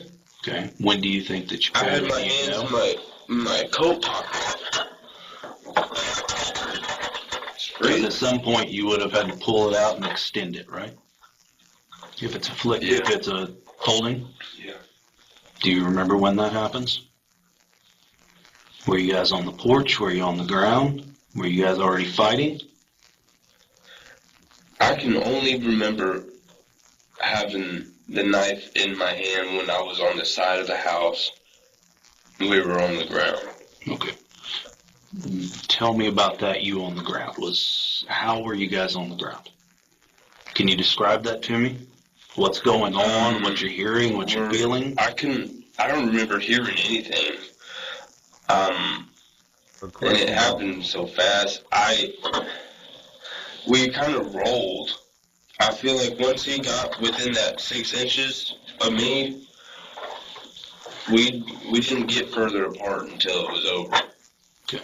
So that entire time from the porch to the ground, when you guys are rolling on the ground, you guys are pretty close to each other. Yeah, though, I mean... Probably not even I separated. appreciate you, Leah. No, I don't think we did. What's up, Quinn? Are both of you swinging? Are you swinging? Basically, he was mad at his sister baby daddy and went over there in a high rage or a drunken rage, most likely a high rage of some type of I don't know what he was on. But he was on something. And he went over there he went over there to stab him. It wasn't nothing else. Everything that we listen to right now is just a lie. Okay, what's going on during the fight? That SP like I said, I've been in fights before. It's either one of two things. You're both swinging or you're wrestling with each other on the ground. Which one is it? Do you ever remember being hold of him or anything? No. No. Okay. And I know you told Detective Moore that you had the knife at the one point when he asked you about cutting his throat. Well, what is that happening? I mean, how is that happening? I'm confused. What I'm asking is, do you have him? Is he holding you? I mean, you said that's the closest thing you could see, or the closest thing to you. Yeah, because he was right here. Okay. I guess my question is he's got other body parts. I know that you're wrestling and you're so close to each other, you couldn't think of anything else. Is that the only time that you hit him with the knife, or were there other times? The detective makes a good point. Of all the places on the human body a knife could be used, why did Morgan choose the neck? His choice of the neck makes it appear as if he wanted to take his victim's life, instead of just trying to protect his own. Can you remember anything else about him being on the ground? Was he punching you, or were you guys wrestling? Do you remember if you did anything else with the knife other than the cutting him on the throat? Were you swinging at him with the knife? Were you punching him with your other hand? Do you remember? It was, I was trying to get that distance. Did you look back to see what he was doing when you took off? When I looked back, he was walking. He was like going in the house. What's up, and, Jeremy? I mean, that was kind of relief that, I mean, I didn't. And I know Detective Moore asked you several times, but just so I can verify, because I kind of listened and got some of it here, your intent coming here to Wichita was to what? Talk to him. No, Just talk to him? No, yeah. He was mad. Did you have any intent to fighting him or harming him? And no, I was. Well, you see where I see, but man, he comes out and like, I turned my fucking. I thought turning my back towards Going the to house. sleep watching Dayline is crazy. He comes out, I turn my back, I face the road. I thought that was enough to show that I'm not trying to, I told him I'm not trying to fight. I'm not trying to cause a scene. I just need you to stop with these messages to both me and my sister. Okay. And I noticed you had said that you have never been in a fight before. I keep trying to tell y'all over here, and the whole purpose of taking the driver to calm down, him driving that far still being mad, is crazy. He took something. He is on something. Shout out to Amanda with the clock, and I appreciate you, Amanda. I keep telling y'all gotta pay attention, like the little small clues like that, cause that be the thing that go over your head. Shout out to Isaiah with that star. Yeah. Nah, Dusty Hippo. Don't let them entrap you. I heard what you said at first. Nah. One less, right? Yeah, one less. Remember what you said. Don't do that. Are you okay, Crystal? I don't want anything. I'm okay with just y'all sitting in the chat. You are more than okay, Crystal. I appreciate everybody. I appreciate everyone. Is that right? Yeah. Okay. I mean, I was a wrestler for a while, but I've never been in that a fight. Do you know why you would have pulled the knife that quickly? I don't know. Not had that altercation. I hope he's okay. The interrogation would end here, and Morgan would be taken to the processing area, where he would officially be charged with attempted first-degree murder. Before his processing was finished, Morgan was made aware that his victim died, and he would be charged with second-degree murder instead. Morgan was found guilty and sentenced to 20 years in prison. What are your thoughts on this case? Do you believe Morgan intended? He made up this whole elaborate, man, if you don't get out my face, this man been guilty from the jump, you ask me. Like, from the jump, it didn't make no sense. So the sister and, I don't think they was together, but would it matter? They gotta still, like, if you over there saying, that's my sister baby's father, and you doing all this, they have to talk to each other. They have to be somewhat cordial. So make it make sense. I just think you didn't like him. Now I'm starting to think you just didn't like him. For no reason. I don't even know what to believe no more. I don't know, Isaiah. I'll be just as surprised as y'all do.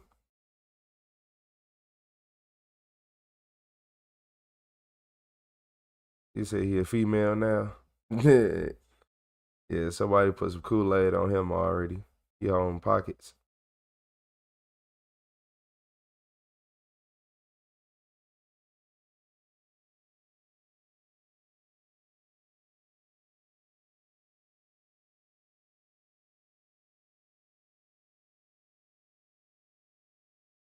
Ain't here having a Royal Rumble.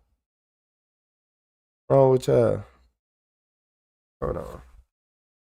All I hear is slamming, banging.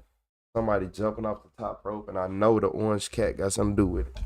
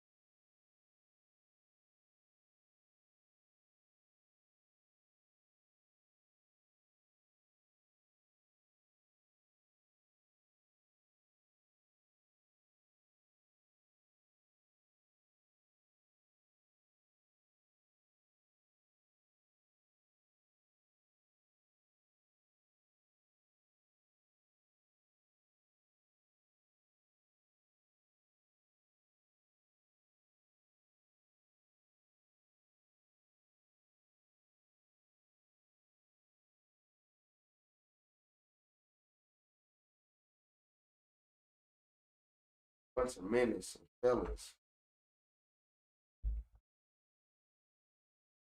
They were just in there having a Royal Rumble.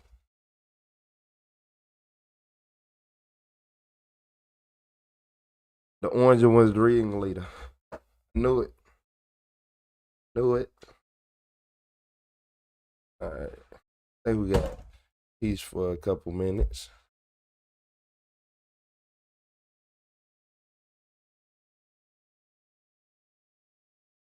Hold on. Next video.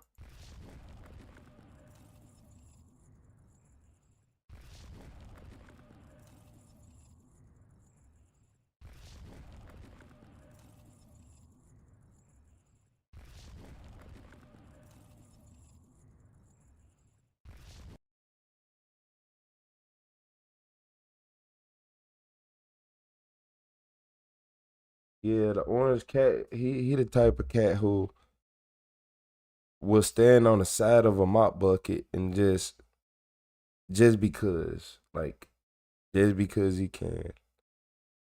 They just do everything. Anything you can think of. Like when they was all smaller, like he'd drink the water and then be like, you know what? You know, I had enough. And then put his hand in it, smack it a couple times, walk off. Like, why you gotta like why you gotta do all that? Just be normal.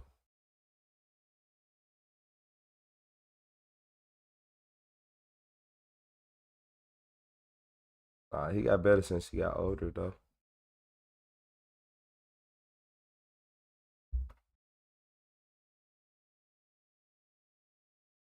Now they all chilling, eating. Gonna go lay down for a couple hours and get right back up and get back at it.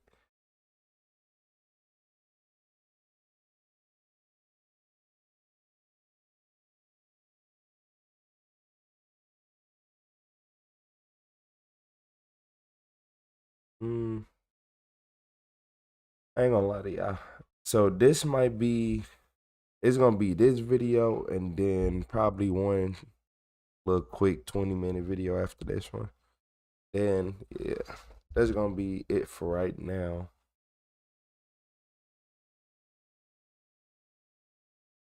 And my eye hurt. That's gonna be it for now. But in this video, this is a 17-year-old killer who realized, wait, hold on. This is 17-year-old killers who realized they're never going home. Here we go with this slow motion stuff again. YouTube. I don't know why y'all be doing that to me. Kind of, yeah. I don't know. You're under arrest for attempted murder in the first degree. Wait, what? You just saw 17-year-old Joseph Good. Just hours ago, this teenage hitman was caught fleeing on camera after the attempted murder of Baron Lee. But that very same footage he is being confronted with will soon reveal that Joseph isn't the only killer. Your truck drives there, an area where somebody is shot and killed, and the person who shoots and kills him gets into your truck and you drive it back. What does that make you? That guy, apparently. And together, Tweedledum and Tweedledee here have left behind a damning trail of clues that will seal their fate and reveal that at the center of everything is a twisted and evil woman. We were high. I don't think he was supposed to survive. I wouldn't even have the balls to pull a trigger on someone. So I know that you know what happened. What's up, Pattern? And don't lie to me. The I was unsure things only got so far. On July 10th, 2020, police in Bellevue, Washington responded to a panicked call from a woman hiding in her apartment. After hearing what seemed like endless gunshots from the parking lot just outside her window, she dropped to the ground and begged police to come help. When they arrived, they discovered a disturbing scene. Baron Lee was lying on the pavement by his car, bleeding heavily from 9 gunshot wounds. En route to the hospital, he repeatedly asked police to make sure his son, who was in his home, was okay. His 7-year-old son Eric was the light of his life. Disabled after a healthcare mishap, he relied on his father for care.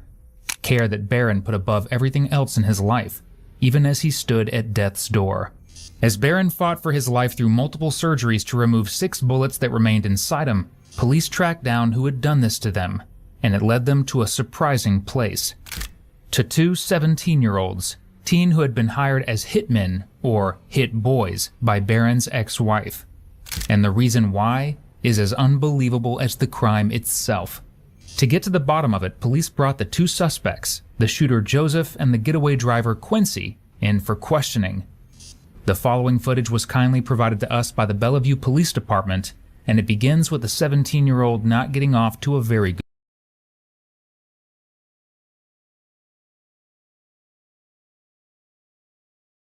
His boy fake.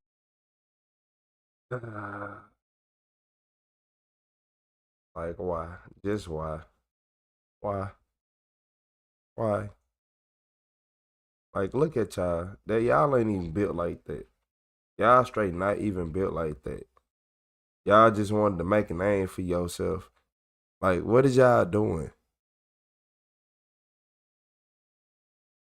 Man, it don't look like none of them went through no hardships. I don't know them, but it don't even still. Like, man. Driver Quincy in for questioning. The following footage was kindly provided to us. A good start. Have you ever been arrested before? One time, probably 6 months ago. Okay. We took it around Christmas. What was that for? I was drinking, and then I was driving around with my friends and we were drinking, and then we got we broke a window or something. Oh, so you were young drinker, okay. Malicious mischief or something. You were that young, was the only okay. time though. Okay. I think that was January. Young drunk. Kind of youthful indiscretion. Yeah. Okay. Not super concerned about that. Did they read you your rights at the time? Do you remember? Yeah. No, I don't think so. No. Okay. I don't remember. Okay. Well, we're going to go through it again just so you understand everything.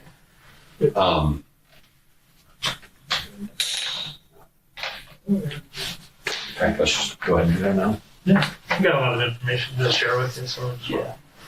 Police read him his rights for the second time in his short life. Now, if I had already been arrested at 17, my parents would have made sure I didn't live to see 18, let alone get arrested again. In the next room over, Quincy, who has a squeaky clean record, agrees to speak with police. When was the last time you were down in Bellevue? You probably noticed we're from Bellevue PD, we're not from Mount Vernon PD. When was the last time you think you were in Bellevue? Last time, officially, I was down there, moving, walking around and stuff. Well, I mean, what's officially versus unofficially? I drove and passed through Bellevue and drove and passed back Bellevue, but I haven't really been to Bellevue since, I haven't been walking around Bellevue since COVID started. I mean, I went down there. Me and my friend drove around. Then we went back. Didn't find anything to do. I got bored. Who was that you were down there with? A friend. You remember who? Yeah. But man, that's what it was all about, though. I mean, well, yeah, we had an incident in Bellevue, and that's what we're here to talk to you about. They told you what you were arrested for, right? No, they didn't. I was asking, and they were just like, "Shut up and just wait for the detective." That's Sorry. That's all they told me, and I was okay. Yeah. So like we said, it's a pretty serious thing, but as we said, right now we think you're more minimal. But what do you mean by that? Minimal in your involvement in it? Like, I think there's other people that are more, I don't know how to best explain it. So there's other people that obviously have played a greater role in what happened. I got you. Oh, that's fine. I think as we talk about it, it'll probably make more sense, but. Okay. So to be clear, you're under arrest for an assault.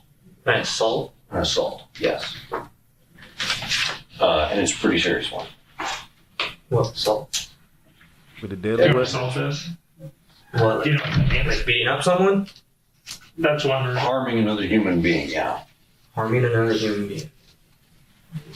So like just beating someone up, like. This one's a little more serious than that. This one involves a firearm. A firearm? Mm-hmm. What firearm? In this particular case, it was a handgun. A handgun? Mm-hmm. Okay. Yeah. And the good news is, like we said, we think your involvement was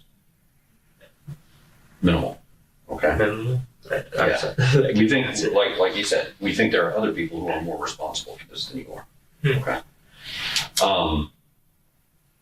Which brings us back to the last time you were in Bellevue. Mm-hmm. And you said that you were down there, but just kind of turned around and came back. Yeah. Okay. Do you remember when that was? No. Ballpark. I would. Me and my whoever. We went down there and we came back. We were high. I mean, I'm coming out straight on with you guys. I mean, yeah, I smoke and everything. We're high. We just got bored at home. We went for a drive. We like drives. I'm a car guy. I like to drive, show the wind and everything. Just to be clear, we're talking about marijuana. Yes. Okay. Just to be. Yeah. Just to be clear. These are a couple of kids who want to live like grown men and grown dummies. They don't look. I ain't gonna even say grown people. I don't think kids understand that they want to live like bums. What y'all trying to do is what bums do. You were trying to ride around, smoke and drink in the car, going location, and just saying, yeah, we drunk, we high, and we driving around. That is what bums do. That's what people fail to realize. Y'all think that's cool. Yeah, we in the car. We got the car now. Y'all driving around. Y'all don't have a car for no good reason. Do you know most people with cars get it for like somewhat of a good reason, unless your parents just rich. Usually you getting it so you can work or do this or do that. No, y'all want a car just so you can drive around the city, smoke, drink, and look cool, and take pictures, do all this speed, and say you got that wheel. Man, get out my face. Yes, I promise that. Just remember, I wasn't drinking or anything. You smoked, but you didn't inhale. Great. I mean, remember. Quincy has taken a page from the cringy criminal handbook, repeating questions back to detectives to buy himself time. Fortunately for him, detectives want to gain a little trust before they call him out on his behavior, because boy, do they have some calling out to do. Do you remember who you were with? Just my buddy, my best friend. Yeah, everybody what's your did, best friend say? But I ain't still for mine. Do you remember? Sorry, go ahead. He's your best friend? Yeah, my best friend. So, is there any reason why you tell us you weren't his best friend? Well, I mean, we haven't really hanged out much. We've been getting in arguments a lot. What's going on? We're disagreeing on certain things about why he's been and that's crazy. I don't know, he's been really That's another thing. He probably high right now, and as soon as he sober up, it's gonna be cooked. I've been inviting him to go like hang out and stuff. He's like, nah, I'm busy, blah, blah, blah. And I just been home getting really depressed and stuff. Like, he wants to hang out with me. I'm getting bored and lonely, you know? Yeah. And so he's been doing his own thing. I haven't heard from him. I've only hanged out with his sister. I've been hanging out with my friends. I've been going to the parties. I don't know what a he's bunch been of doing. grown men let you just hang But around all the you ever time. on the street and he's like trying to hook up with some gang? Oh, really? I don't know. That's what I heard. He's like hanging out with some other guys or wow, maybe some gang involvement or something. Know anything about that? I don't know anything about that. So the last time that you went down there and you remember which car you were driving? I was driving a red truck. Red truck. What kind of truck? Whose truck is it?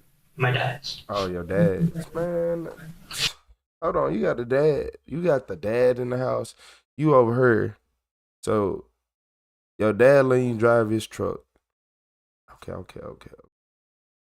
Okay. Privileged. So you privileged and you still trying to act gangster and tough, right? All right. Don't worry about it. Okay. I see where we're going with this. I see where we're going with this. Ford F-150. It's a classic. Yeah. So like a crew cab? Single. Do you remember where you wound up in Bellevue? Like what part of Bellevue you were in?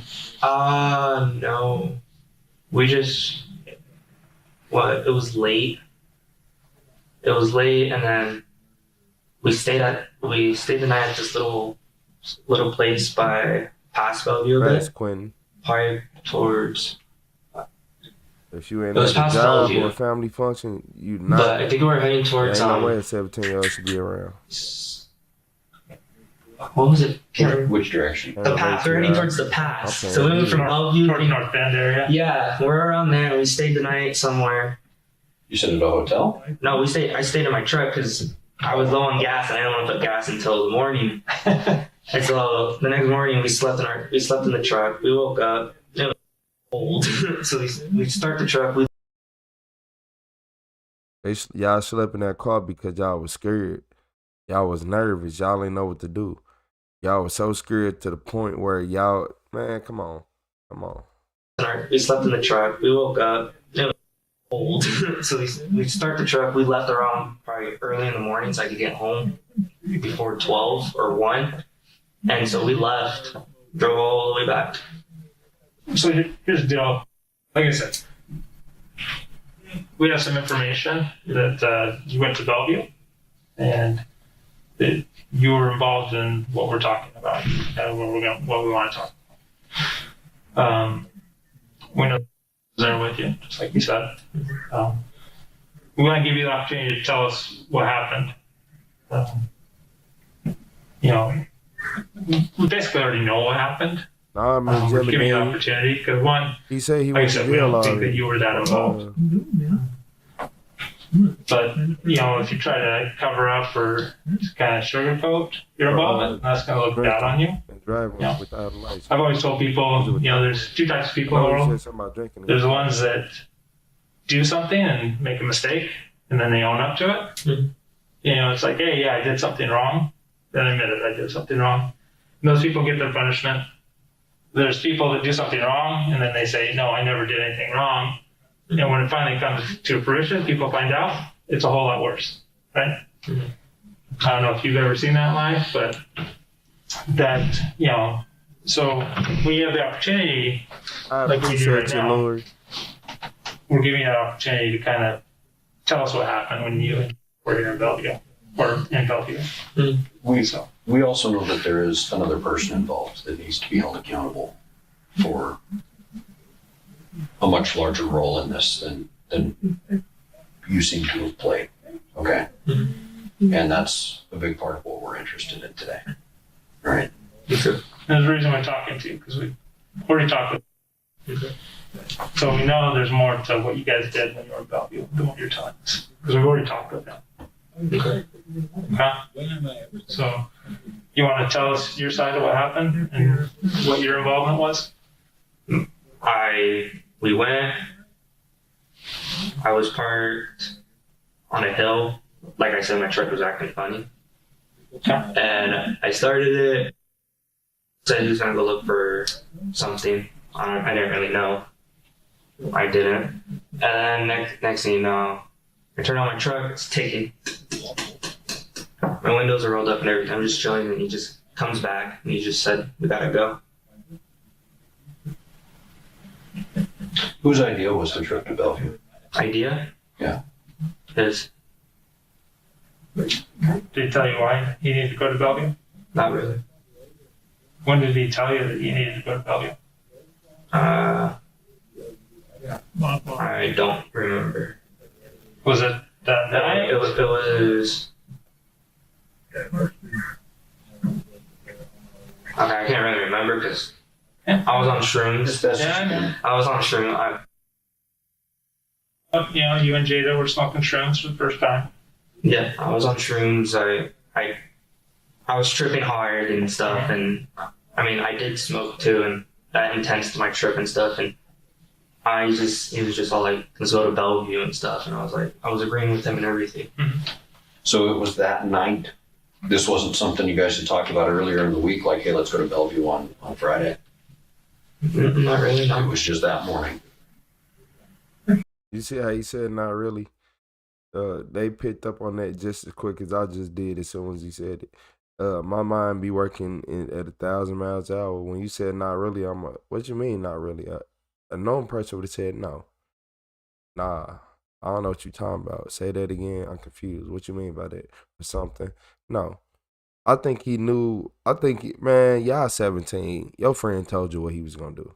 Y'all 17. Let's be honest. And y'all both look like losers. Straight dweebs. So, I know for a fact. I don't care about them being 17. Y'all thought, boy, these dweebs. Yeah, man. These two little entitled dweebs sat right here and was talking to each other, and they made that plan up. That he grabbed you and wanted to go.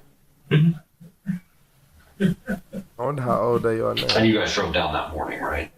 Yeah. It wasn't the night before. You didn't sleep in your truck. I ain't 17 no more. Okay. If you're going to lie to two detectives' faces, you might want to sound a little more confident than Quincy does here. But there's a good reason why he's starting to sweat. Because days before the murder, Quincy and Joseph had a text conversation where Joseph offered Quincy $5,000 to drive him to commit the murder. Ooh, well, attempted murder at least. And why exactly does Joseph need a driver? Because he only had his learner's permit. He's in for a whole different kind of learning in prison. So once you get there, you got access to $5,000, but you ain't got no license. No, I mean, yeah, you ain't got no real license. How that? What kind of, man, what in the privilege is going on here?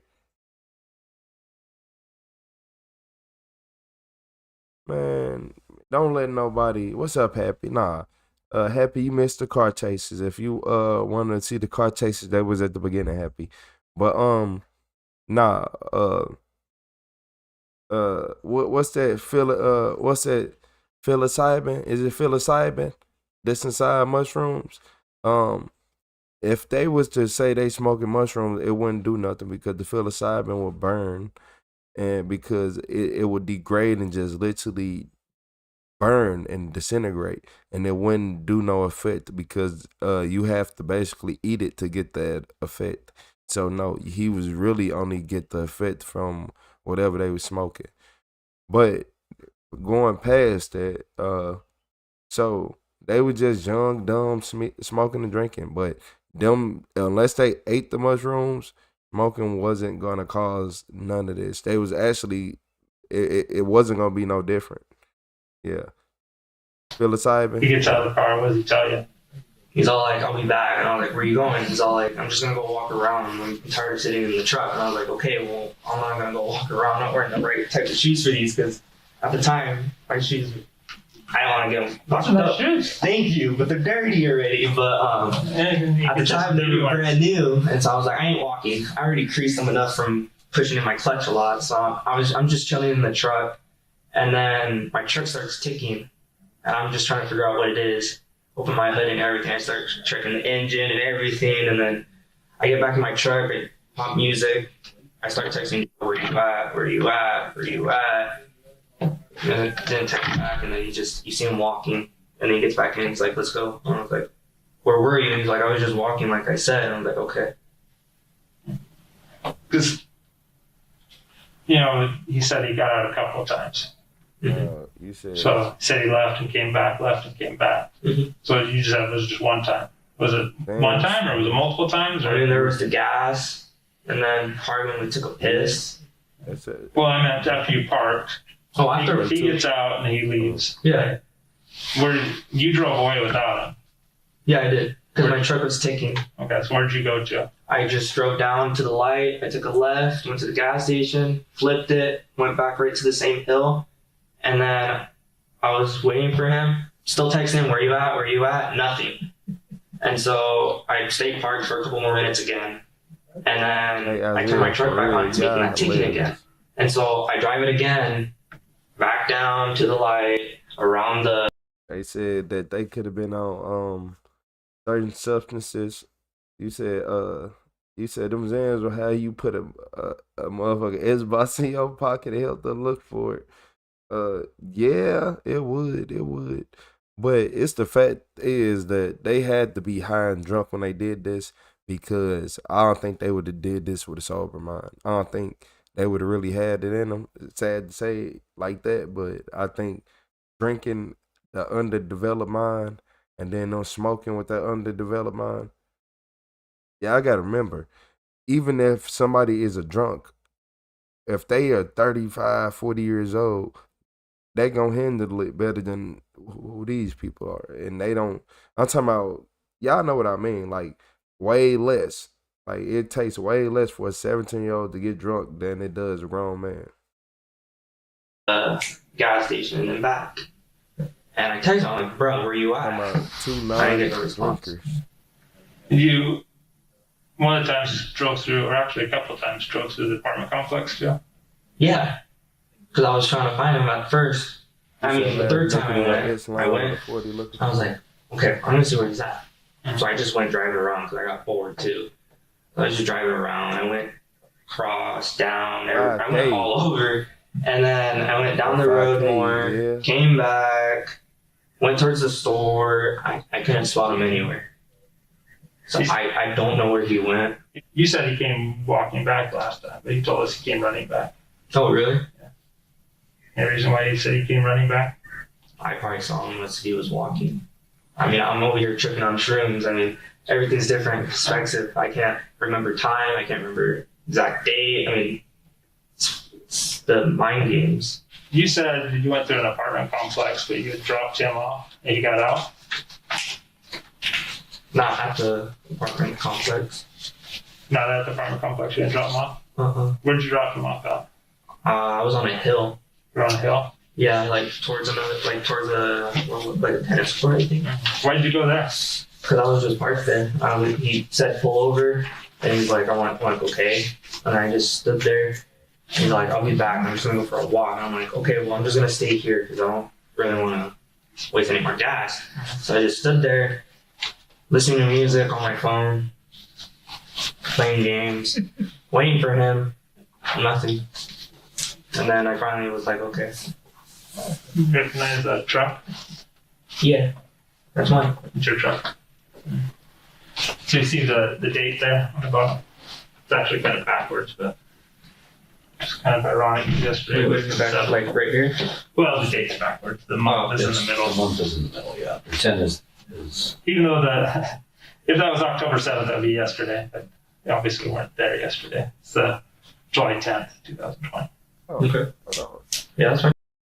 Y'all know what we need to start investigating? Because I'm over here, the more I listen to it, you know what we need to start investigating? So these teenagers and all this, they act crazy and do all this crazy, wild stuff, all have something in common.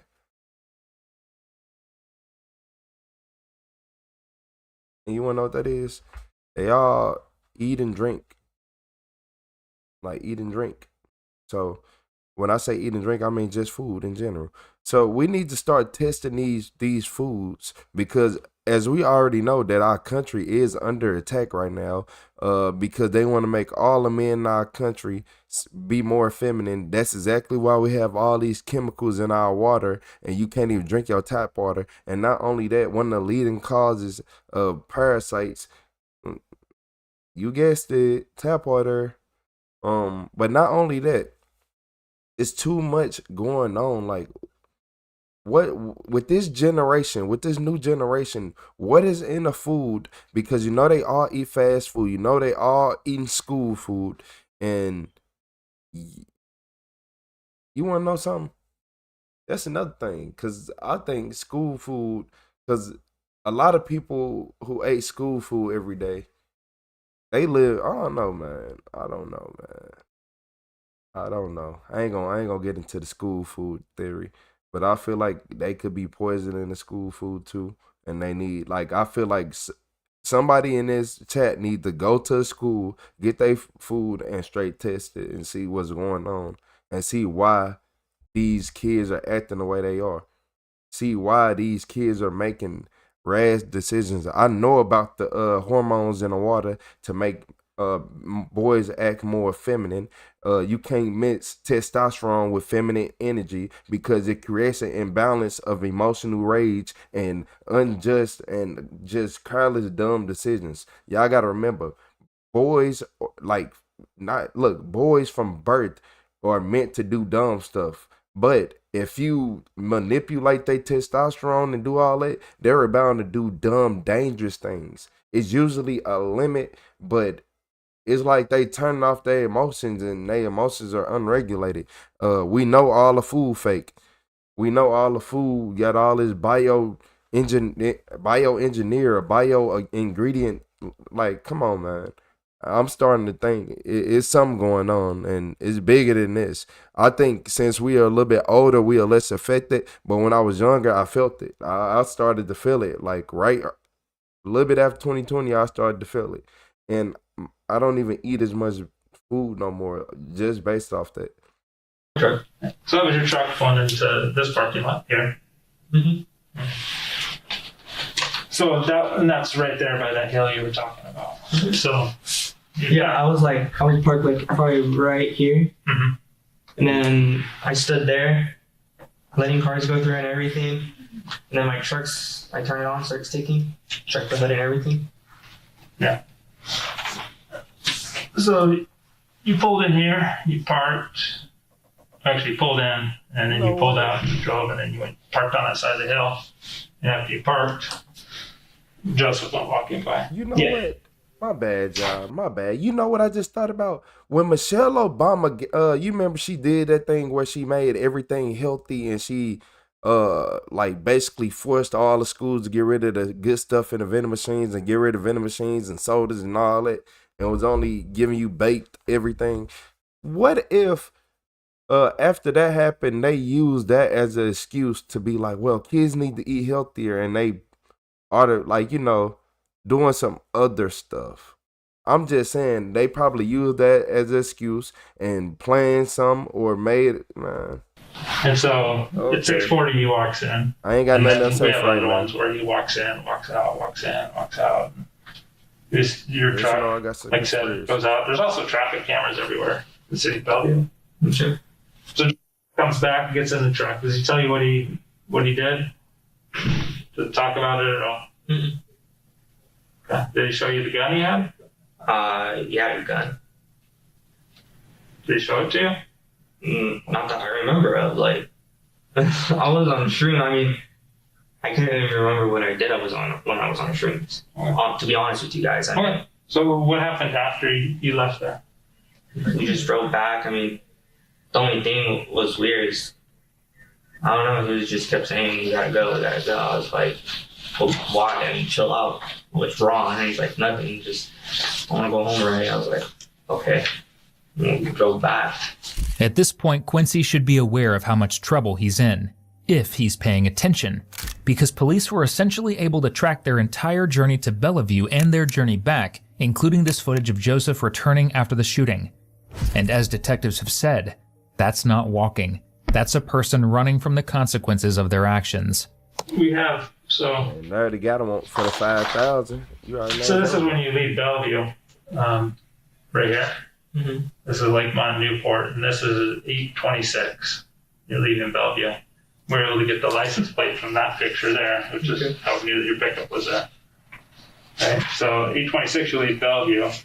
And so this person here in the car, and then you're driving, always wear the seatbelt under his arm like that?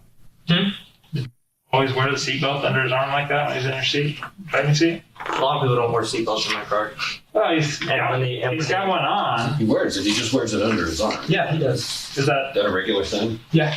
All my friends do it. All your friends do it? Yeah. Right. But does it as well? Yeah. Why? I mean, I'll do it where I just have it behind me. I'll just have it there. So you can see there. There's Joseph there, right? Did you agree that's Joseph, your truck? Yeah. This is on July 17th. And this was the same one on July 10th when you guys came back. Yeah. So in the truck with you. You guys drive to Bellevue, you come back. So you don't know what happened when you got out of the truck at all? No. You don't know, do you know anything that happened up in this apartment complex? No. No, you don't know anything at all? No. Okay.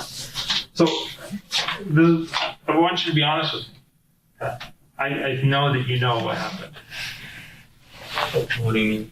I know, so this is, I don't ask questions I don't already know the answer to. Okay. So I know that you know what happened. I mean, I was on shrooms. I mean, okay. So I'm being honest. I mean, I'm telling you guys everything. But all right. I'll show you this picture.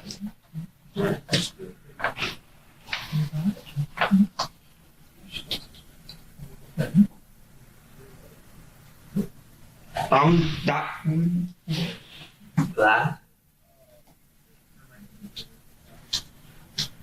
You see the time right here? 12:05. Yeah. Do you recognize anything about that picture that looks unique? Looks unique? Yeah. I mean, what does this look like it is? Just the format of the picture itself. Not what the content is, but like if I take this whole picture away, what do you see up there at the very top?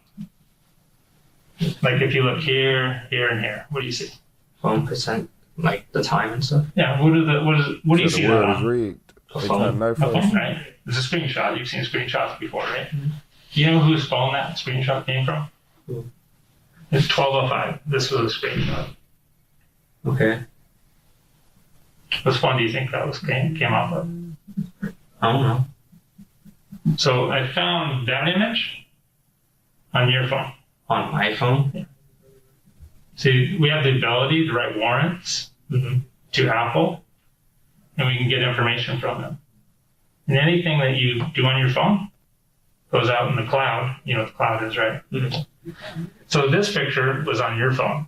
It was a screenshot from your phone. It was taken at 12:05 on the day of the shooting. Okay.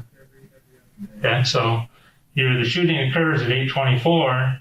You drive back to Mount Vernon, and at 12:05, you look up this shooting. Okay. And you take a screenshot of it. And then you deleted it and put it in your expunged folder, which is where I found it. Then the next morning at 5:05, you took another screenshot of the same thing. Different news media. I don't have that picture with me, but you took another one following up on that. So that's how I know you know what happened there. Okay. Okay. Why would you be looking to see this? What happened there? You probably told me when I was on shrooms. He told you on shrooms that he went there? Probably. What did he tell you he did? I don't really remember. You don't remember what he told you? I was on shrooms all day. Okay. And then I took acid the next day. So remember, we already told you that you're part. Yeah. I understand that, yeah. Right now, you're driving somebody to Bellevue to commit a crime and then bringing them back from Mount Vernon.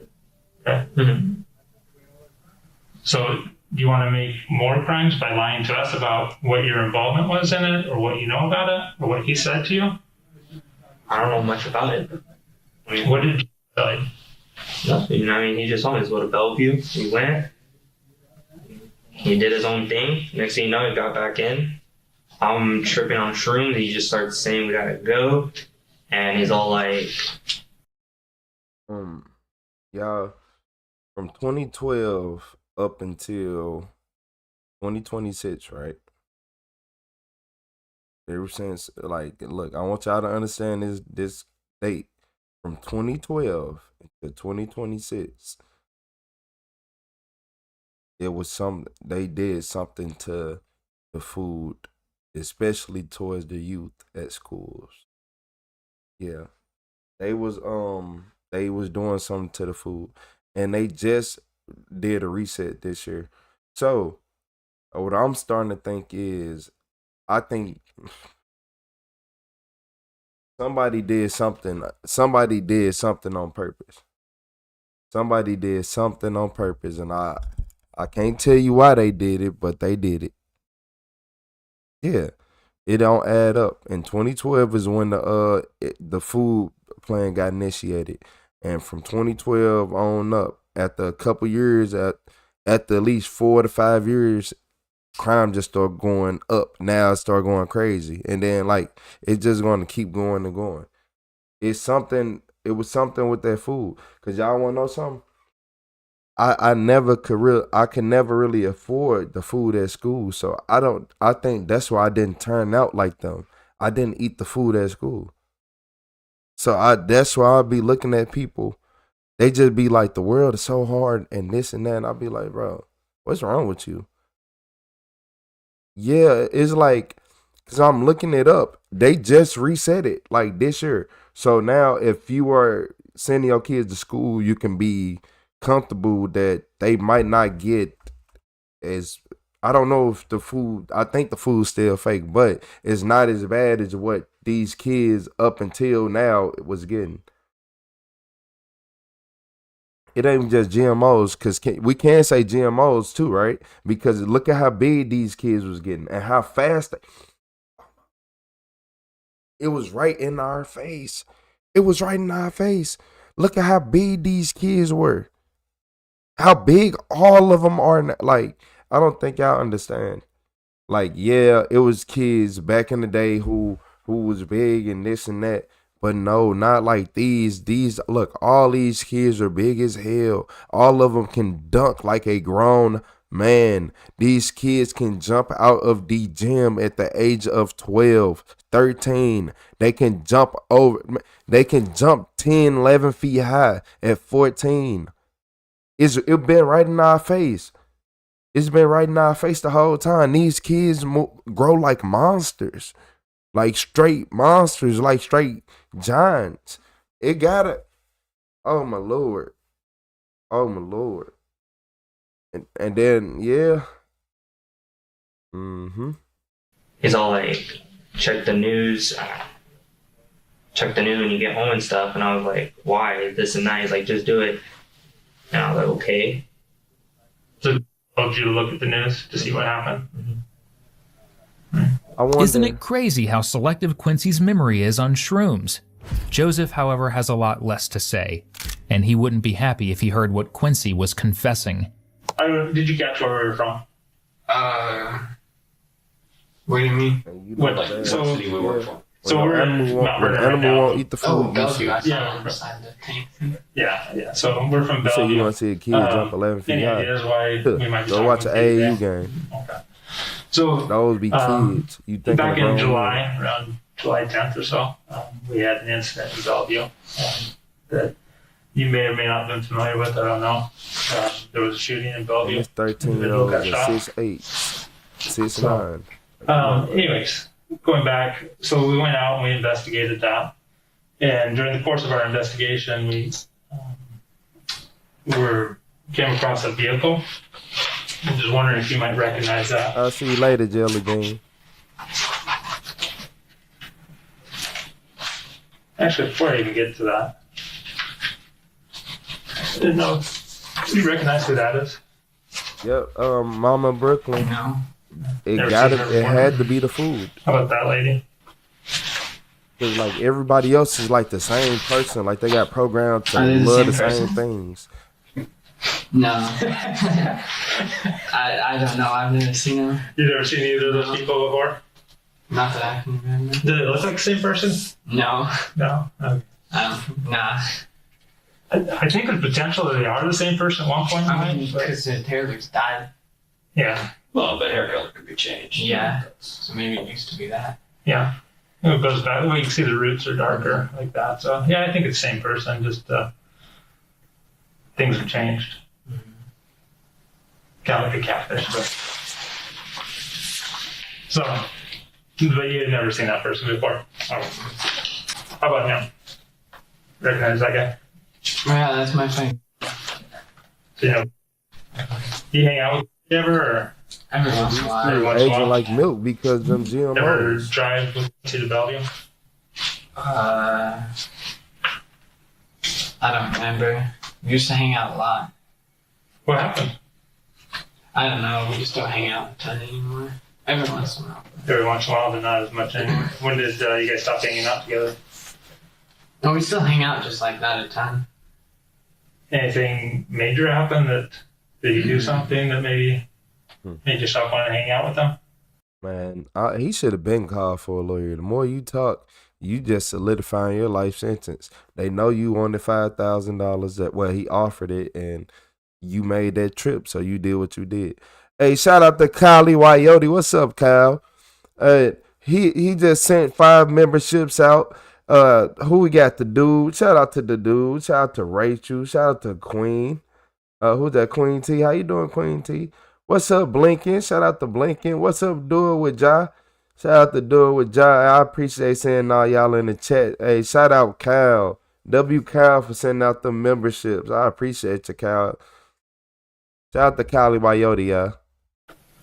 I don't think so. I appreciate you, Amanda, for that present.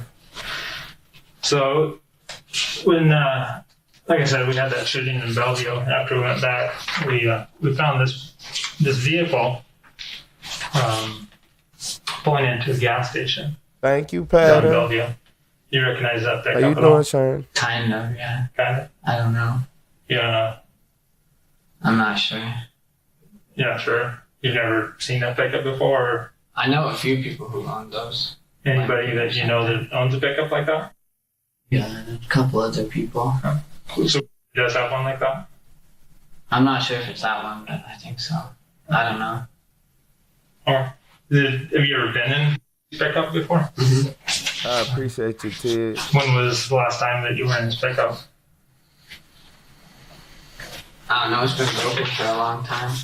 What happened to it? Clutch or something, I think, went out. Clutch went out? Yeah. You know how long that's been?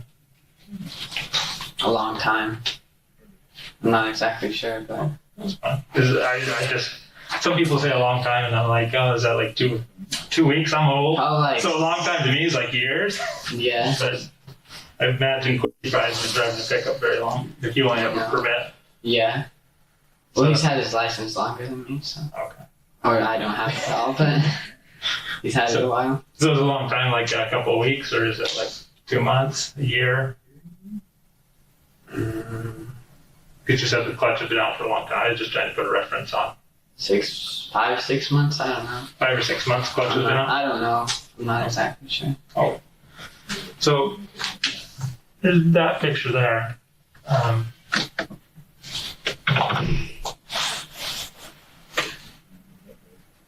Not look any clearer?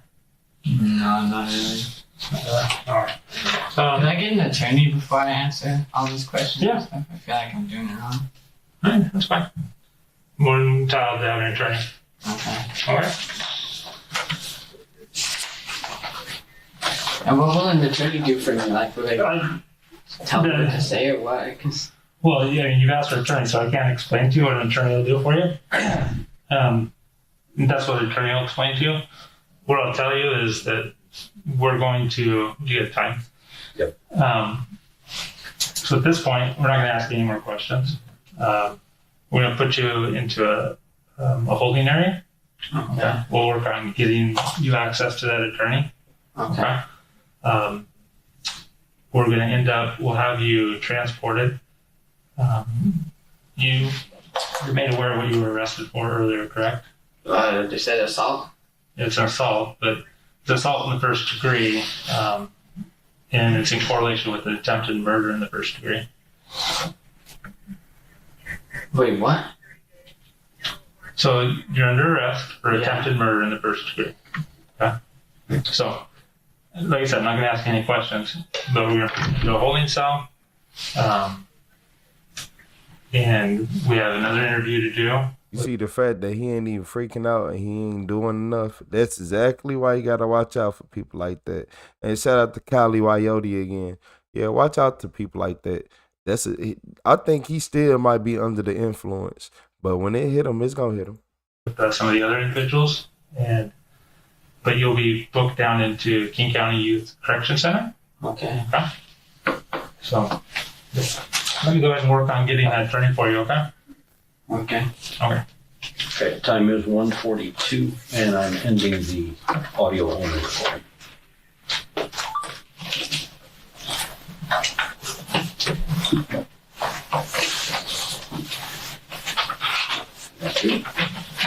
Oh, we're definitely gonna get the other one. Just hold tight here for just a second, okay? You should have been called. You should have been called lawyer a long time ago. What's happening is exactly what should happen, because Joseph didn't just shoot a random person. He became a failed assassin, also a woman could get revenge on an ex. Originally, the victim, Baron Lee, was married to this lady, Sharon Rose Kelly.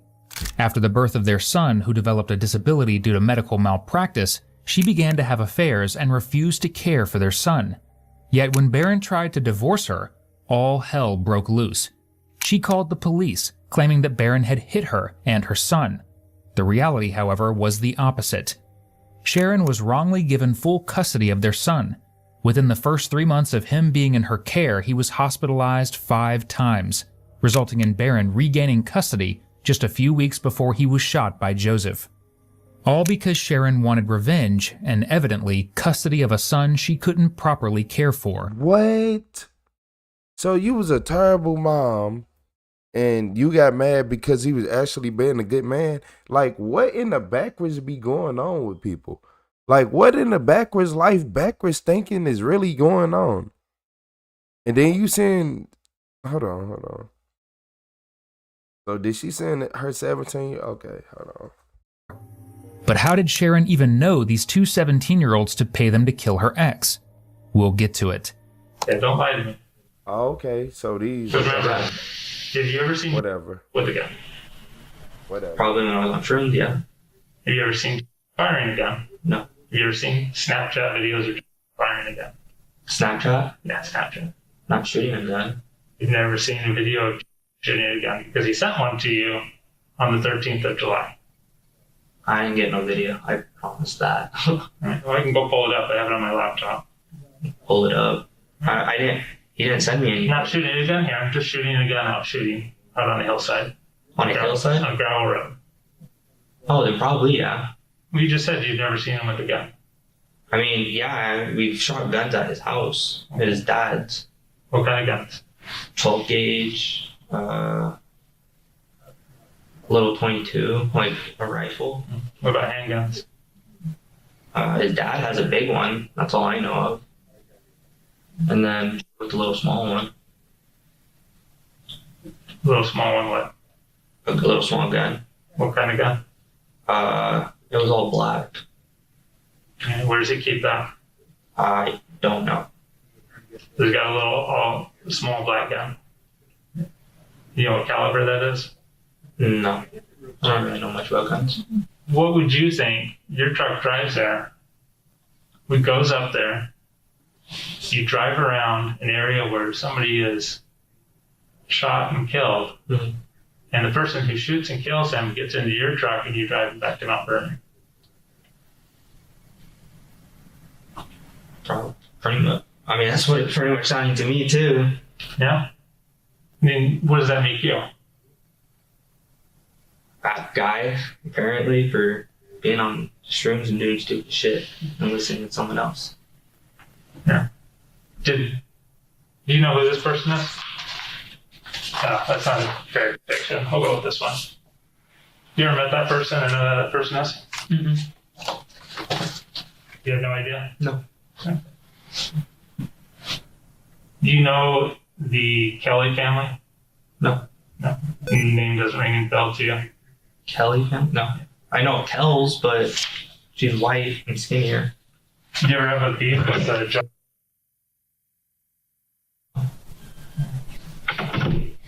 So I'm curious about the discussion that you and had. Oh, that's pretty much half blank. It's half blank. He hasn't talked to you about since then?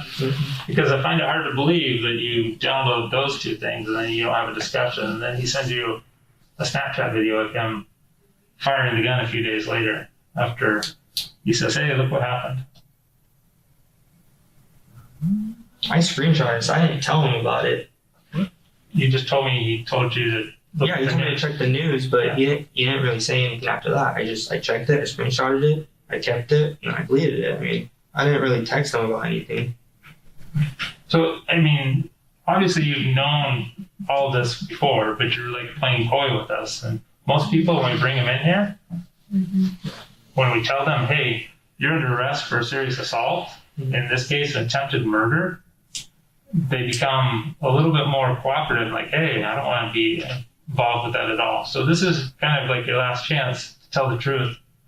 Tell us what your involvement is, because I don't know if you want to be wrapped up on side, or, you know, if you're looking out for... It's the fact that I don't like that. I don't like the fact that he was actually a good father doing his job and she was just jealous and just mad. Shout out to True Beauty with that flow state. How you doing today, True Beauty? Yeah, I don't like that because it's making me mad. It really got my mind just wondering. I'm like, do you know how many men go through this in life?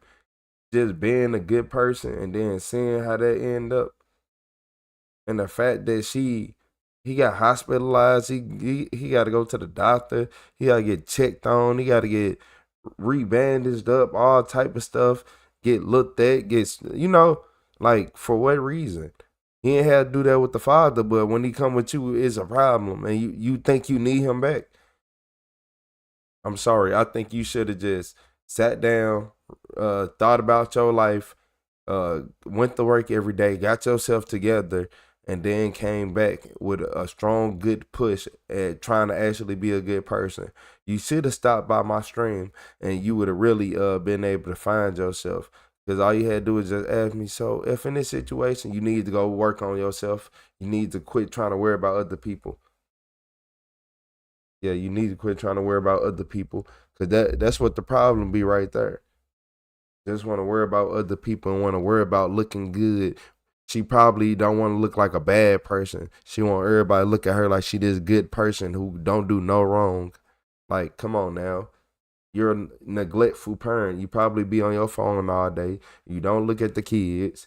And you ain't even watching videos on your phone. At least if you watching videos on your phone or like a YouTube video, you see how you watching me live? You could put the phone down and you good. No, they like to be on stuff that you got to scroll through all day. You had like Facebook, Instagram, something you have to constantly have a hand on and constantly keep going up. Like, no, it don't work like that. Y'all would be ashamed if y'all seen the way some of these people live in real life. Be acting like, and then the people who be talking crazy, I do this, I do that, and you see them go home, life so dull, the dullest life, the grayest life I ever seen. Like, the most anti-fairy life you would ever see. Like, come on, man. I'm not going to lie to y'all. For what's best for going forward, because people are going to be held accountable. And I want you to tell me the truth, because, like I said, I don't believe that your involvement is as great as the others. But if you're going to lie about it, then other people are like, well, he lied about this, so he probably knew about everything else because he's covering up for it. So you need to tell us what you knew. Man, Michael, Nettie, I think it's something that told me. I mean, like I said, I was on shrooms. I'm not lying about it. They can ask Jada. I was on shrooms. I know you were on shrooms. I saw the videos of you and Jada swimming through the thing with the little thing on top of her head that she sent you. Right? Like I said, I've seen all the Snapchats. I've got all of that. This is why I know that you guys were there. This is why I know what happened. Yeah, I get that. Okay. So, this is your chance. So what did you tell you? He just told me I have to say anything, pretty much, to be honest with you. Okay. So, did he tell you? I saw it. I did text him, like, bro, what did we do? Blah, blah, blah. He's like, don't worry about it. You'll be fine. I was like, bro, it's not okay. Why? I was stripping on shrooms and stuff. And after that, I was freaking out. I didn't know what to do. I really didn't. It's a pretty serious thing. I mean, it is. He took advantage of your friendship by sucking you into this, right? He did. How did he convince you to go to Bellevue? I was down with it. I mean, I was on shrooms. I felt great. And he just, let's go to Bellevue. I was like, bro, I don't want to. I mean, at first I didn't want to. And then I was on shrooms. Like, bro, who cares? Let's just go. You'll be fine. This and that. I'll pay for everything. I was like, well, I mean, I guess. And we went. I didn't know what he did. And then when he told me to check the news later, I did. I saw that. I didn't really after that. That's why you're not best friends anymore. Yes. Out of all the reasons teenagers have had a falling out, gotta say this is more valid than most. On top of that, there's another person at their high school who's going to be affected by this. Sharon's teenage brother, who was friends with and was in the same class as Joseph and Quincy, which is how Sharon got connected to them in the first place. However, it's important to note that Sharon's brother was unaware a crime was taking. Her brother, like, how old is she? Hold on, I thought he said in high school classroom. High school who's going to be affected by this. Sharon's teenage brother, who was friends with and was in the same class as Joseph and Quincy, which is how Sharon got connected to them in the first place. However, it's important to note that Sharon's brother was unaware a crime was taking place, and he didn't have any knowledge of Sharon reaching out to Joseph or Quincy. So, he's innocent. And as much as Quincy would like to pretend he is, there's one pesky detail that prevents him from being an innocent bystander. What about the money? What money? Did you talk to you about getting paid? About probably five grand just to help me. Mm-hmm. So you said somewhere between $4 and $6 grand, right? Yeah, somewhere around there. Because that's what you told your friends. I see it, Dirk. Yeah, I did, yeah. Who would you tell them that you were going to get paid? Just my close friends. But I didn't really. Which friends did you tell? Obviously, I already know. I've seen the Snapchats. Yeah, that's true. I can't remember directly right now, but I did tell people. Okay. So did you get paid? No. What did you say? Why you didn't get paid? I didn't really ask him questions because I was scared. Did he threaten you? No. He did not threaten me. It's just I didn't really want to mess with him. Whatever he did, I didn't want part. I mean, I thought about it. I mean, yeah, at first I was freaking out, and then after I was like, well, I mean, if he said he was going to give me some money, and I was like, well, I can help my parents with that because we're struggling out money, we're tight. Yeah, but you also want a new car too. Yeah. So you wanted some of the money to go down for a car? And the rest for them to help them. You've been selling some drugs lately. We've been watching you for a while. What's up, we know Drake? what you've been doing. Yeah. I could care less about selling. Oh, I'm not selling. I've got your Snapchats. I know you've been selling. Oh, no. Nope, sorry. Nope, straight up with you guys. You were on it. I'm being honest with you guys. Yeah. Did you finally quit? Huh? Did you finally quit? The what? Yeah. Quit using it. Quit using it? Yeah. You said you wanted to impress a girl. I'm gonna break some down here after this too. Huh? You said you wanted to impress a girl because you quit on your own. Quit. Yeah. Anyway. A while ago. Yeah. Like, what's wrong with this kid, man? This kid, he talking so much, it's crazy. I ain't gonna lie. He is the definition of why did you even do this if you gonna sit right here and just have the world's longest conversation with this man. You say he an idiot. Idiot is an understatement. Hold on. It's an understatement. It's the fact that this woman is evil too. Because why are you trying to get custody when the dad is actually doing his job? Why? I tell y'all, women only do this for money or custody. That's it. For money, and when I say money, it's usually like life insurance. So I'm gonna say usually life insurance or custody over a child. And that's the crazy part. In this situation, it was custody over a child. She was mad. She was angry because she couldn't take care of him and he could. Like, the man, like, that just crazy. And like I don't man. And y'all wanna know something? When I look at the 2012 food, right? So it was about 3 generations.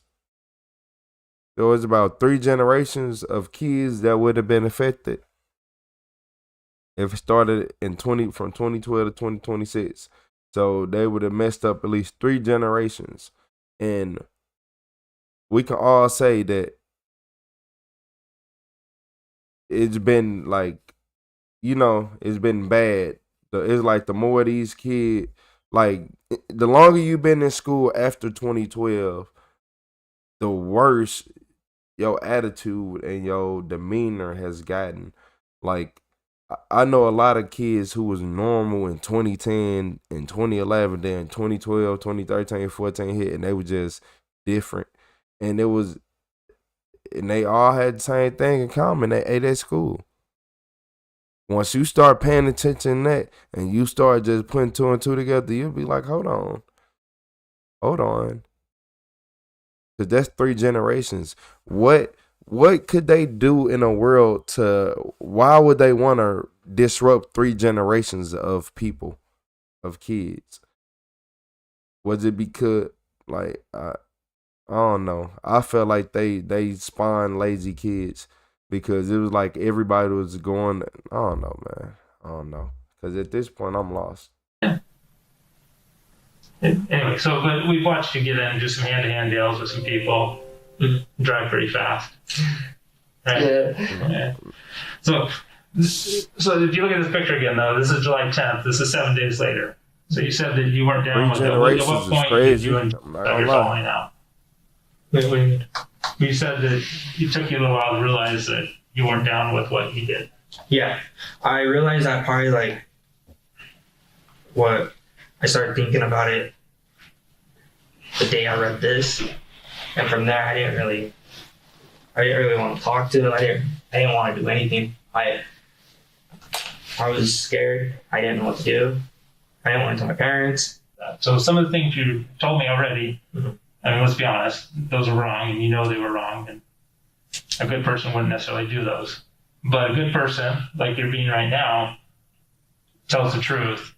It makes amends for what happened. Okay? I can guarantee you that there's more than just that's out there that needs to be held accountable, because 2 16 and 17-year-old young men don't go out and say, hey, let's randomly take somebody out. What I've noticed about Joe, he's been hanging out with the wrong crew. I could tell you guys that. He's been hanging out with the wrong crew. I don't know why. I said that at the beginning. He's like, with the gang, right? Yes. Of all you guys. I mean, you're throwing the gang signs with all of them as well, right? So what are the gang signs that you guys are throwing? Just the blood. I mean, pretty much, yeah. So how do you make it? Which one? Make it. That one? I don't know. I've seen Snapchat videos of you guys doing it. Now you don't know. Okay. Now you don't know. Yeah, I'll do the gang signs, but I'm not really into that. I do it because I want to act cool around other people. I mean, yeah, I hang when I hang around. Do your homework on school, pizza. He showed me all of these and stuff, and I started doing them in pictures and videos just for the clout and stuff, you know.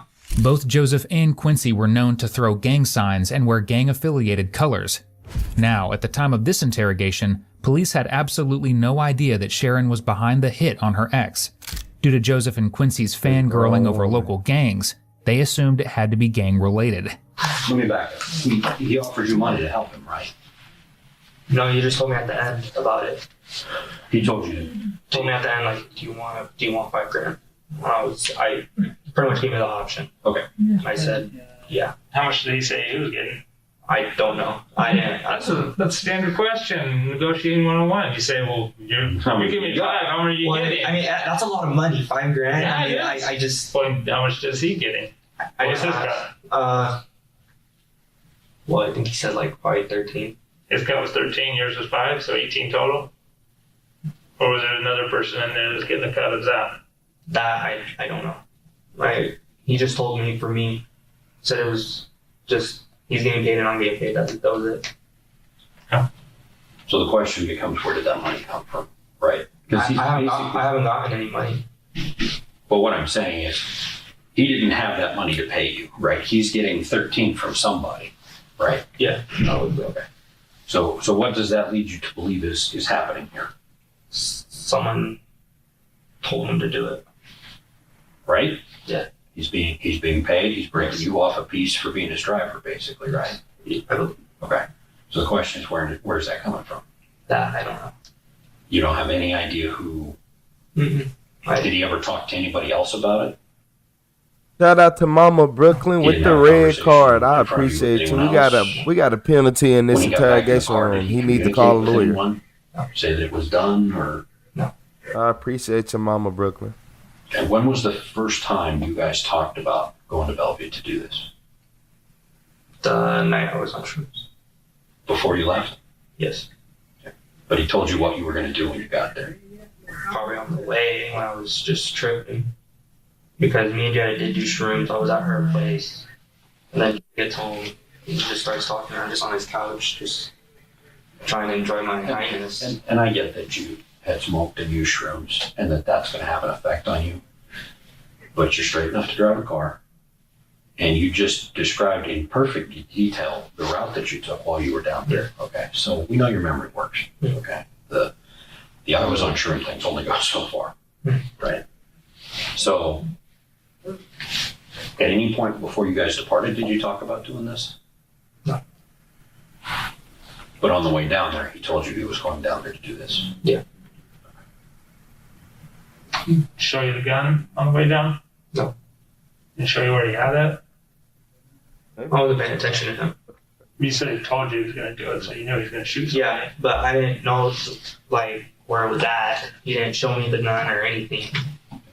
Did he tell you what the job was? Like what he had to do? No. He just said that he was going to go and unclip a whole clip. That was it. On somebody? Just unclip the clip. That was it. But you took that to mean. What did you take that to mean? Oh, he's going to do something bad. Like what? What does it mean to take a whole clip? Or catch someone? Shoot someone? So you know but in my head I was just like, I thought I was just bluffing. Honestly, like he didn't look like the type of person that would just do it.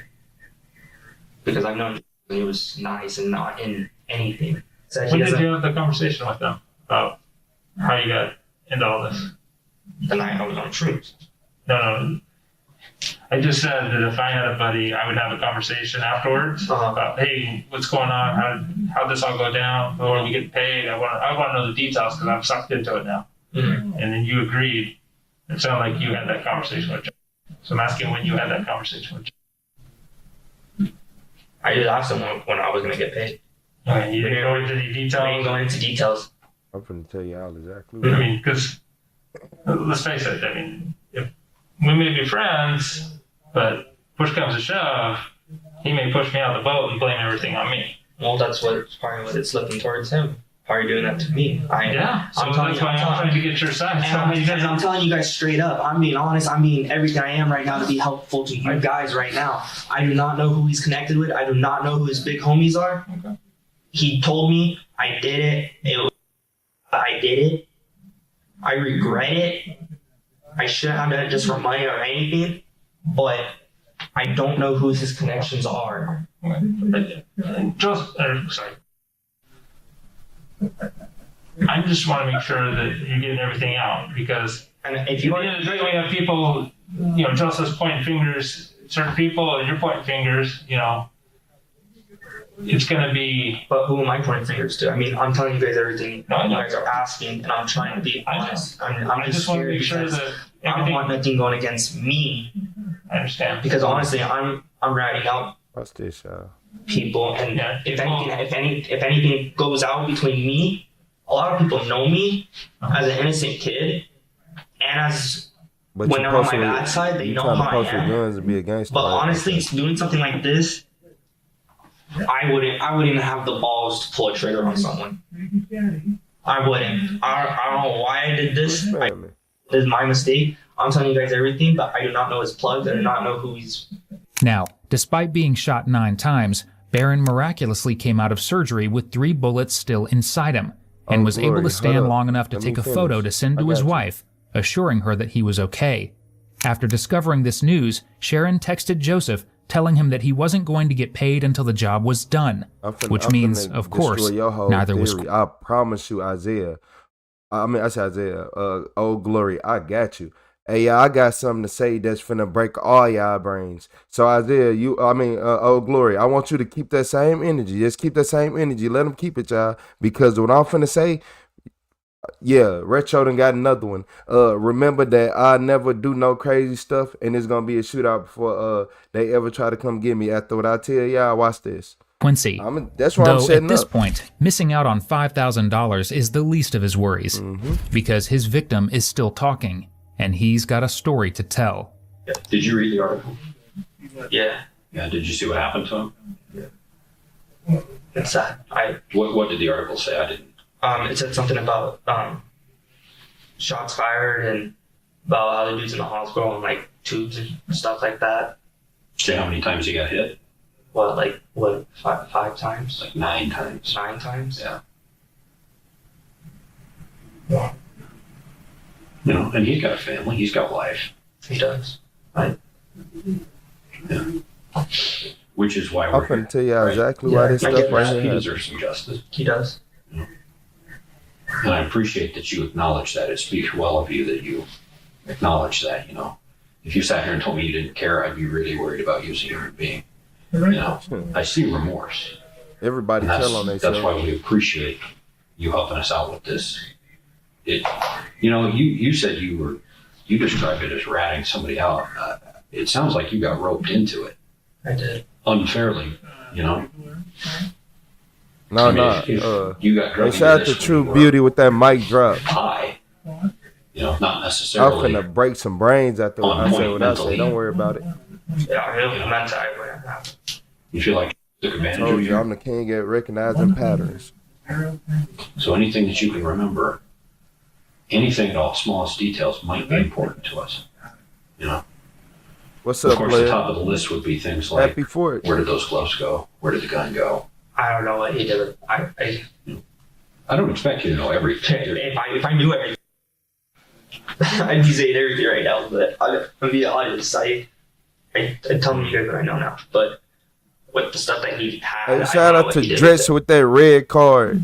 Or I don't know where he got his information. I don't I know appreciate who you, told him to do Dress. it. That's the part I don't know. Did he say how he was going to get paid? He just said, I'll give you cash. So you were supposed to get you said $4,000 to $6,000 in cash. You were expecting to get paid, like, 2 nights later. She's like, I'm getting paid tonight. So when did that discussion go down? Because you must have set up a time, like, hey, this is when we're going to get paid. Well, he just said that he said to come over one of these days and we might get paid. So I was like, okay, so I went. He said, well, not today. And I was like, why? And he's like, because just not today. And I was like, okay. And so we just hanged out and we smoked in his room and then I left. Okay. And you go back and then the other days, it was just that one day you went over to get paid and then you let it go? I pretty much let it go after that day. I figured if we're going to get paid that day, we would get paid that day, you know? But no, it didn't happen. And time went by and I was just like, I ain't going to bother. I'm just going to try to just... How many times did you ask him about it? Because, I mean, like you said, $5,000 could go a long ways for you and your family. Yeah, I asked him probably like 3 times minimum. That was it. What was his response? I don't know yet. Did he give you any, like... He didn't give me no detail. He just said, I don't know yet. Did he said, push back on it or like say, hey, back off? Well, I told him, I was like, well... well, dude, I'm trying to help my parents out here. I'm trying to have cash, you know? He's like, well, I don't know. He just kept saying, I don't know. I'll let you know soon. Tell him to check yourself or anything like that? Or like try to put you in your place? No, he didn't. Yeah. He just said what he said, and I was just like, okay. And then after that, I was just like, I'm just believing. And so I just stopped asking. Did you ever discuss with him what happened to the person he shot? No. Do you know what happened to that person? Do you know if he lived or not? Was he on life support with this? Okay, so you never had a discussion with that, with about that? No, I mean, I read this. It said, what, critical condition or some shit like that? Mm-hmm. Yeah, I never really talked to him about, like, I never interacted him. I've asked him, like, who. You never thought to follow up, figure out if the guy lived or if he died or if he's sitting still in the hospital, sort of breathing tube or feeding tube? I mean, I checked this again. Hey, and it said that it was Old just Glory. critical condition. If you want to be honest, Old Glory, by him being 22, he would actually know way more than he actually know what he talking about, way more than what you talking about. For a fact, if it come to anything to come with school food and all that, a 22-year-old has way more experience because it's happening now. It didn't happen in your days, Old Glory. I don't know how old you are, but I know you ain't 22.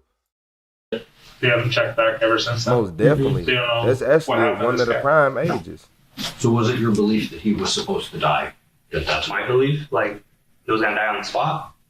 Or like, what do you mean by that? I guess what I'm getting at is, do you think Joe was sent there to kill him or rough him up or shoot him, or was the end result that he was not supposed to survive? I don't think he was supposed to survive. I believe so. Does his dying or not dying have any bearing on getting paid? I'm gonna see in a second. I don't know. I haven't heard anything about the money. He suffered no debilitating injuries, despite the ridiculous amount of times he was shot. And to this day, he's raising his son and working to give him the best life possible. I thought he was out of In here. all of this, Barron and his love for his son is a light. One that couldn't be killed by the darkness of his ex or her two teenaged accomplices. Ultimately, Sharon Rose Kelly was sentenced to just over 13 years in prison for hiring Joseph and Quincy to kill her ex-husband. Barron has rightfully expressed frustration over the length of her sentence, urging the court to sentence her at least until his son is an adult. Joseph Good pleaded guilty and was sentenced to 152 months, which is just over 12 years behind bars for attempted murder. Quincy pleaded guilty to a lesser charge of assault, earning himself 8 years in a juvenile detention center. We wish Barron Lee, his son, and his wife healing and happiness. Man. Nah. Barron and his love for his son is a light. Shout out to One that Barron. couldn't be killed by the darkness of his ex or her two teenaged accomplices. Ultimately, Sharon Rose Kelly was sentenced to just over 13 years in prison. But if a man would have did it, he would have got life. She should have got life. For hiring Joseph and Quincy to kill her ex-husband. Barron has rightfully expressed frustration over the length of her sentence, urging the court to sentence her at least until his son is an adult. Joseph Good pleaded guilty and was sentenced to 152 months, which is just over 12 years behind bars for attempted murder. Quincy pleaded guilty to a lesser charge of assault, earning himself 8 years in a juvenile detention center. We wish Barron Lee, his son, and his wife healing and happiness after their ordeal, and hope they can find comfort that the people who put them through this are behind bars. Thank you for watching today's video. Nah, she should have got life, and that's stupid. Because if there was a man who orchestrated this, he would have straight had life and been over with. But let's go back to the ignorant people, man. Hold on. So and everybody can look this up on their phones, because everybody in here should be on their phones, right? So you can look up everything Retro finna say right now. And I'm finna tell you exactly what's wrong with teens. So when you look at the teen mental health and how teens' brain, like just their mental health problems, and when they start getting more like depression, hopelessness, and anxiety and all this, you know, guess when it started? Guess when it had a sharp rise? In 2012. From 2012 to 2019 was the sharpest rise ever. And I wonder why it slowed down, guys. From 2012 to 2019 was the sharpest rise ever. I wonder why it slowed down. I wonder what year made it slow down. It was still, and guess what?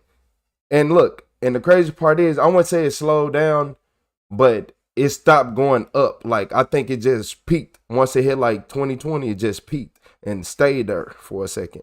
But I'm finna tell y'all something. The same time they changed food in schools, which was in what, 2012. When they changed the food inside your schools was in 2012. So if you ate lunch in 2010, 2011, you was good. 2012 is when they changed the food. Everybody like, oh, the internet started. That's when the food crisis started. And you want to know another thing? It wasn't just internet. Y'all got to start using your brains. They look, they'll lie to you in one category, but they can't lie all over the boards. So look, from 2012 to 2019, it was going crazy, right? It was going crazy. And y'all want to know what I'm noticing? So you telling me that these schools got this ultra processed food, like everything is ultra processed and it's BS. All this is BS. And not only that, it's stuff in the it's stuff that I can't even like plasticizers, BPA, BPS, BPF. What else is in there? Cellulose gum, cellulose gel and gum, which is like edible stuff to hold the chicken nuggets together. Like edible gum, isolated soy protein, and what is that? Xanthan gum.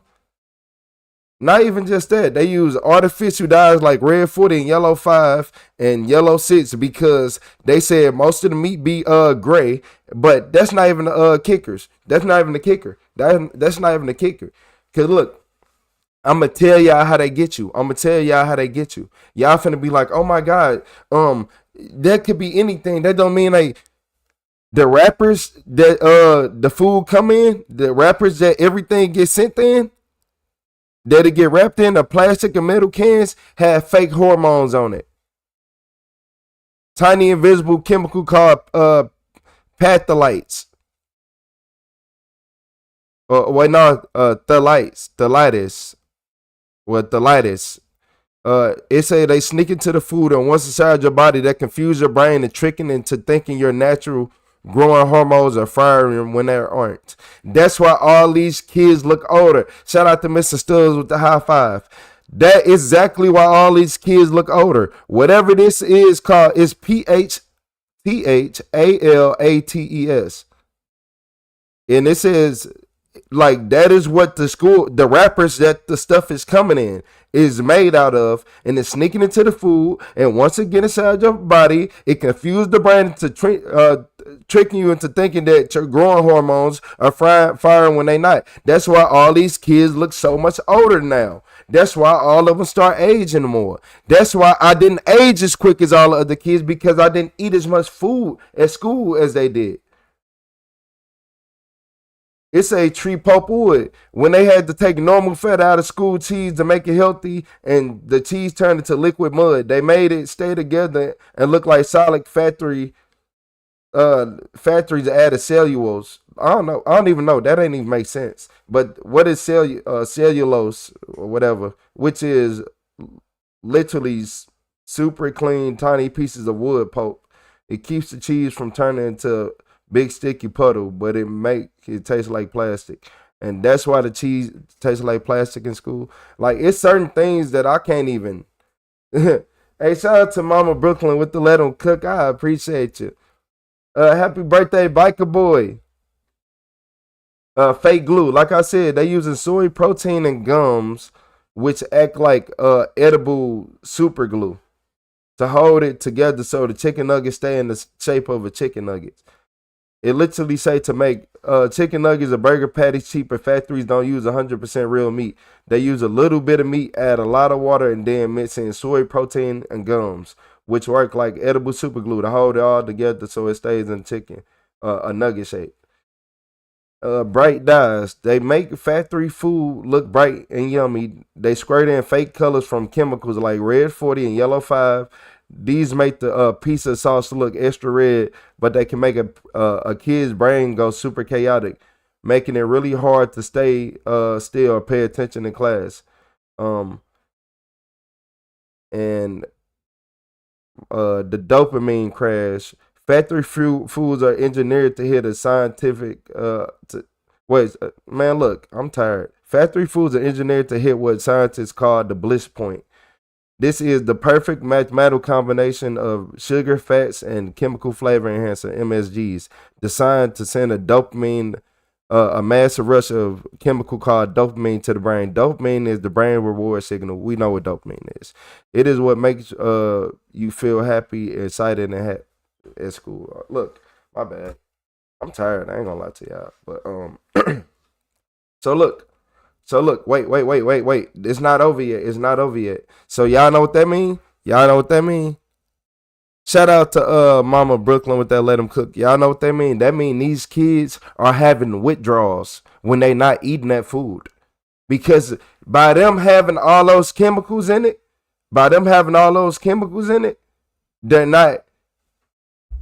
they're having withdrawals. And what do people with withdrawals do? Go look for something else. They try to go get high. They try to go do this. Y'all wonder why all these kids smoke weed, drink, and do all that? Because they're getting aged quicker. They're getting programmed. That's 3 generations that they just went back to normal food now. Why? That's why all these kids nowadays are starting to be normal. Like, or not, I ain't gonna say start to be normal, but So in 2012, they said, oh, the mental health crisis for kids went up as soon as y'all start introducing all this stuff to our food. Like, don't tell people just about the food. Tell them about the stuff around it. Tell them about what it's wrapped in. Like, and that's crazy because most people won't tell you like, so the container it comes in is actually putting this in the food. Yes. Putting endorphin, like basically hormone mimickers in y'all food and all type of stuff. Like that's not good. It's a endocrine disruptors, the hormone mimickers. Yeah. Whoa. Yeah. And it said because almost all school lunch items arrive pre-cooked in plastic or cans and are heated right inside the packaging. That's why this stuff happens. Wow. Okay. Whatever. So I want to know. Yep. So it's a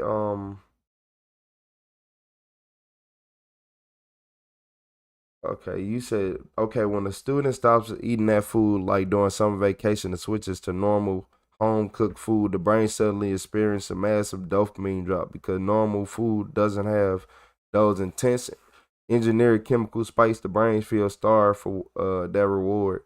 This causing craving, extreme irritability, and bad moods, making the kid feel completely miserable for the first week or two off the.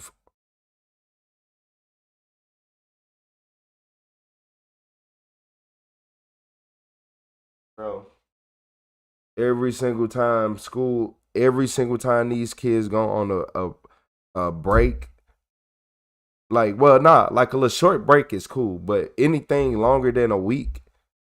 Like if you get like a 1 week break or 2 week break, a lot of kids start feeling depressed and bad and want to go back to school and feel like they missing out on something. And it's the food.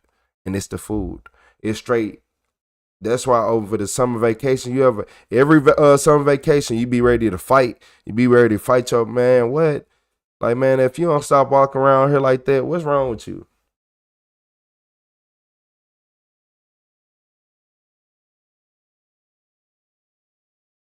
Mm-hmm. Yep. So they having withdrawal. So when your kids come back from them summer vacations and all that, grandkids, and they just acting so mean and all that, that's withdrawals. They're having withdrawals.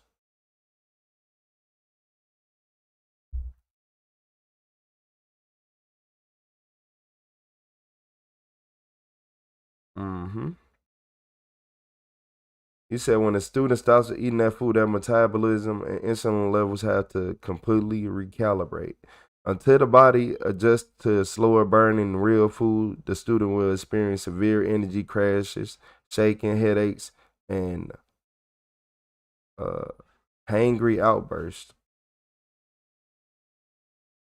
which are the exact same symptoms people get when trying to quit drinking daily energy drinks or coffee.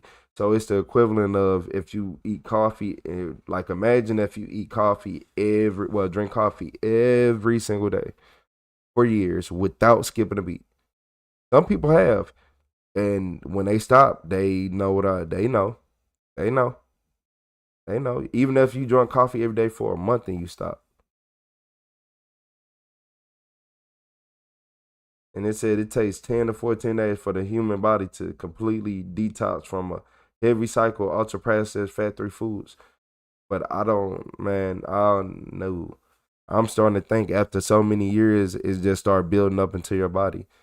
You can't eat something for 10, 12 years, 14, 15 years and be okay. The coffee is like crack. Yeah, literally. Yep, but they having withdrawals. That's why they acting like that, because they having withdrawals. If we was to ask all these kids, do you eat school food?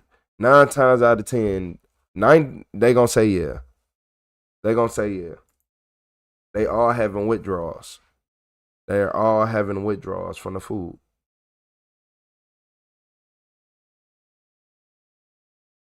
Like, come on.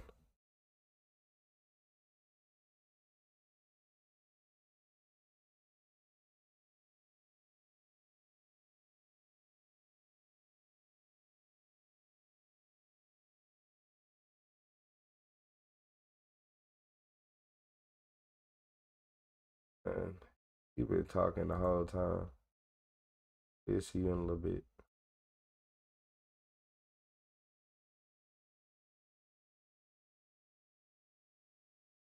You can't be this boy this early, man.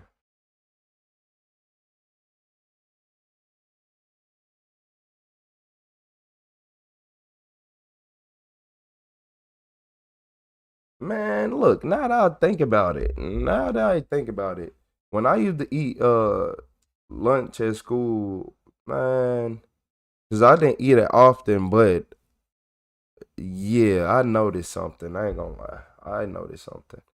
Didn't eat often, but I did notice something.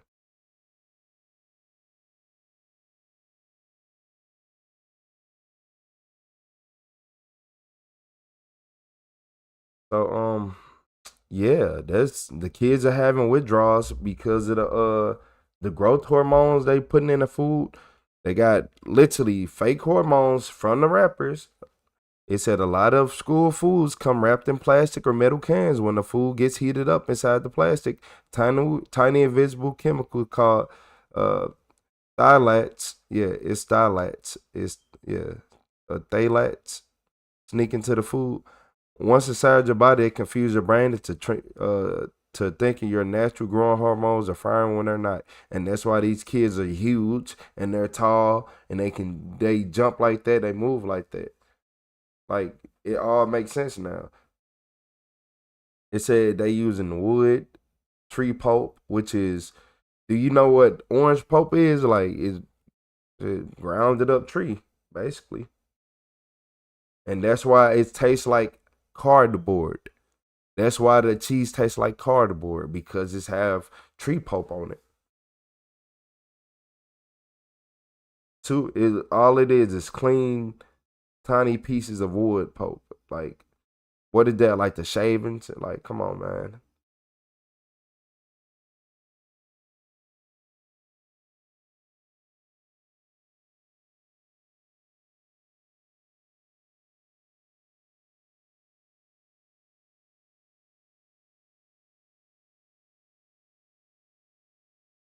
Oh, okay.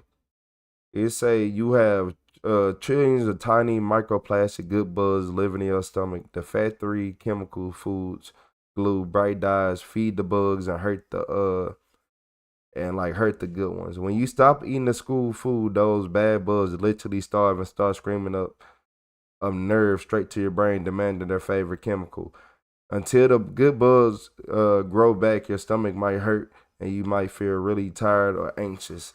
So anxiety can come from withdrawing school food. And a lot of Gen Z has anxiety problems, don't they? It's like once you start looking at it, once y'all change the school food and the mental health crisis for teenagers went up, make it make sense. Come on. At the exact same time, y'all can look it up. What year did mental health crisis for teens go up? 2012. What year did they change the food in American classrooms? 2012. Well, American lunchrooms, my bad. 2012. Like once you just start paying attention and know that it's the like make it make sense. Make it make sense.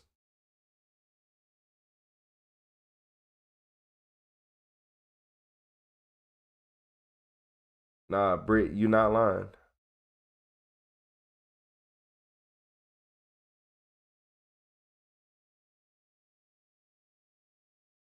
You said sometimes the letter from the package would be on the food that came in. You can see the ink leaked onto our burritos. That is disgusting. Hey, shout out to LM with the sun bloom. Hey, shout out to LMWZ2FJ. I appreciate you with the sun moon today. Hey, well, sun bloom. I appreciate it. Yeah, I just learned, I just looked at that and I just put that together because you gotta make a pattern. Sometimes they don't want to tell you the truth, but I'm like, okay, they changed school food. So if I'm over here like, well, the school is affecting kids and sending them to the interrogation room at all-time high. So, but why? But why? So, man, sometimes we got to just tell the truth. Sometimes we just got to tell the truth and look at the cards for what they are.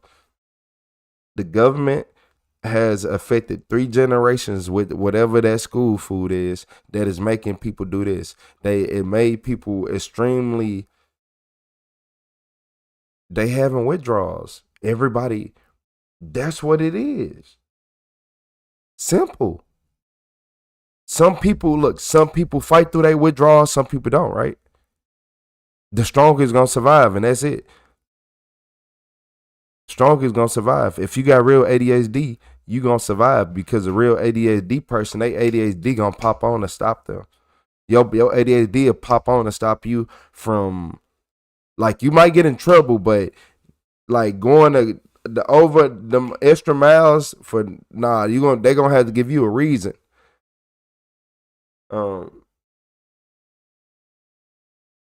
Yeah. It all makes sense now. They having withdrawals. Like the kids are having withdrawals.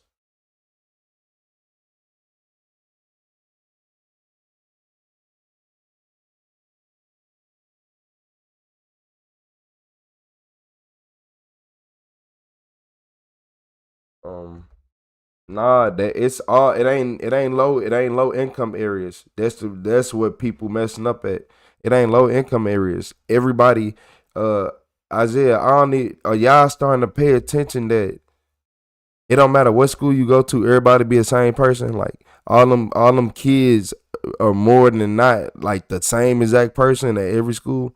That is a sign of control, mass control. All the kids shouldn't act the same. All the kids shouldn't act the same.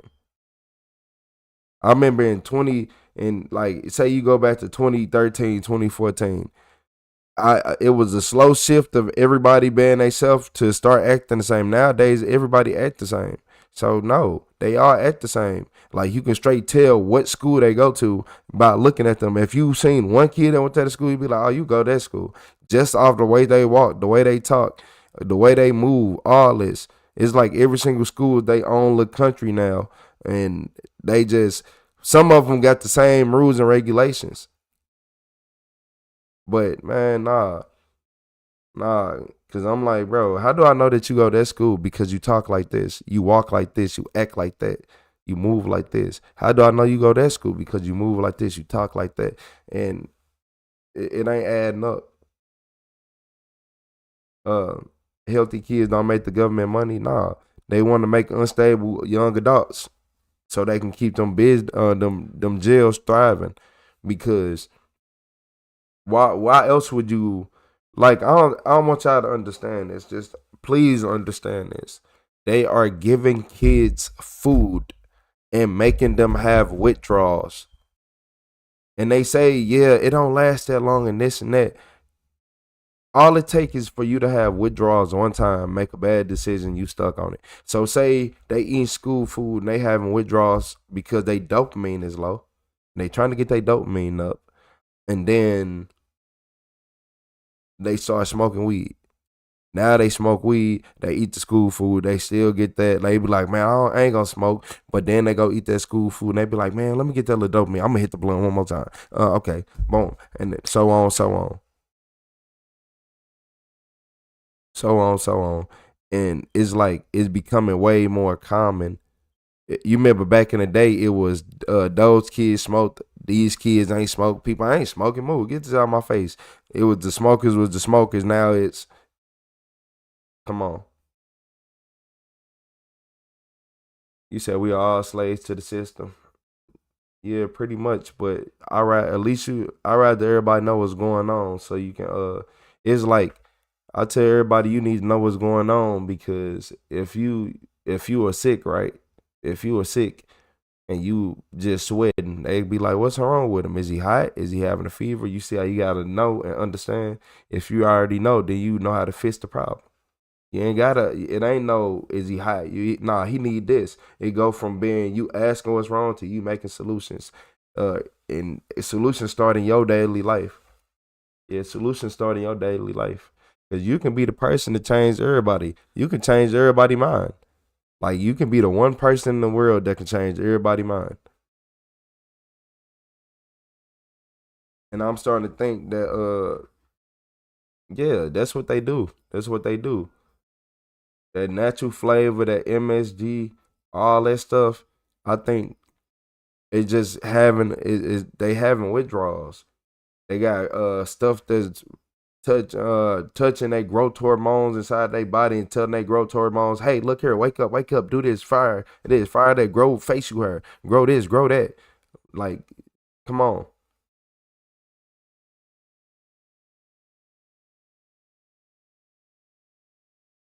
You said I knew something was definitely wrong when these kids can't speak or write in a complete sentence. Write a complete sentence. Yeah. Yeah. Yeah.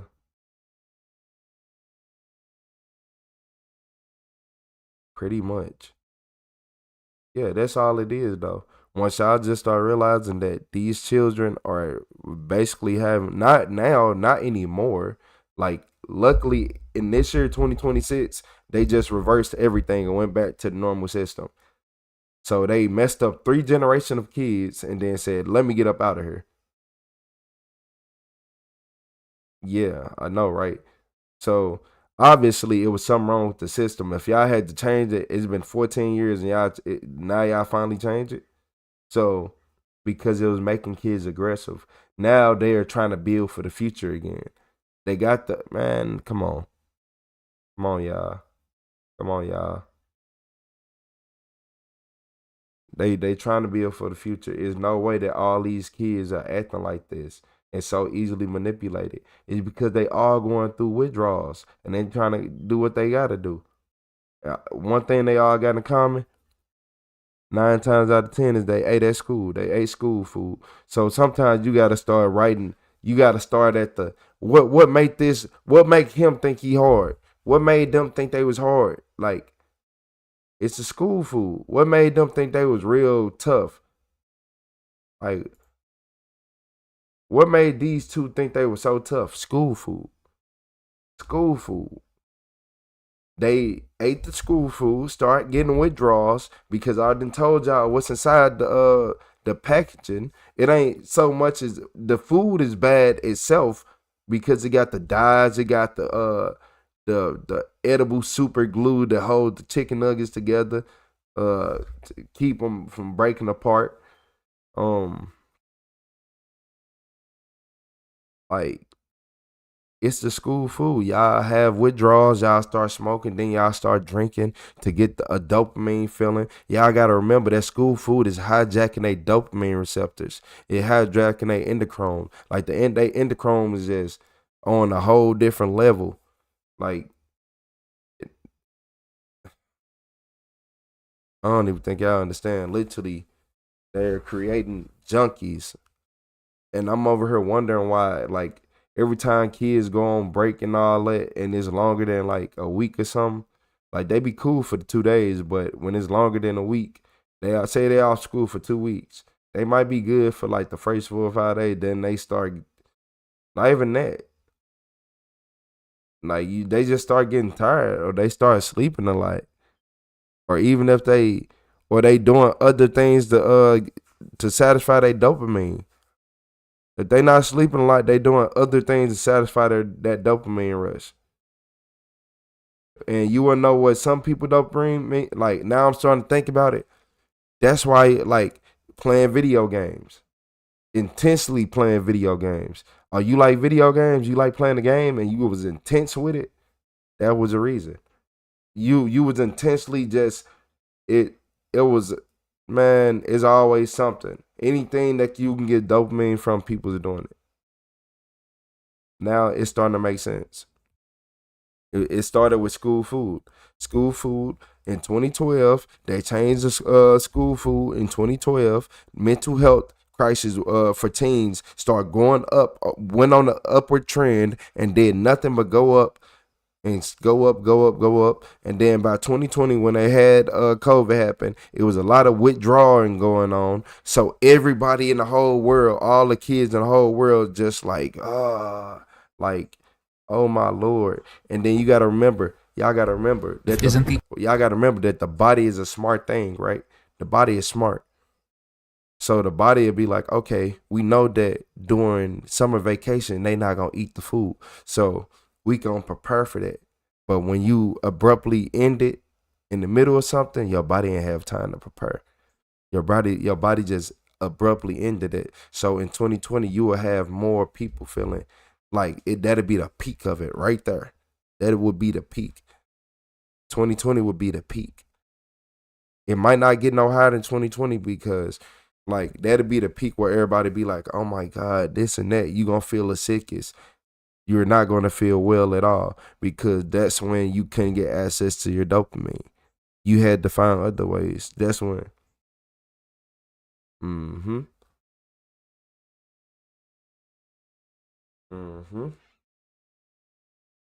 Nah, it ain't video games, KCL. Video games don't make you do that.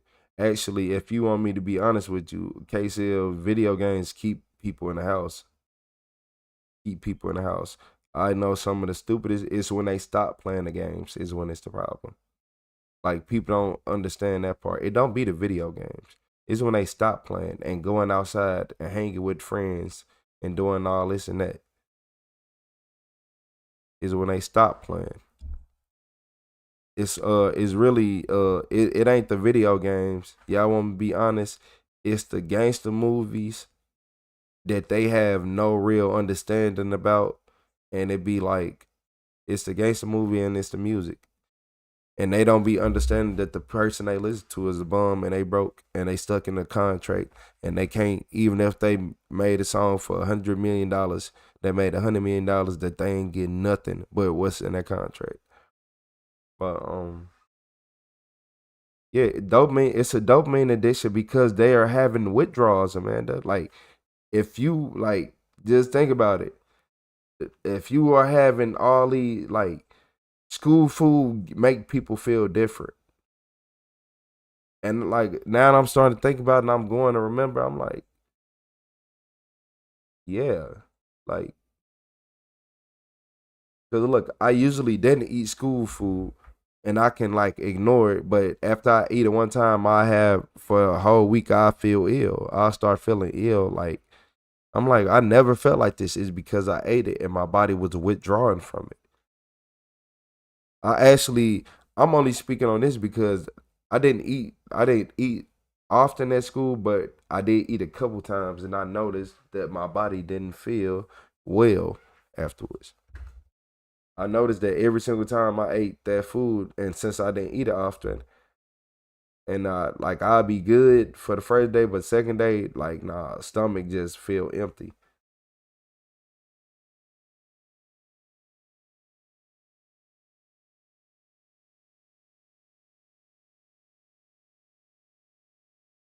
Nah, biker boy is withdrawals from the fake hormones.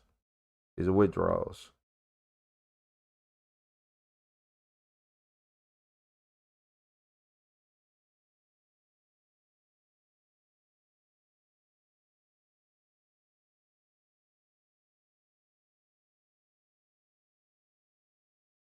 All the stuff the packaging come in.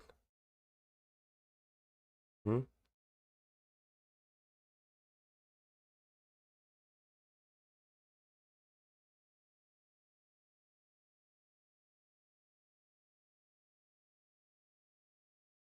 Headache, brain fog.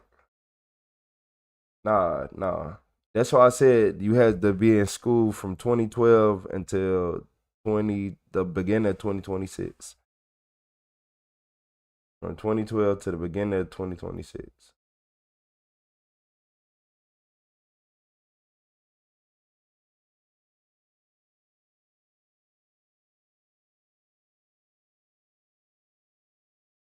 Mm-hmm.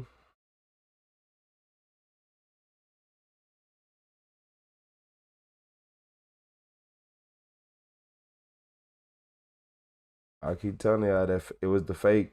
I look, just think about this. I'm gonna read it one more time because I'm pretty sure this is one of the main ones. The fake hormones from the rappers. A lot of school food comes wrapped in plastic or metal cans. When the food gets heated up inside the plastic, tiny invisible chemical called phthalates, or whatever it's called, sneak into the food. Once inside your body, they confuse your brain and trick it into thinking your natural growing hormones are firing when they aren't.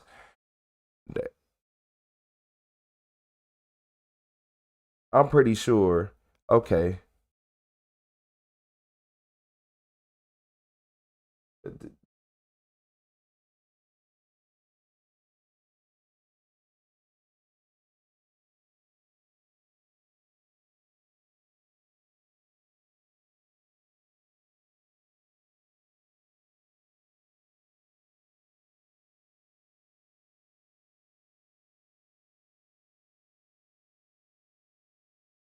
Uh, you said everything about the way we live, the way we eat. Wait, nah, you said the way we live, what we eat, how we eat, when we eat, um, when we supposed to sleep, work, school. It's all a lot. None of it is right. Um, it's not. It's none of that is natural. I tell people that every day. If a natural world to be us living in a big world full of trees, jungles everywhere, uh, living off the land with abundance of food. Because if y'all want to be technical, if we didn't have all these buildings and made uh homes off the land of wherever we lived at, we have way more food too. Because food would be an abundance of everywhere. You gotta remember, humans will use the bathroom outside, and then food. You know how it be. Sometimes you don't digest all the food, and especially you got babies. Okay. Yep. So I always said it's not natural. If the world was natural, everybody would have way more food.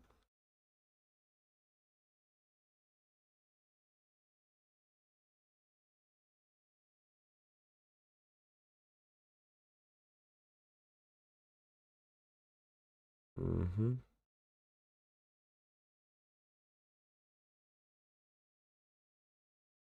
So look, so when we talking about the one like the pad, oh my phthalates, yeah, I'm calling, yeah, I think they call it phthalates. So look, they said when they talk about phthalates, the symptoms aren't like a cold or a stomach bug. This is talking about the stuff they get put into these kids' food that make they growth hormones start firing like crazy. So It said this isn't like a cold or a stomach bug when you get sick right away. He said instead they act like stealthy sabotagers inside the body because they are endocrine disruptors. Like so how do we explain? Did I explain endocrine disruptors to y'all already? It's like the happy chemical, you know, like the make you feel good chemical. You know that? Basically. Let me try to explain it in a simple way.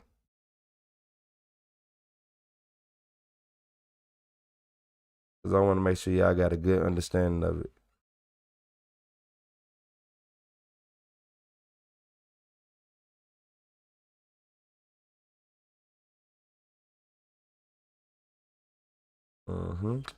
It controls you, tells your body how to grow, whether it's tall or going through puberty, manage your sleep schedule, control your moods and anxiety levels, or hormone levels, of course. It's so many things. Your endocrine system made up of little organs all over your body called glands. Each gland is specialized. You said dopamine, that's serotonin. Yes, yeah, dopamine and serotonin is going to be everything. Each gland is a specialized factor that creates and squirts out specific hormones into the bloodstream, the brain. The pituitary gland.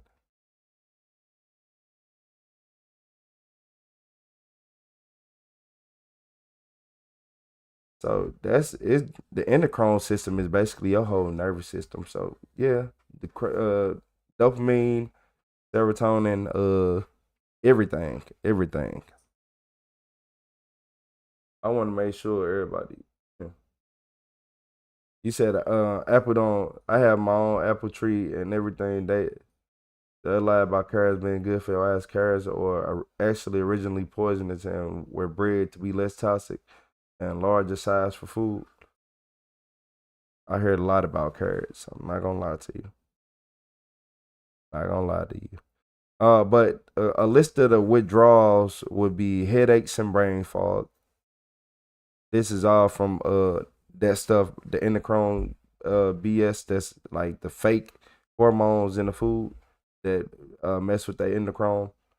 So they have headaches and brain fog, a thumping headache, very similar to caffeine withdrawals. We already said that. Accompanied by being spaced out, sluggish, and unable to focus in the morning. Straight attitude, headache, and basically hangoverish.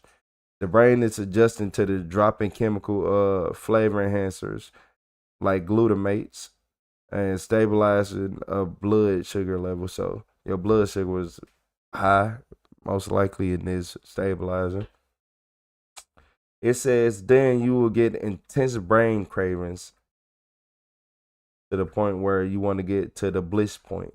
An overwhelming obsessive urge to eat specifically salty, sweet, or highly seasoned. Normal food might taste completely bland or unappealing at first. So this is one thing that is in a lot of normal food right now. So if you are one of them people like, nah, I gotta eat some pretzels, or you gotta eat some sweet or some with a lot of seasoning, a lot of flavor on it. So like you gotta eat, you can't eat nothing, but you can eat a what would I say? A nacho cheese Dorito, I guess. Yep. It's just trying to get your brain to give you a dopamine level. You said a brain reward system is started of artificial dopamine spikes caused by highly engineered combination of fat, sugars, and additives, which is all present in the making of the food. Basically, you're gonna feel like you got a hangover because you're gonna be irritated and you're gonna have extreme mood swings. I'm reading. I'm like, yeah, that's basically. You're gonna be snapping at people easily. Certain bursts of anger and frustration feelings of anxious and crying over minor issues. Sounds like Gen Z. The more I read this, the more I'm like, oh, this is Gen Z and all the new generations right now.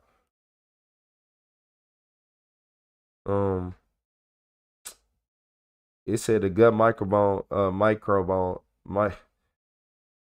gut microbiome is struggling because the bad bacteria that feeds on factory chemicals are starving. Since the gut produces most of the body's serotonin once again popped up. A starving gut means a chaotic mood, which means all those ultra processed foods leads to those mood swings. You love eating those chips. You can't go without that Mountain Dew. You can't go without that Pepsi, that Coke, that tea, that juice, and all that.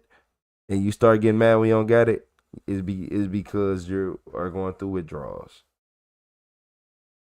And then you might have mild nausea and a stomach ache. A bubbly, uneasy stomach, mild cramps, or a slight feeling of nausea, especially around the time you would normally eat lunch, which I experienced this one. I experienced this one when I didn't eat the food. I ate some other stuff, but it ain't hit. It was like it wasn't hitting the same. The digestive system is shifting away from processing heavy artificial binders, texturizers, and preservatives, which temporarily alters the stomach acid production and gut. Okay, alters. Okay, it temporarily alters the stomach acid production and gut. Yeah, I'm my ass. It said the fastest way to get past this is drink a massive amount of water to flush the kidney and get residues of sodium and additives out, and eat nutrient-dense fat like eggs or avocado to give the brain clear, clean energy is begging for.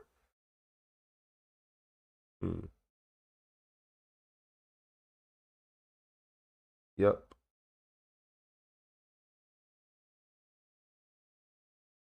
Yep. It can cause type 2 diabetes. Of course, we know the weight gain.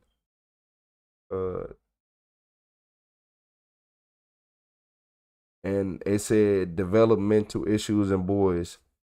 Phthalates act like an androgen, meaning they block male hormones. This is linked to structural development issues where they're growing, lower testosterone levels, and fertility issues later in life. And I keep saying that it's making these men act like women, right? It's in the food. It's everything in the food. It's in the food.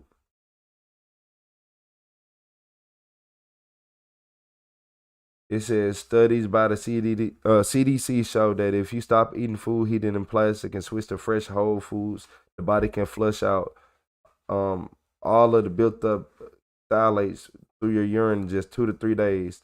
The body just wants to heal, just need a factory wrap. Like a lot of people, basically all the food that we're eating in stores is making us sick is doing the same exact thing right now. The more they read this, the more I realize like, oh, so y'all tested it out on kids in school, then y'all mass produced it around 2020? Okay. Okay. Yeah. So all the stuff, it's chemical warfare and it's in everybody's food. And I wonder that's why my body reject food at times, and I only eat certain things, and I only go out. Like when I be saying I go to the store and my body look at stuff, be like, nah, eat that, get the salad, get that one, don't eat that one, get that one, and stuff like that. I gotta watch out for that. Yeah, it's something going on, y'all. It's something going on. We have food. Yeah, you said we're lab rats. Literally, we got food that's giving us withdrawals. So.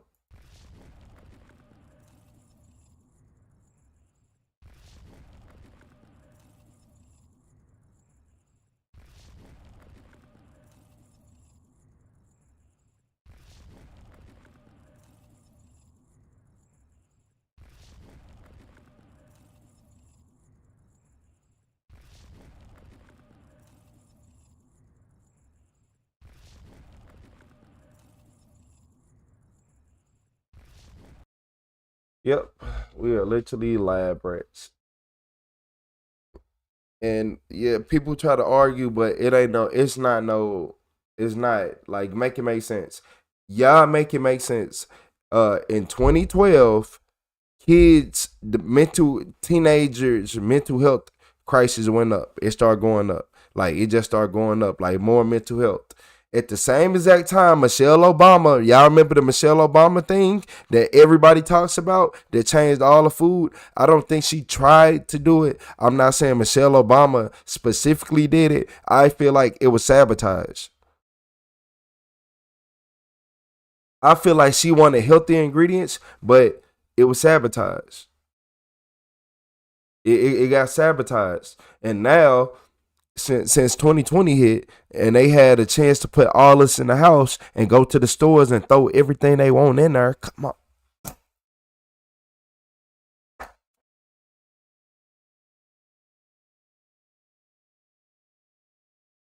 People who worked there in retail in 2020, if you worked inside of a store in the United States, what was happening around there?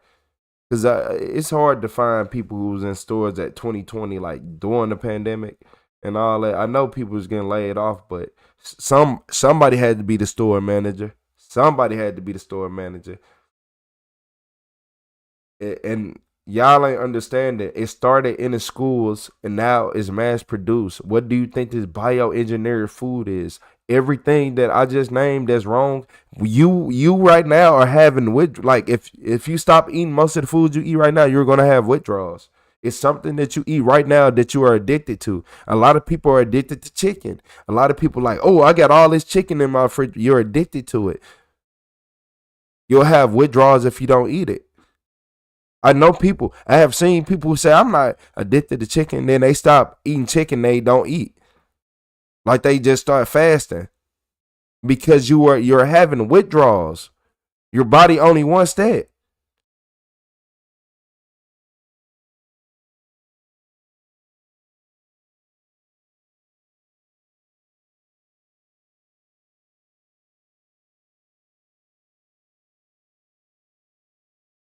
Man, y'all gotta start doing the smart thing. Like you gotta start doing the smart thing. If you are having health problems, right? What are you eating? It's something that you're eating. It's probably the seasonings you use too. Stop using them. Y'all got to start paying attention to the seasoning you use, all that. Start looking it up. Start looking up the non-mainstream. I need you to go on y'all need to all learn how to use AI. I need you to go on AI, tell them exactly what you're eating, and say, tell me the non-mainstream opinion about this. And then you will sit right there and you'll learn everything. You have heard, oh, my back hurt, my leg hurt, and you start looking up all the stuff and all the ingredients. Oh, my back hurt because I eat this. Oh, my leg hurt because I eat this. It's always something. The human body ain't meant to just hurt. The human body is not meant to hurt. The human body will heal you unless unless something is stopping you. The only time that scar on your arm don't heal is when something is preventing it from healing. Preventing it from healing.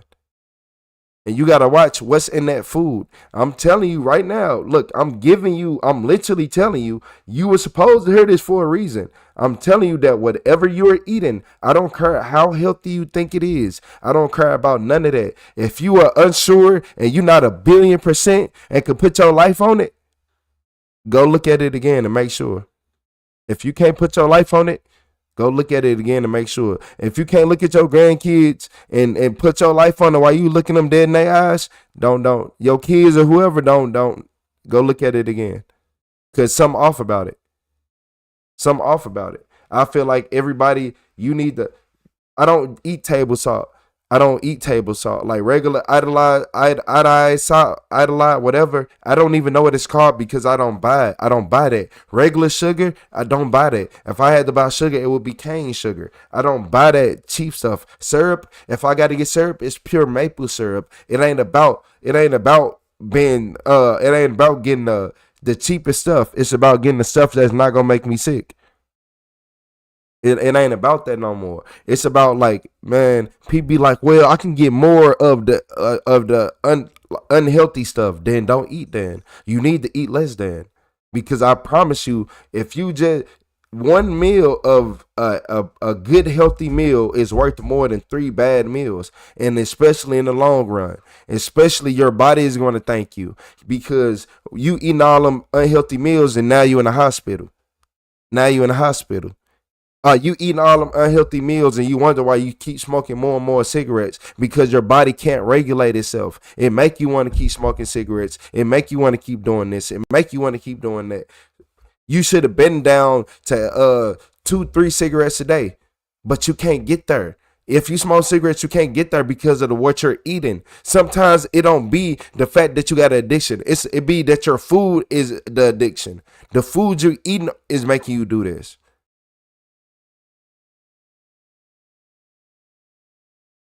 It's like, and it's hard because it's hard to just not eat it because it's sometimes it's the only available thing. So, but you just got to make your choices. Like whenever you get the good meat, get it. Just get it. Like the farmer or the slaughterhouse, and they're like reputable, like they good people and they got real fresh good meat. Those the people you want. Quit going to these stores, getting that meat, eating it because you're not gonna feel good. It's gonna beat you in the long run. You wonder why you unhealthy. You wonder why your teeth falling out. You wonder why you can't stand up. You wonder why you feel like that every day. It's the food you're eating. It's the food you're eating. Yeah, that super glue, the meat glue that's in chicken nuggets, the whole chicken nuggets together, that is, look here, y'all. That is making kids withdraw. These kids are having withdrawal. These babies are having withdrawals from McDonald's chicken nuggets and etc. Chick-fil-A chicken nuggets, all of them. Like y'all not understanding.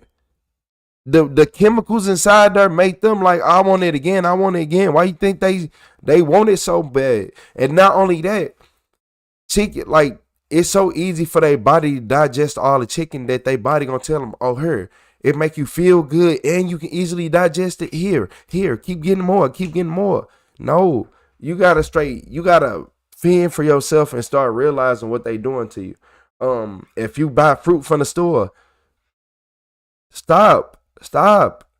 Don't know. No, farmer markets only. Don't buy fruit from the store.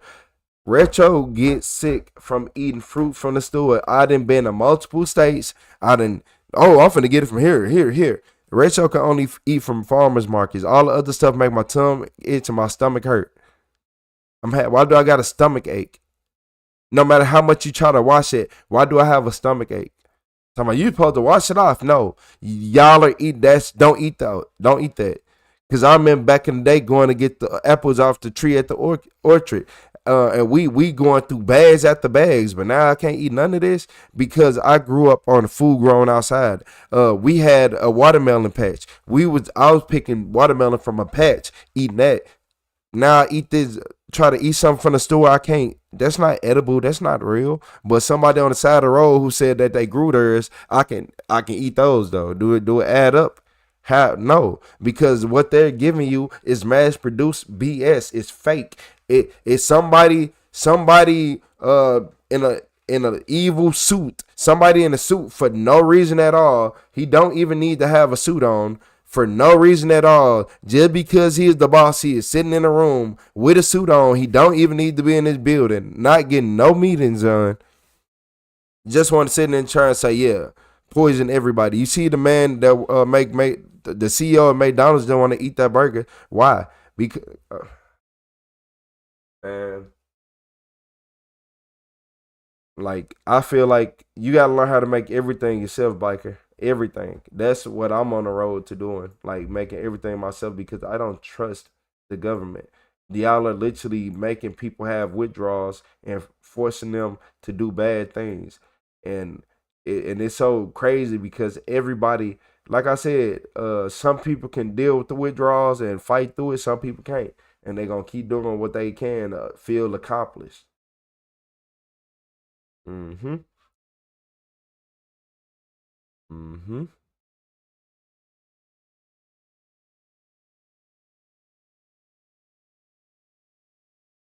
You said, what's up, Billy Elliott? You said, Retro, I'm a farmer from Ireland. Most American food can't be sold here like chicken. American chicken is washed in chlorine first thing is called contaminated food in Ireland, illegal for pets. Yeah, I can believe it. You said they get paid millions of dollars to keep us sick. Literally, keep you in the hospital. If I give you processed food, if you knew to eat more onions and garlic, like raw onions and garlic, and like that, I ain't gonna even lie, that right there will solve a lot of people's problems. Raw onions and garlic kill so many parasites that they'll get mad at you. But man, look, let me get this video started. So this the last video for right now. I appreciate y'all being here for the last 6.5 hours with me on this great 4th of July. So this is the worst drunk driving liar ever. Nah, he probably not ever. He probably had a little style to it. What did I do? How much you had to drink tonight? Nothing. Nothing? You'd blow zeros? Maybe. How many beers do you think you had? 0, man. 0? Help me out, man. Like, what are we doing here? Like, what did I do? Why is he holding his hood like the officers do?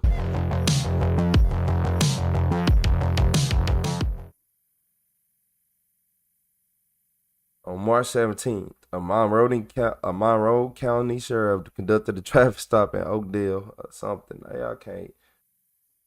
It was a 34-year-old driver. Yeah. Yep. Gross speaking and double P Paul. 877 Young Edward Paul. 877 Young Edward Paul.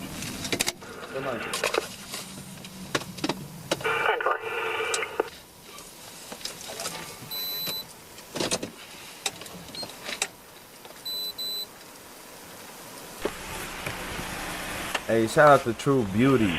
I went through that True, and I'm talking about when I say crash out, they literally flip out and go crazy once you take it all away, and be not like I'm talking about. Hello, sir. True Beauty. You can tell it was like Jeffrey, addiction at that point. Like it's bad. Yes, sir. Okay. So the reason I'm stopping you is two different things: is the registration's suspended. Because a lot of people don't see that True Beauty. I'm like, a lot of kids are addicted to chips and junk food. Like real life addicted. Talking about when you take it from them, they're gonna have like withdrawals to the point where some of them try to steal it back.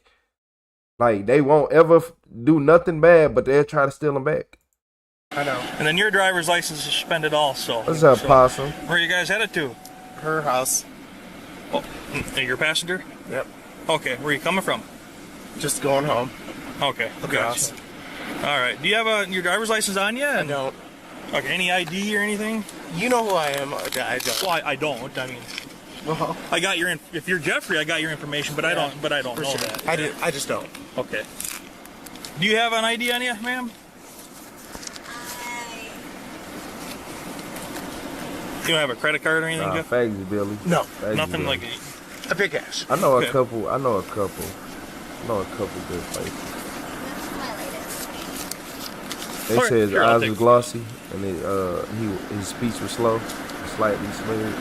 What did I do? So part of our job is just running plates. So as you pass, I run the plate, it comes back suspended, your driver's license. So we're within our authority to do that. Okay. How much you had to drink tonight? Nothing. Nothing? You'd blow zeros?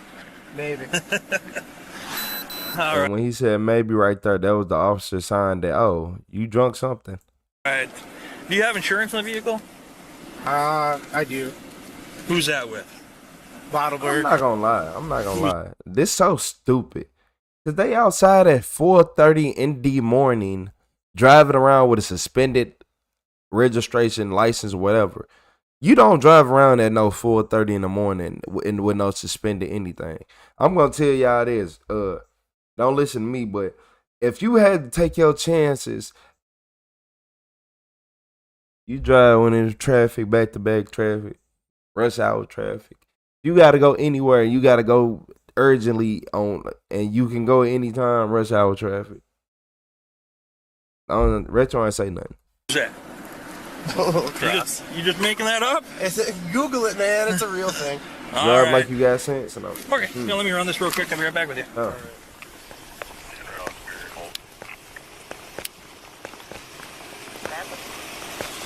When last time y'all seen some mold on bread? When I was growing up, our bread used the mold. Our milk used to actually spoil you on time. Hello. Alright, so I'm around through fields. And then his passenger, she's not in shape to be driving either, so. But he's revoked, his registration's suspended. It's expired in 19. I see he's got a 21 sticker on there. Interesting. So, okay.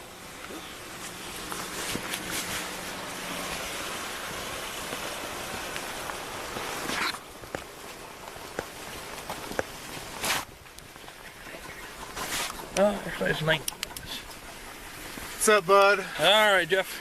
Who do you got on the phone there? My mom. Oh. You already planning ahead? Yeah. Okay. I don't know what's going to happen here, but I do have to run you through field sobriety. For sure.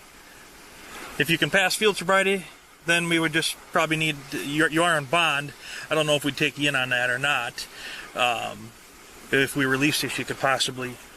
But I don't probably pass. Okay, I don't want to jump ahead of ourselves here. So if you want to just let her know you'll call her back if needed, or somebody will call her back. So. What do you want me to do? Oh, I'm gonna have you step out, and we're gonna. All right, here, hold this. Try to do field sobriety here. All right. Thank you, sir. All right, we'll just have you step up to the front bumper.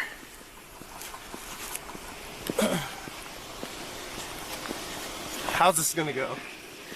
You didn't have an IID in there, did you? What's that? An IID? No. The thing you're blowing, you don't have one of those? Okay. Oh, hang tight right there. I'm just going to adjust this down here, so. You said flour with a salt and little mind if I just check your pockets and then you can put your hands back in there if you want to. What do you got here? My puffer. Your puffer? Asthma. Asthma? Yes, sir. Yeah, you do have a license.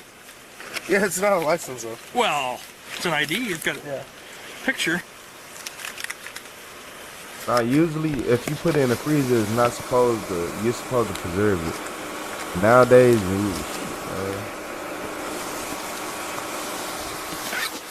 Okay. All right. I'll have you turn around, Chase. Or face me here. The fish a You said you're whole. coming from lacrosse. Imagine making whereabouts? Cement the whole basement. I'm just taking her home. Okay. You had a little bit to drink? Imagine you What on do the you usually cement drink? crew. And you outside mixing We're not doing concrete that. after concrete. You don't want to bag. answer? I would like to With concrete do nose. our test. Okay. Blowing that'd be concrete nice. boogers. Part I hated that. Part of me getting there is in you. building Ooh, that I hated suspicion to put you concrete through boogers, field man. sobriety. I know what you're saying. You know? Yes, so, sir. are you willing to tell me kind of what you've been drinking or how many? 0. Okay. All right. So, first test we're going to do then is the eye test. Yes, sir. You want to tip those glasses up there for me? One of those. Why not? It might as well. Have any head injuries at all? Or I used to fight. So like you like get an punched in MMA the fighter head. or something? Yeah, you get punched Okay. in the head for a living. Gotcha. Okay. So what I'm going to have you do, I'm going to have you put your feet together like I am here. You're going to keep your hands down to your sides just like this. You're going to stay in this position until I tell you otherwise, okay? When I tell you to, you're going to follow the tip of my, right here. This will make it easier. Tip of my pen, okay? You're going to follow the tip of my pen with your eyes only. You're not moving your head, okay? Do you understand that? And at certain times you might not be able to see it, but you're going to follow it as far as you can. For sure. So, following the tip of my pen with your eyes only, not moving your head.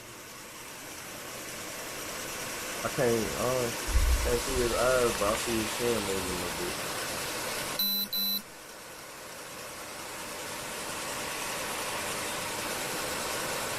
Yep, like I said, you might not be able to see it at all times, but you're still going to hold that position. I ain't gonna lie, Billy Ellie. How I'm good's your scared of balance? You have Nutella. any problems with your knees? I never liked Nutella. I was Knee always surgeries, scared knee of it. injuries? Yeah, for sure.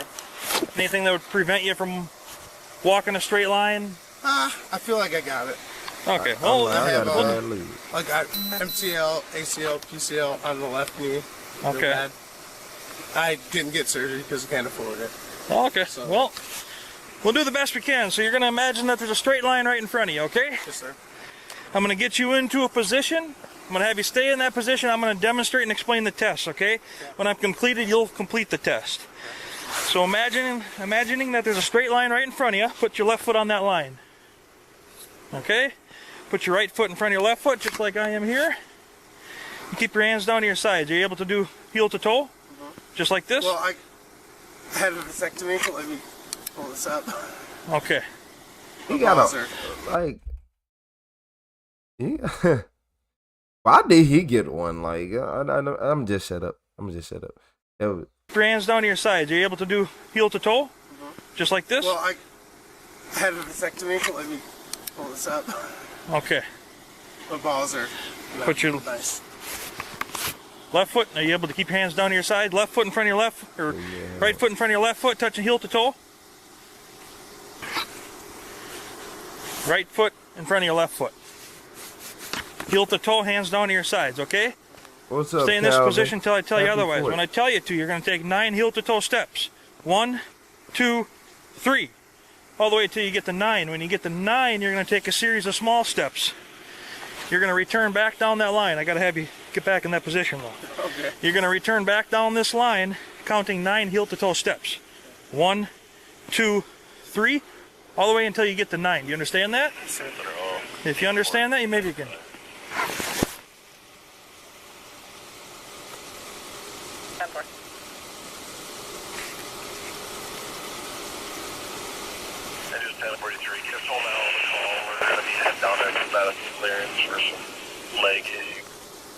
Time on if I didn't advise, I'm out on fields. Okay, next thing is going to be the one leg stand. Can you 10-9? Rich on do that. If I didn't advise, 10-6 fields. This is one leg stand, all right? I don't play that. One leg stand. 10-4. Feet together, hands down to your sides, okay? Just like I am here, stay in this position until I tell you otherwise. When I tell you to, you're going to lift either foot of your choice off the ground approximately 6 inches, just like this here. You're going to look at that toe and count out loud, 1001, 1002, 1003, until I tell you to stop, okay? Sir. You understand that? Sir. If you do, you may begin. 2001, 2002. And if at any time Can I you... do like my leg is not bad? Either leg of your choice, yep. Okay. 2001, 2002, 2003. If at any time you drop your foot, feel free to pick it up where you left off. Counting out loud.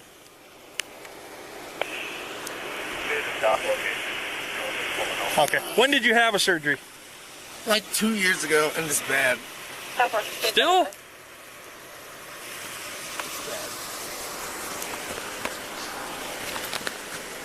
I'm getting blinded. Hang tight there.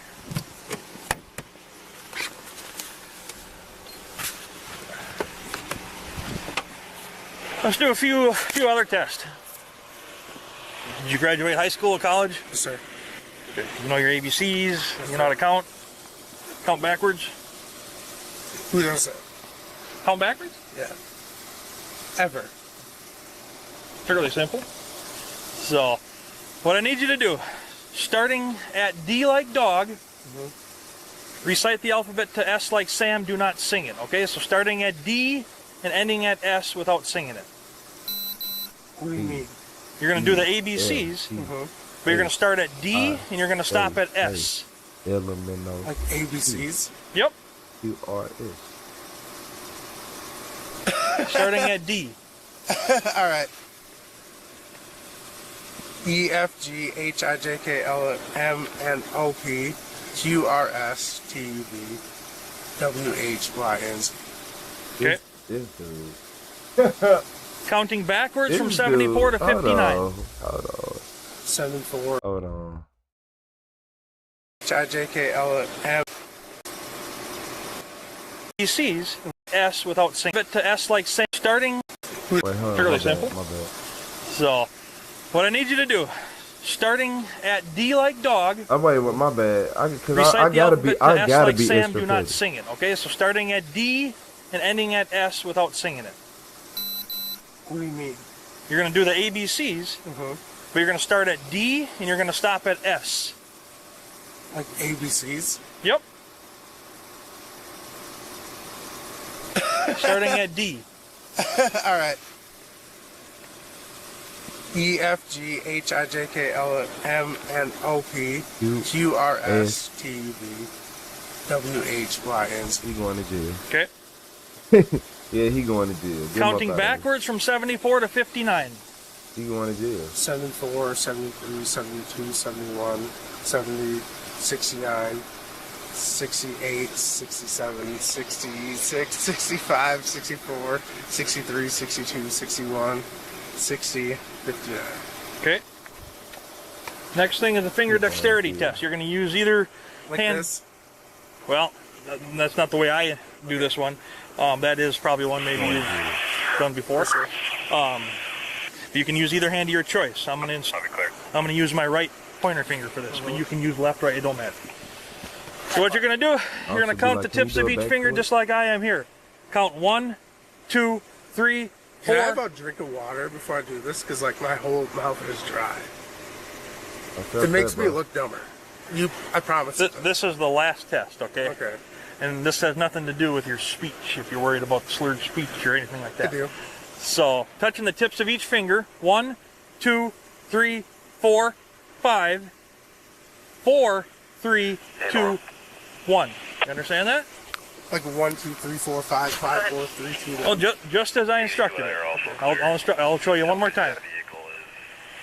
I'm starting with my thumb. I'm counting 1, 2, 3, 4, 5, 4, 3, 2, 1. Like 1, 2, 3, 4, 5, 4, 3, 2, 1, like that. That's what I did. Yeah.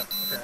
That's my uncle to this day. He's still trying to his ABC. She's an What's up, yeah. So, okay. So how many beers do you think you had? 0, man. 0? Help me out, man. Like, what are we doing here? Like, what did I do? I told you why I I'm just stopped trying you. to take her home, Well, man. I That's understand that. I hear this from everybody I know. I we get deal it. with. We got to make sure you're getting there safely. I understand you didn't get. But I really am, though.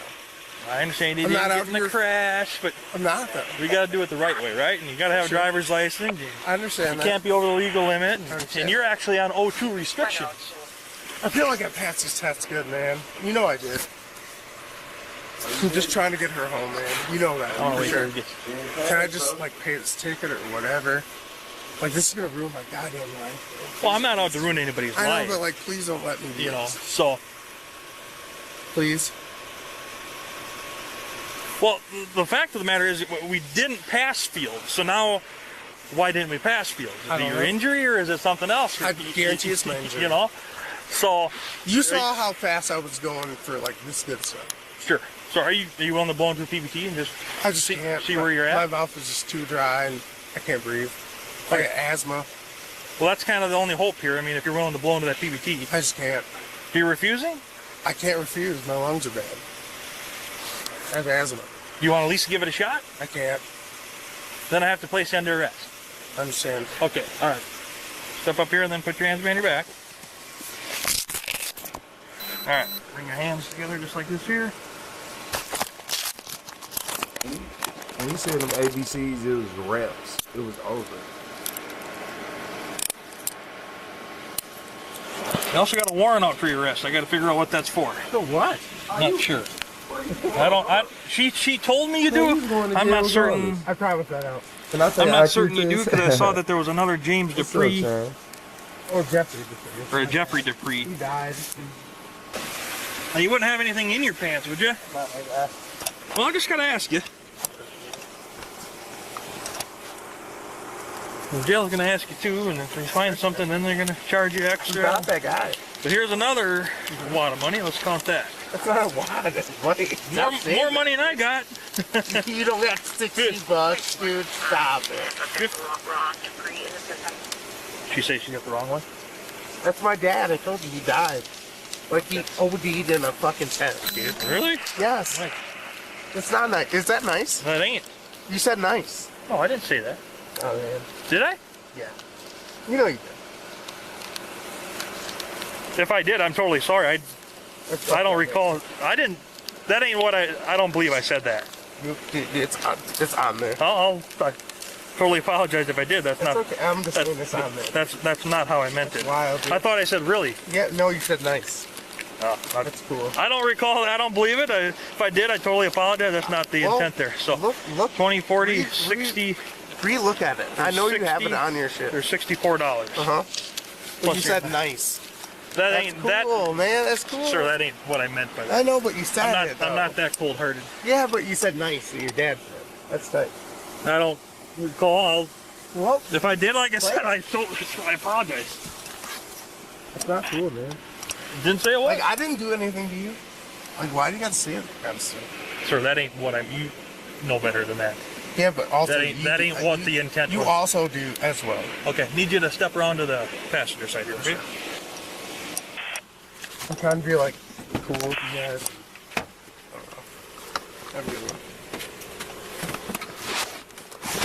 Can I at least get some water, man?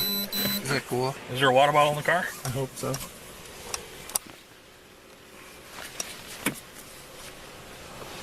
Why do you think it's nice to my dad? Sir, it ain't nice at all. I know, but like, why'd you say that? I don't believe I did.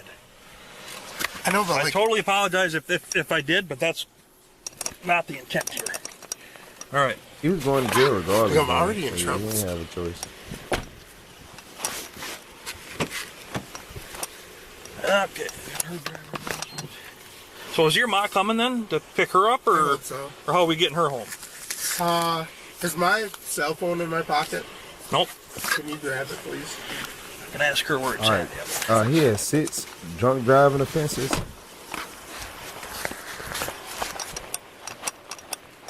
And then he have his ignition interlock on. Yeah, that was just classy, just drunk driver. He was, man. Yeah, he already had a history. Police were taking him to jail regardless. So no matter what he said, he wasn't getting out there. Not gonna lie to you. Yeah, he wasn't getting out of this at all. Up to my check. Yeah, man. He should have did better at line. He would have had a better day. He said even if he wanted to let him go, he couldn't. Yeah, he couldn't. Yeah, y'all know how it is, though.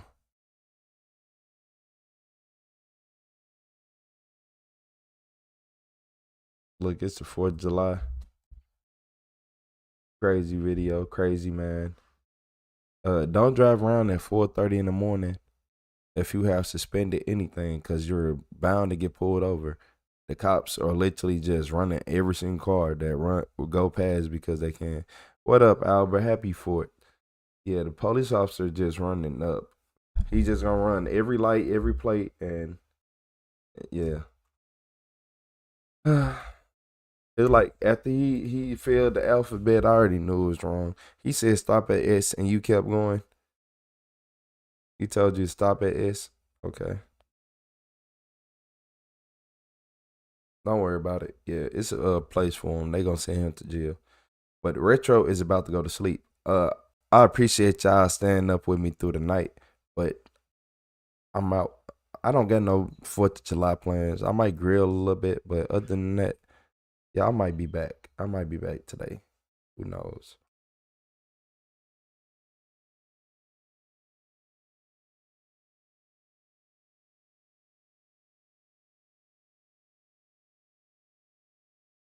Yeah, it's 7:49.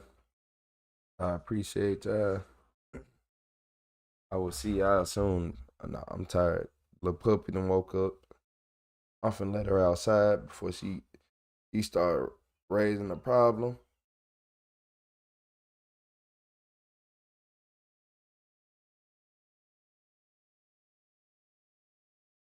I'll see all y'all later.